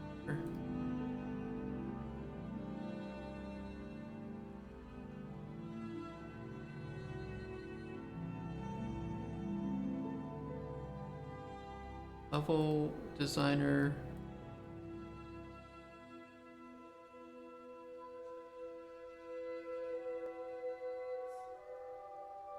$300 to $400 a week in rent.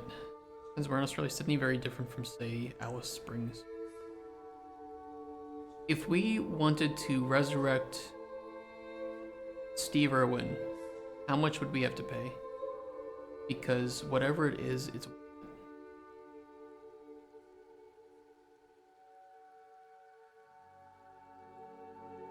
I feel like the world started to go downhill after the death of Steve Irwin.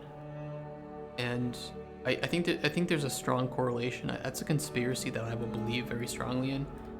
And if we bring him back, I think the world it would become a better place. We'll bring a Steve Irwin, Bob Ross, Mr. Rogers. Those three, the trio. Okay, and Harambe, okay? Those four. The quadro.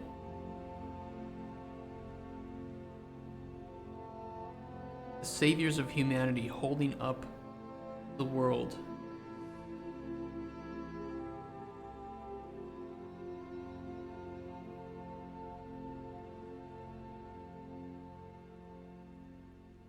And we could probably add in concept / 2D artist and 2D artist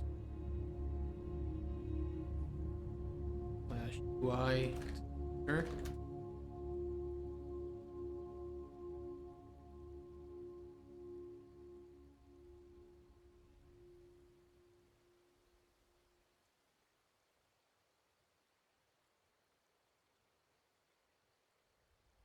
Getting around 1,000 US, and that's for a share house rented with someone other people. No idea how much it would get to your own place. Yeah, that's the thing too. Rent in the big cities in Poland is actually, sadly, not too far off of that, but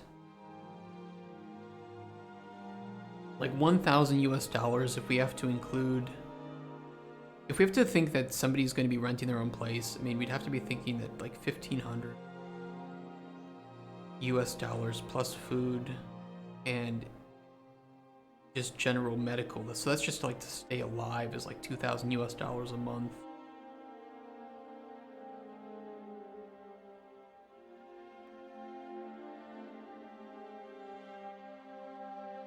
And on top of that, actually being able to make money, you're looking at like 3,000. So at that point, 3 to 4 high skill tech job, counting car costs too. So let's, you're starting to get upwards of like 4,500 to 5,000 US dollars a month minimum, which is already more than I would have to pay to hire a lead of any.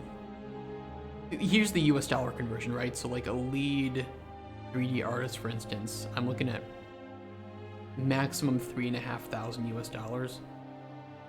Probably a little bit more, but I mean, yeah, it's so much cheaper in Poland. If a publisher offered 2 times your budget but told you you can't stream or share info about the project aside what they sanctify, would you take it? No. No.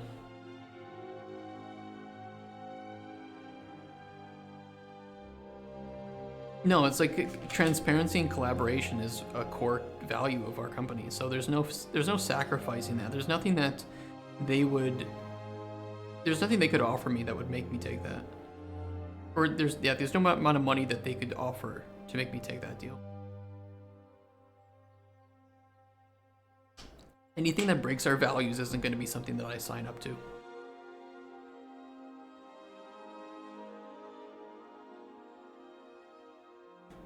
Level 2D, 3D. Tech artist. Did we even include tech artist here? We did. We would need a tech. I would want a tech artist, and especially like VFX. But we can outsource VFX. I should say here too, the outsourcing expectations. Having information here about what we expect to outsource would be nice.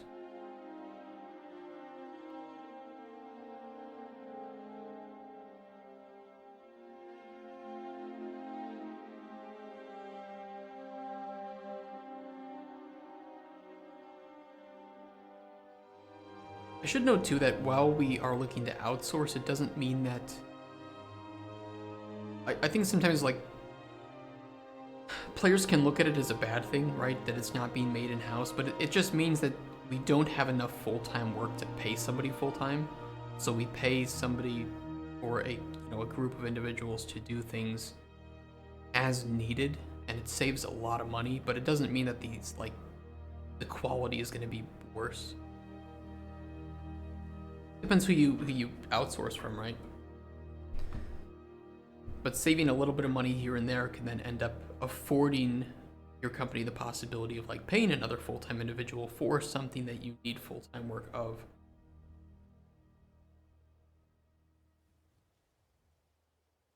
And that's one of the things that we want to do with being transparent about how we develop and streaming that, is to show how that money gets spent and how it, where it gets sunk into and why it's so expensive to make games, why it's hard to predict games even, this is a 3-month production timeline, right?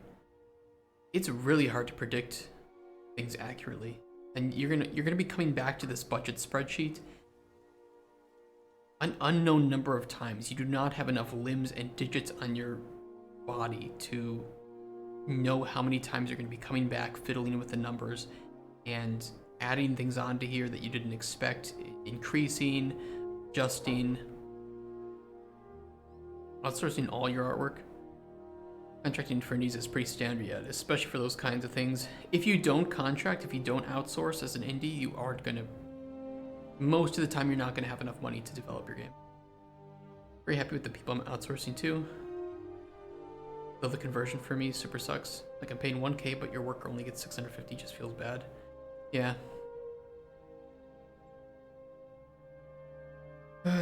Money makes the world go round.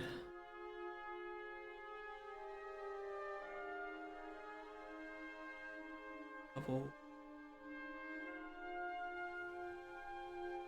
Get 2 level designers listed, 1 senior, 1 regular. I still think that might...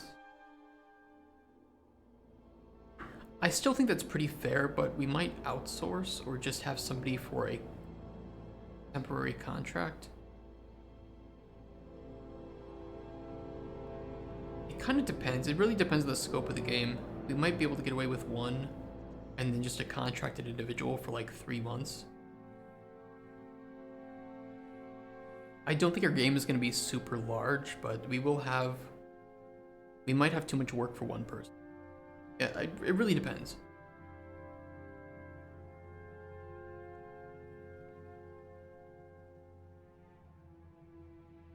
"3D artist." This is really at a lead level. This would be our lead artist.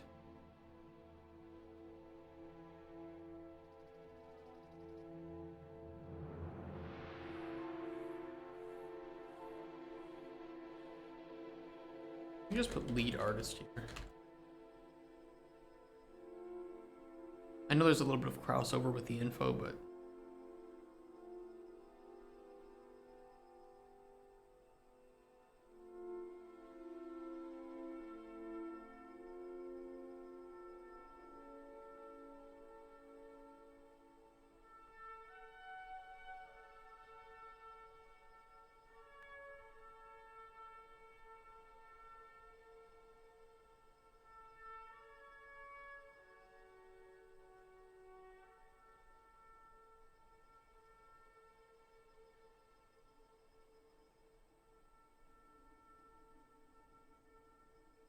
more like, okay, I'll do it this way. I'll do lead artist slash 3D. That way they, publishers will know that it's a lead artist, but they're also going to be primarily focusing on ideally. And we might need an additional 3D artist.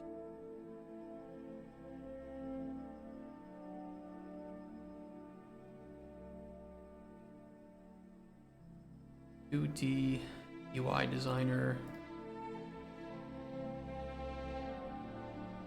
And a concept slash 2D artist. There's gonna be a lot of 2D needed for our game.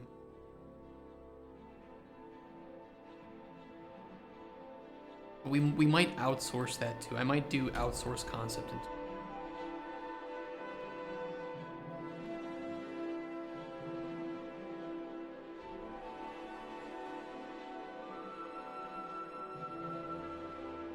I mean, some 3. It's gonna be a bit of both. VFX, composition, potentially. I'll type in music. Like a soundtrack, right? You have a publisher already, or are you looking for one? We are looking for one. And this is the first time I'm budgeting in my life. So I'm not very good at it. We could probably outsource UX. I don't think we'll need somebody full-time for UX. I do think we will need somebody full-time for UX.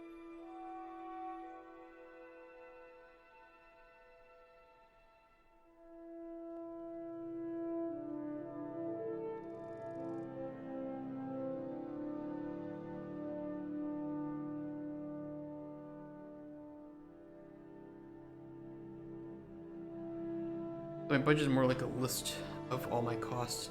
I mean, that's a fair way to do it too. Especially if you're just gonna be solo. You just need to basically list what you plan to have at different stages, and then here's how much you expect it to cost. There are companies for games that can do 2D and UI elements, like contracting, but they have multiple resources they subcontract out. Yeah, and we'd probably be looking into those. I have a couple on hand, a couple companies that have reached out to me to, just let me know that they exist.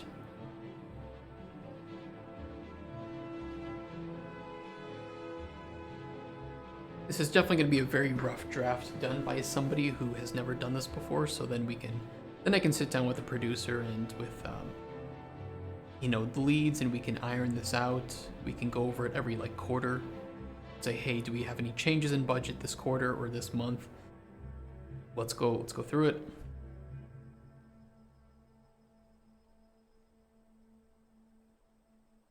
But I don't mind that I know someone else is using. I will have to share some of the ones that I've been in contact with. There's a lot of art that's really expensive.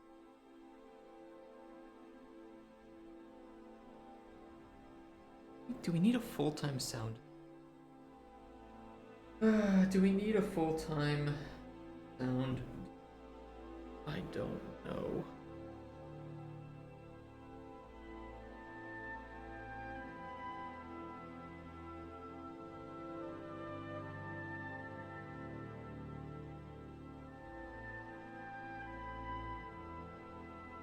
Oh, I don't know. Am I making notes about that?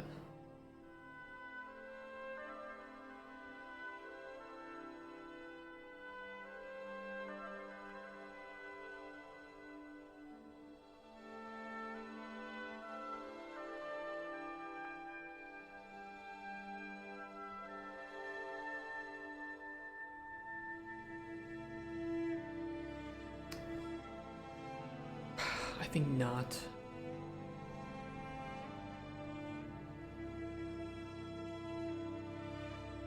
I do know some really good companies that I could try to contact for sound design.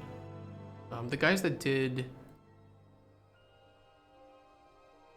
work for Darkest Dungeon were really great to work with, and they did an excellent job. They've worked on a lot of games that you might know too. These guys were super cool. They do composition and sound design, so they can kind of handle multiple things. And they also do live streams and stuff too, so.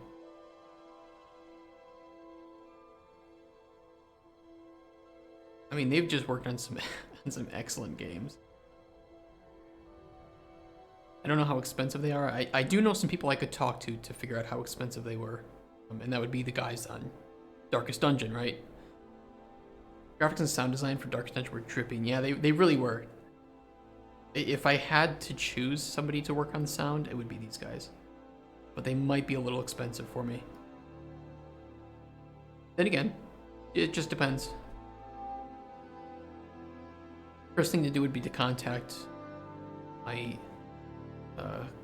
ex-colleagues from Red Hook and see what they were being charged. If they have any recommendations.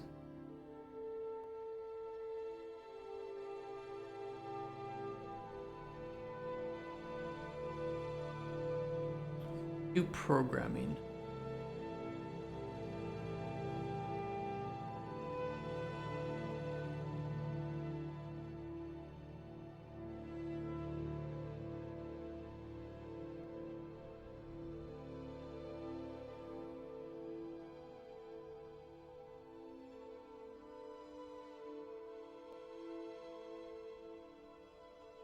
Did I spell that right? Architect? Yeah, good. Hated the actual game though. I thought it was pretty trash. I think the great art style caused me to stick with it longer than I normally would have. The first one or the second one? I had some problems with the first one, but overall, for me, the gameplay loop just didn't have enough variety to sustain the game's length. But I mean, I still loved it enough to work on it, right?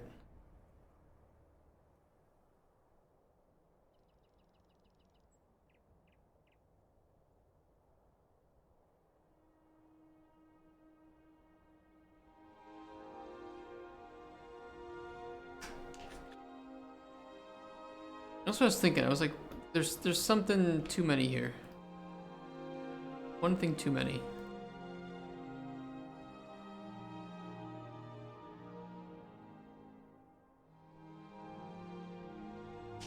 Thank you for that. I didn't play the second one either, to be honest.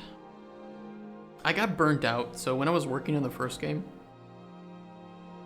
I also was continuing to work on my mod for the first game, which if you don't know, it's let's go take a look. I'm gonna show myself for 1 second.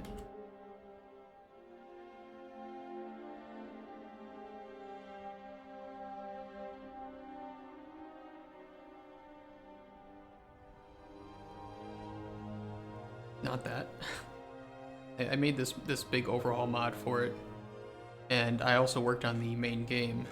Problem is I was doing both of those at the same time, so I would do, you know, 8 hours of work, 8 to 10 hours of work on the main game, and then any time I had left in the day, I would work on my mod. And it was literally, I was just burning myself out because I was just thinking about Darkest Dungeon all day, every day. Weekends, holidays. They didn't ask me to work on the weekends and holidays, but I worked on my mod on the weekends and holidays because I needed to. I was grinding like crazy. Yeah, I did work with Red Hook for like 2.5 years on the main game. Oh yeah, they were lovely. They were lovely people. They were very kind, extremely knowledgeable. They were very, very helpful in teaching me a lot of the basics and giving me the opportunity to work there. I just burnt myself out because it was a personal choice I made, and that was not a good personal choice. I'm very anti-crunch now. I realize just how overworking was bad for myself, was bad for other people. I've seen it, you know, happen past working at Red Hook, and it's not good. It's not good for any team to overwork. It's not good for the individual. That's why when we start writing up contracts and employing people, it will state in our contracts that crunch is not allowed. You work your hours, you go home, you have your weekends, you have your free time. Everything can wait until Monday.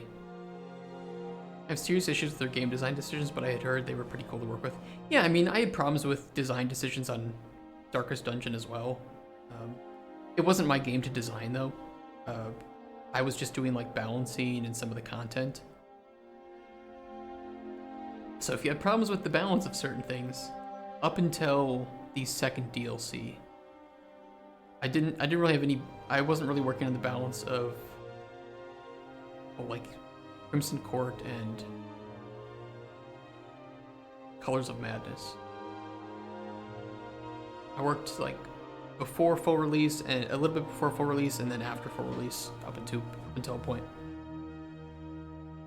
I think they ended up making the game a bit easier after I left. Oopsies. Generalist programmer. We can outsource QA. I know somebody who would love to do QA for my game. Probably did have issues with the balance. At what point, though? Because okay, so my overhaul mod was to make the game more difficult, right? More challenging. And forced to hold the idiot ball? What do you mean?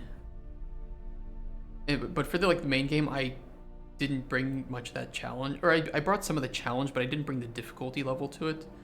It was more to add like some variety. So like when enemy attacks do debuffs, that was something that I had brought. I did some overhauls to the AI. Rebalanced like some trinkets and some curios. Hero attacks. A lot of enemy damages I touched as well. My main issue was with like the amount of RNG in the game. And that's something that was just core to the game. Like, someone acts stupid and out of character in order for the plot to happen.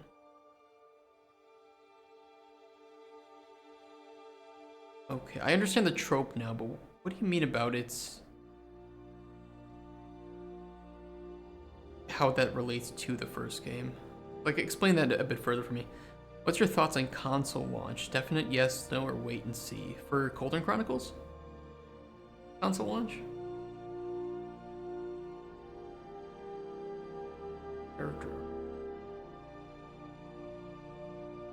Character artist, I feel like we will need full time.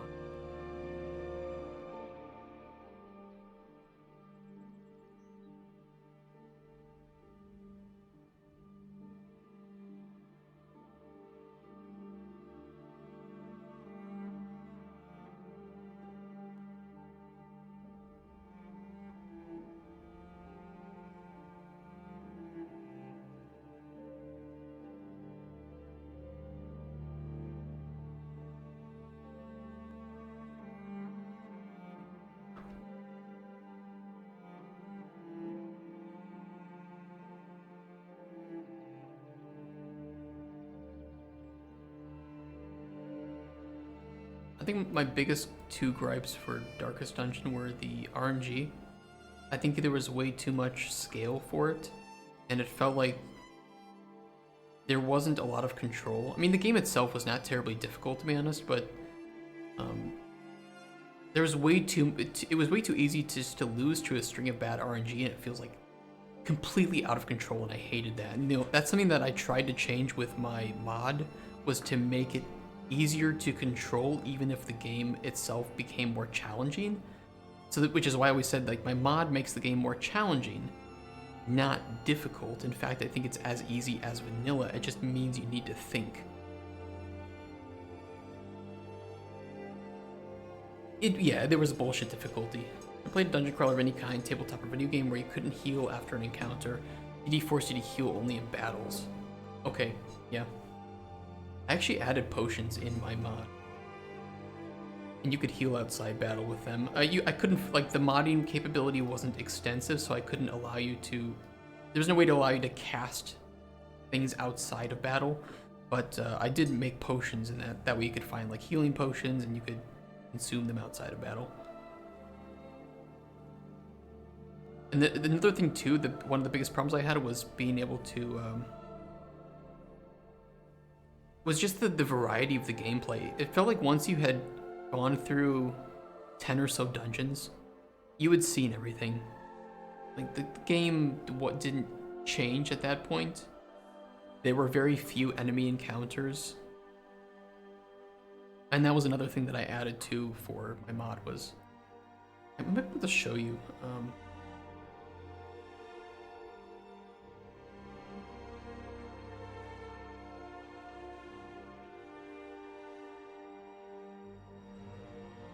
Where could I find it?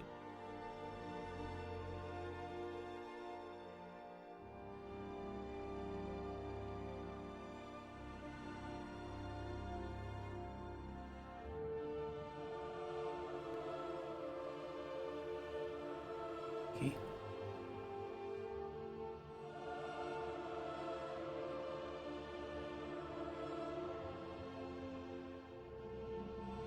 I'm gonna find a chat. Enemies and encounters. There it is.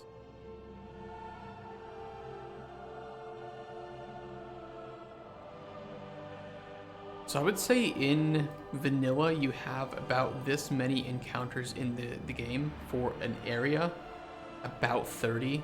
It wasn't significant, maybe up to like 50. So my mod adds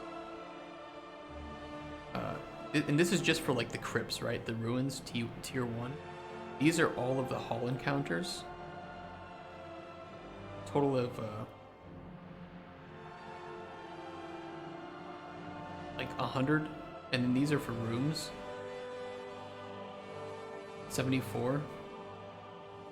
And on top of that, then you have affixes, right? So like Berserking, each attack raises the damage of the enemy by 15%. So there are different affixes that can spawn on enemies that make them maybe a little bit tougher, a little bit harder, changes their priority, changes their AI, their skills. And I feel like this was a good way to increase the variety of the game and to make it so that you never truly knew what came up next, but every encounter, even if it was the same types of enemies. They had different affixes, and that way you could, you know, it was a different game, different encounter each time, even though some things were the same. That was a fun mod to work on. I was involved with, wanted to do consoles, but also had to wait and see if PC was successful first. Yeah. They then took on Steam Deck and attempted Switch ports themselves. Switch ports themselves, fuck that. But it quickly got too hard to nail properly, and they ended up soliciting a console porting team to help. Nearly 2 years later, since PC launched, it will finally be making its way to Xbox. So, I prefer, personally, hey Casper, I prefer personally PC launch first, iron out the bugs, get things fixed up and stable, outsource the ports, but to a team that is experienced with that. And for me, consoles, and then later after that, Switch. Just depends on the game itself too. Legends would say you had to clear a certain percentage of rooms, but that meant you had to go through each room, or a handful, depending on the length. Yeah, there was that. So you can force the level characters into higher level dungeons, but you can't send higher level heroes to protect a new recruit in a lower dungeon. I will say, if you're interested, one of my most popular mods, by far, would be the level restrictions removal, which gets rid of that requirement. Damn, 530,000 unique visitors. Oh, we have 381,000 current subs. Oh boy.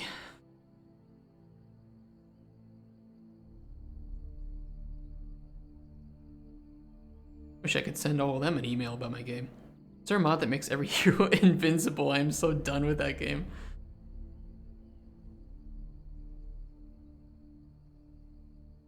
Yeah, you can cheat. What are you doing with that Excel? I am budgeting. I had my initial budget. I need to make some changes based on feedback from producer. And I'm just gonna remake the list here. Round 2. DevOps. Yeah, we could have general programmer doing DevOps early on. I might do that. Generalist, programmer, dev.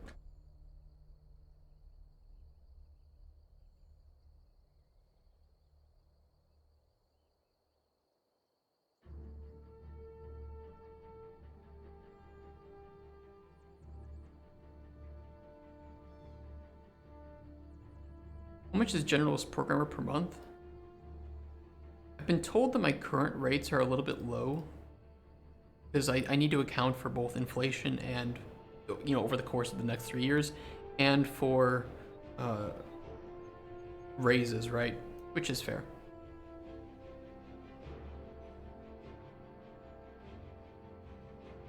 I have 7,000 to 12,000 netto.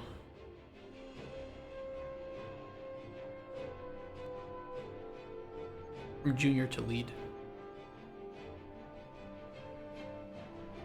Yeah, I got regular at 8K. Zwoti. Yeah, PLN. Dude, I wish we could make US dollars. I'm so overpriced then.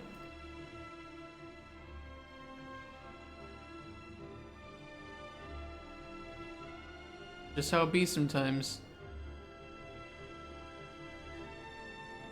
DevOps. Don't hire me.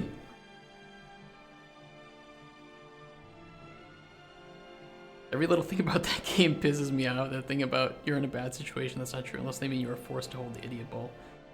Yeah, but the thing is, I never found Darkest Dungeon to be all that difficult of a game. In fact, I think it was more difficult early on than it became later. I think the game really became way easier later on.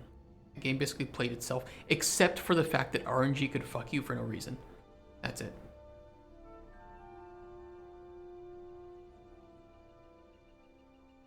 You probably are overpriced, to be honest. I mean, especially if you look at the averages of cost of programmers. But I mean, you are a you're not just a generalist programmer. You are a generalist programmer slash designer. So I mean, you have more value than just being a programmer. You're not just there to do tasks, right?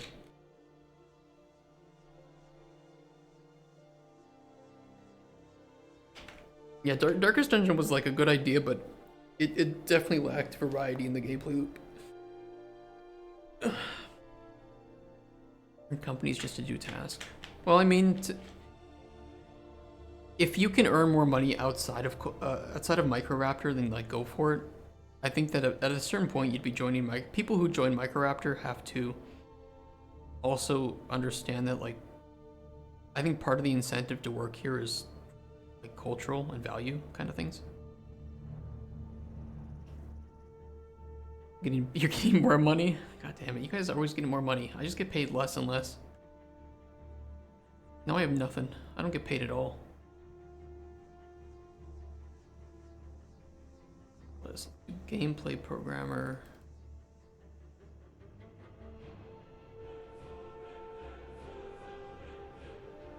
Oh, this should be gameplay designer.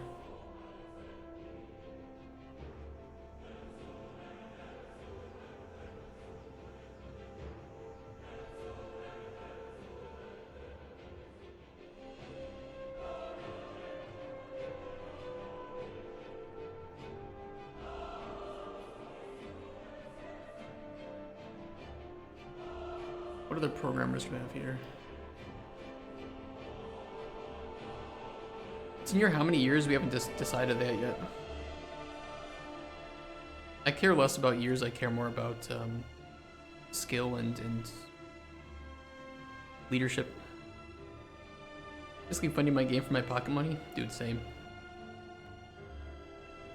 I have to offer different hourly rates for game dev versus non-game dev, and then also negotiate rates again for indie small teams.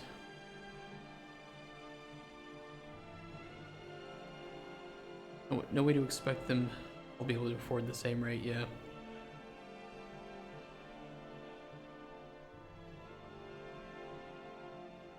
Pricing's tough. Character artist, have dev ops.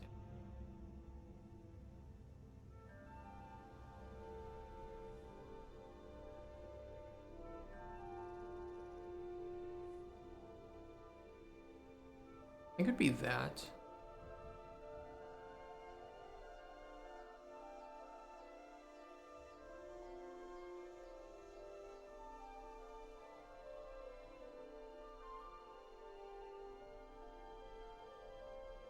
Game is no longer advancing levels by dying.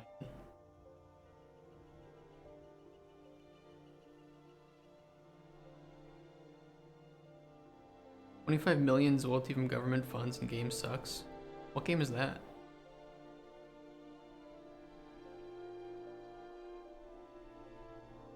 Uta? What is that? Smegma?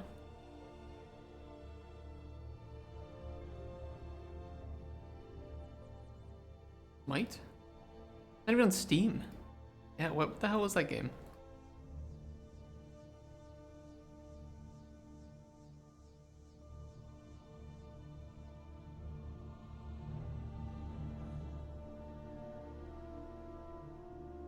Russian Witcher 4.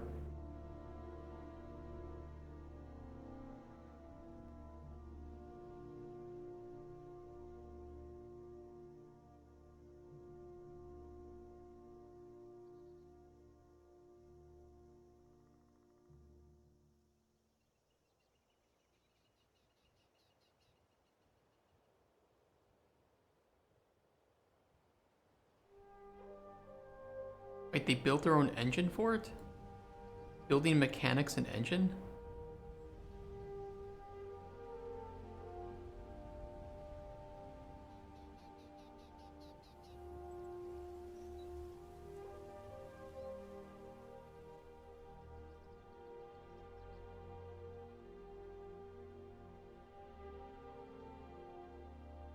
There's no problems with the performance of the title, poor quality of voice acting, and primitive mechanics.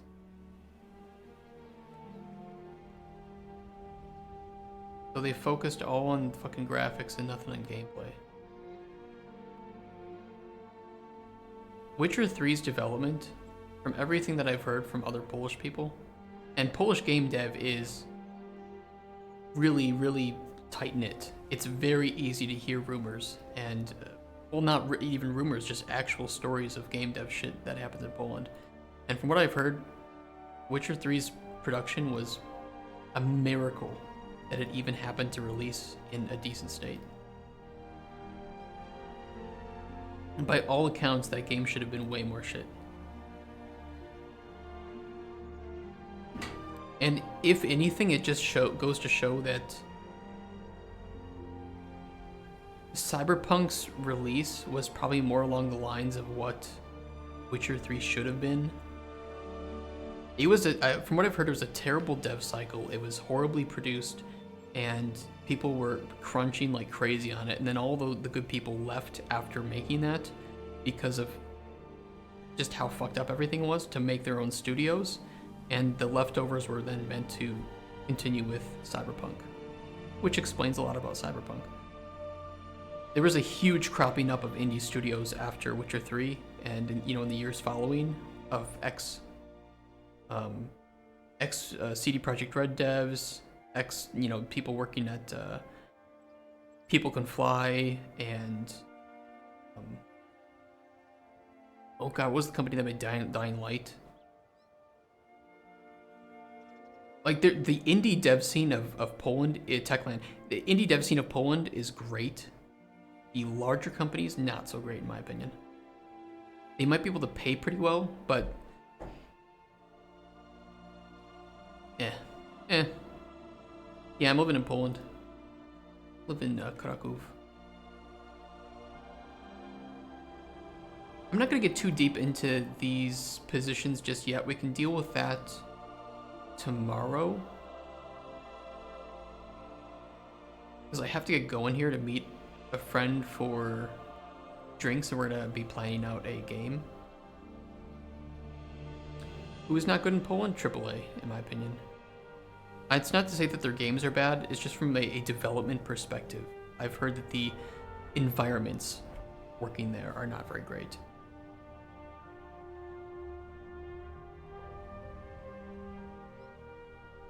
They're old and they're using old rules, yeah. Yeah, we'll save the rest of the budgeting for later.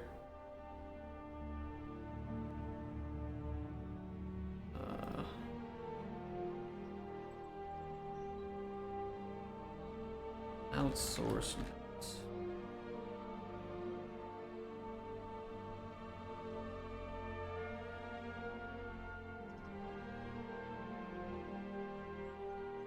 Liza P was AAA or AA?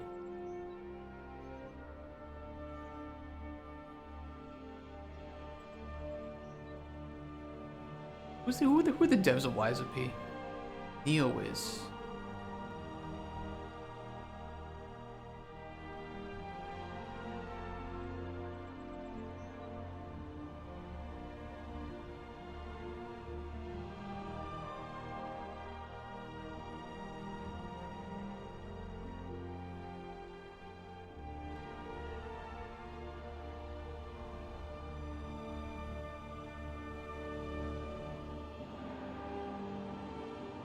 A lot.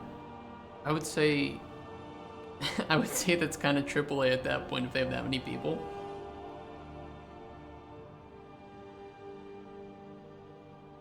Yeah, people do use AA a lot.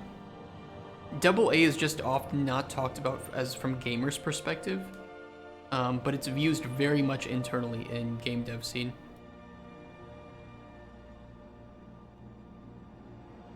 Aren't AAA or AA distinctions based on the revenues and budget of the game studio?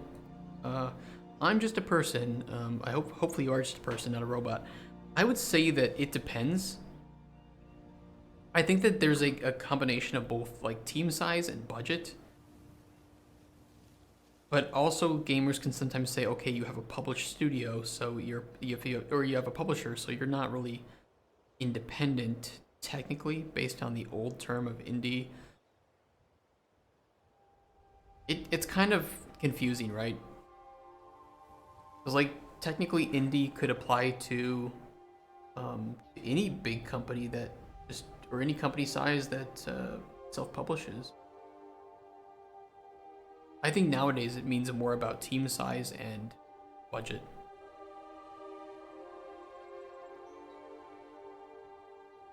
Yeah, Discern is right. And that's why you have Ubisoft saying that Skull and Bones is the first quadruple A game.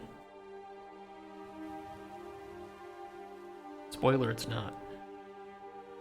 In my opinion, the actual Forspoken was triple. I would say the first quadruple A game, or a game that I would consider to be quadruple for its quality, its size, and the budget, not Forspoken, Red Dead Redemption 2. I think Red Dead 2 is the only game that I would ever qualify that as. And it's the only one that actually kind of makes sense. But yeah, like, so many games have been through 8 years of dev hell. The only reason the budget was like that is because they had to fuck around with so much shit. Okay, Forspoken was 100 mil. Red Dead Redemption 2 budget was 150 million. Cyberpunk was what, like 300, wasn't it? $436 million to make Cyberpunk. I'm gonna tell you something. I don't think that money was well spent.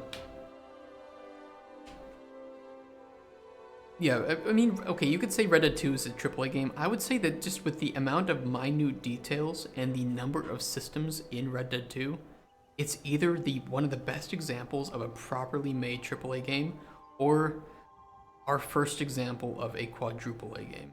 Because at a certain point, Red Dead 2 had, I think, over 1,000 people touching it, which is massive. It's a massive amount of people to work on a game. They had every studio of Rockstar working on it. I will say that their handling of certain things at Rockstar is...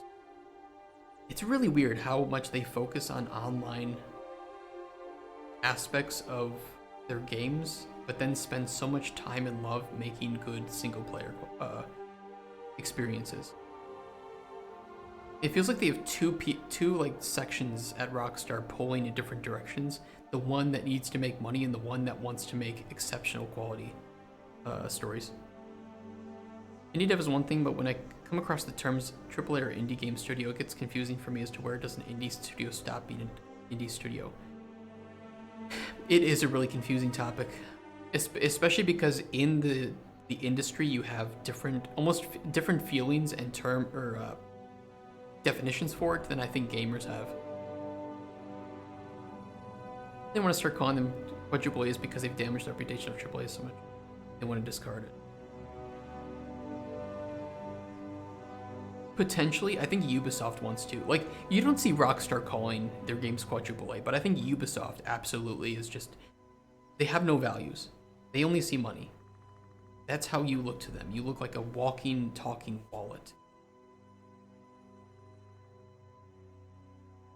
Indie is low budget game or lack of corporate structure, maybe small team. I think indie for me is just both small team and small budget, but there's also quadruple I now, which is a term that sounds kind of stupid, but I think needs to be considered more, is smaller teams but larger budgets. And by larger budgets, I'm talking like between $5 to $10 million USD, or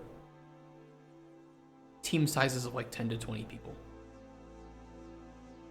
Yeah, Power World, you could say. I mean, Power World, yeah, to some extent. Poor Eyes. I mean, we just saw the AAA initiative, right? Pretty recently. I showed some of that off earlier in stream. Where is it?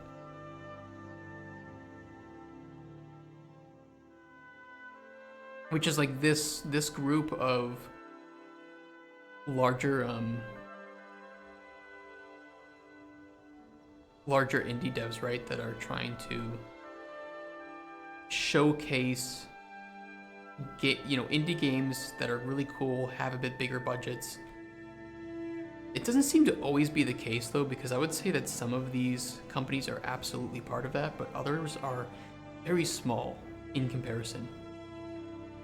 Like, they included Shadows of Doubt on here, which Shadows of Doubt, as far as I know, is built by like one guy or maybe two, with not a very large budget.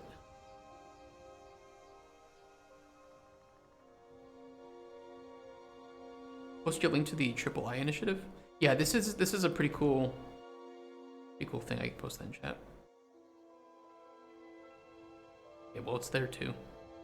I feel like if you're making games with budgets of millions, you're not indie anymore. Personally, I disagree. I disagree because I think that even look at like Poland here, right? Where hiring somebody for 3 years to help me work on a game is already going to cost me maybe $100,000 US, like 3 years, right? And then you have other expenses, you have marketing. It can really, money really adds up easily in game dev and any company that you have to add on taxes, you have to add on Steam's take. Even if you have an indie publisher, you know, it's like money goes somewhere. So I think indie is just like AAA, or I guess a lot of these definitions. Yeah, employees are a company's most expensive resource. It's a lot of money that goes into employees.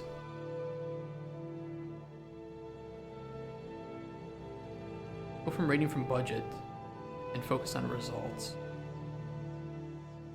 Well, some people use AAA and indie to describe the risks that are allowed to be taken, right? That traditionally AAA games are more safe and indies are more risky with their choices, but that's not always the case.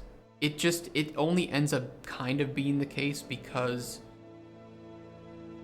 when you have a game with like $100 million budget, right, you have to make sure that you recuperate that money. You don't have the risk to play around.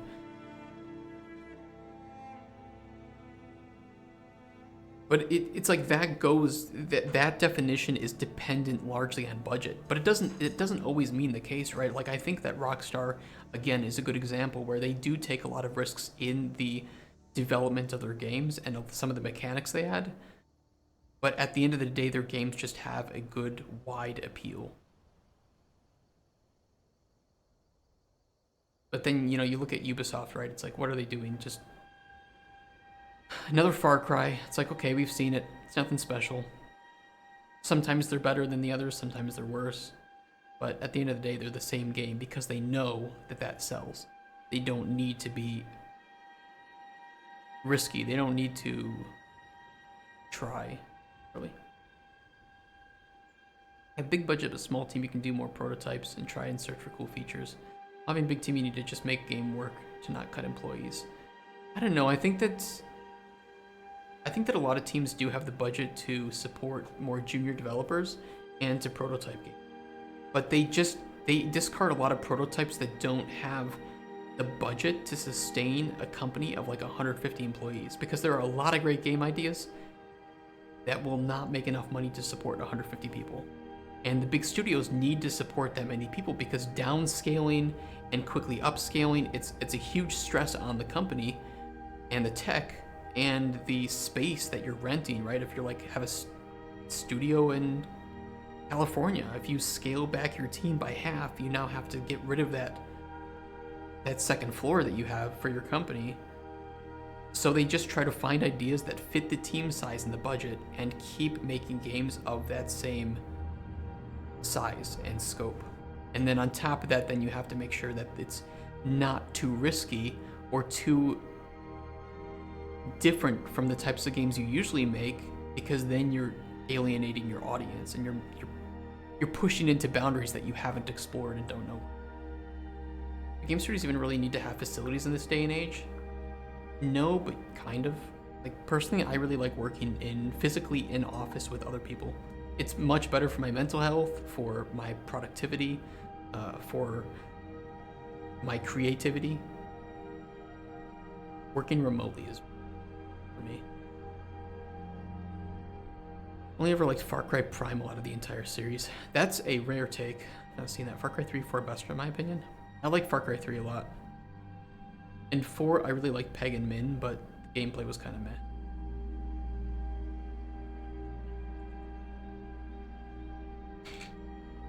Guys, I gotta get going here. I gotta meet up with a friend and do some planning. If I could choose, I would go for full remote studio and want a small office space for collaboration and meetings. I kind of agree with that. I think 3, I thought 5 was a wasted opportunity, but I guess I was expecting it. That's fair.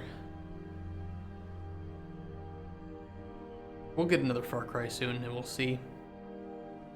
Who knows? I'm sure maybe with the way Ubisoft is going, maybe the main antagonist will be all white male gamers or something. I don't know. We'll see. We'll see who's on the chopping block.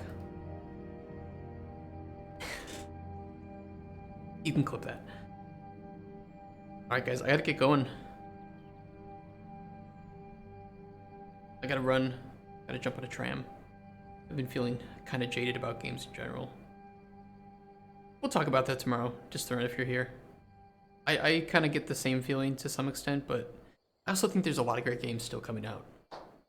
Just that gaming is going through a metamorphosis of internally, right? With like the budgets and where the money's being placed and who the money's coming from. Just tell me when we are meeting tomorrow. I don't have to play all good games content.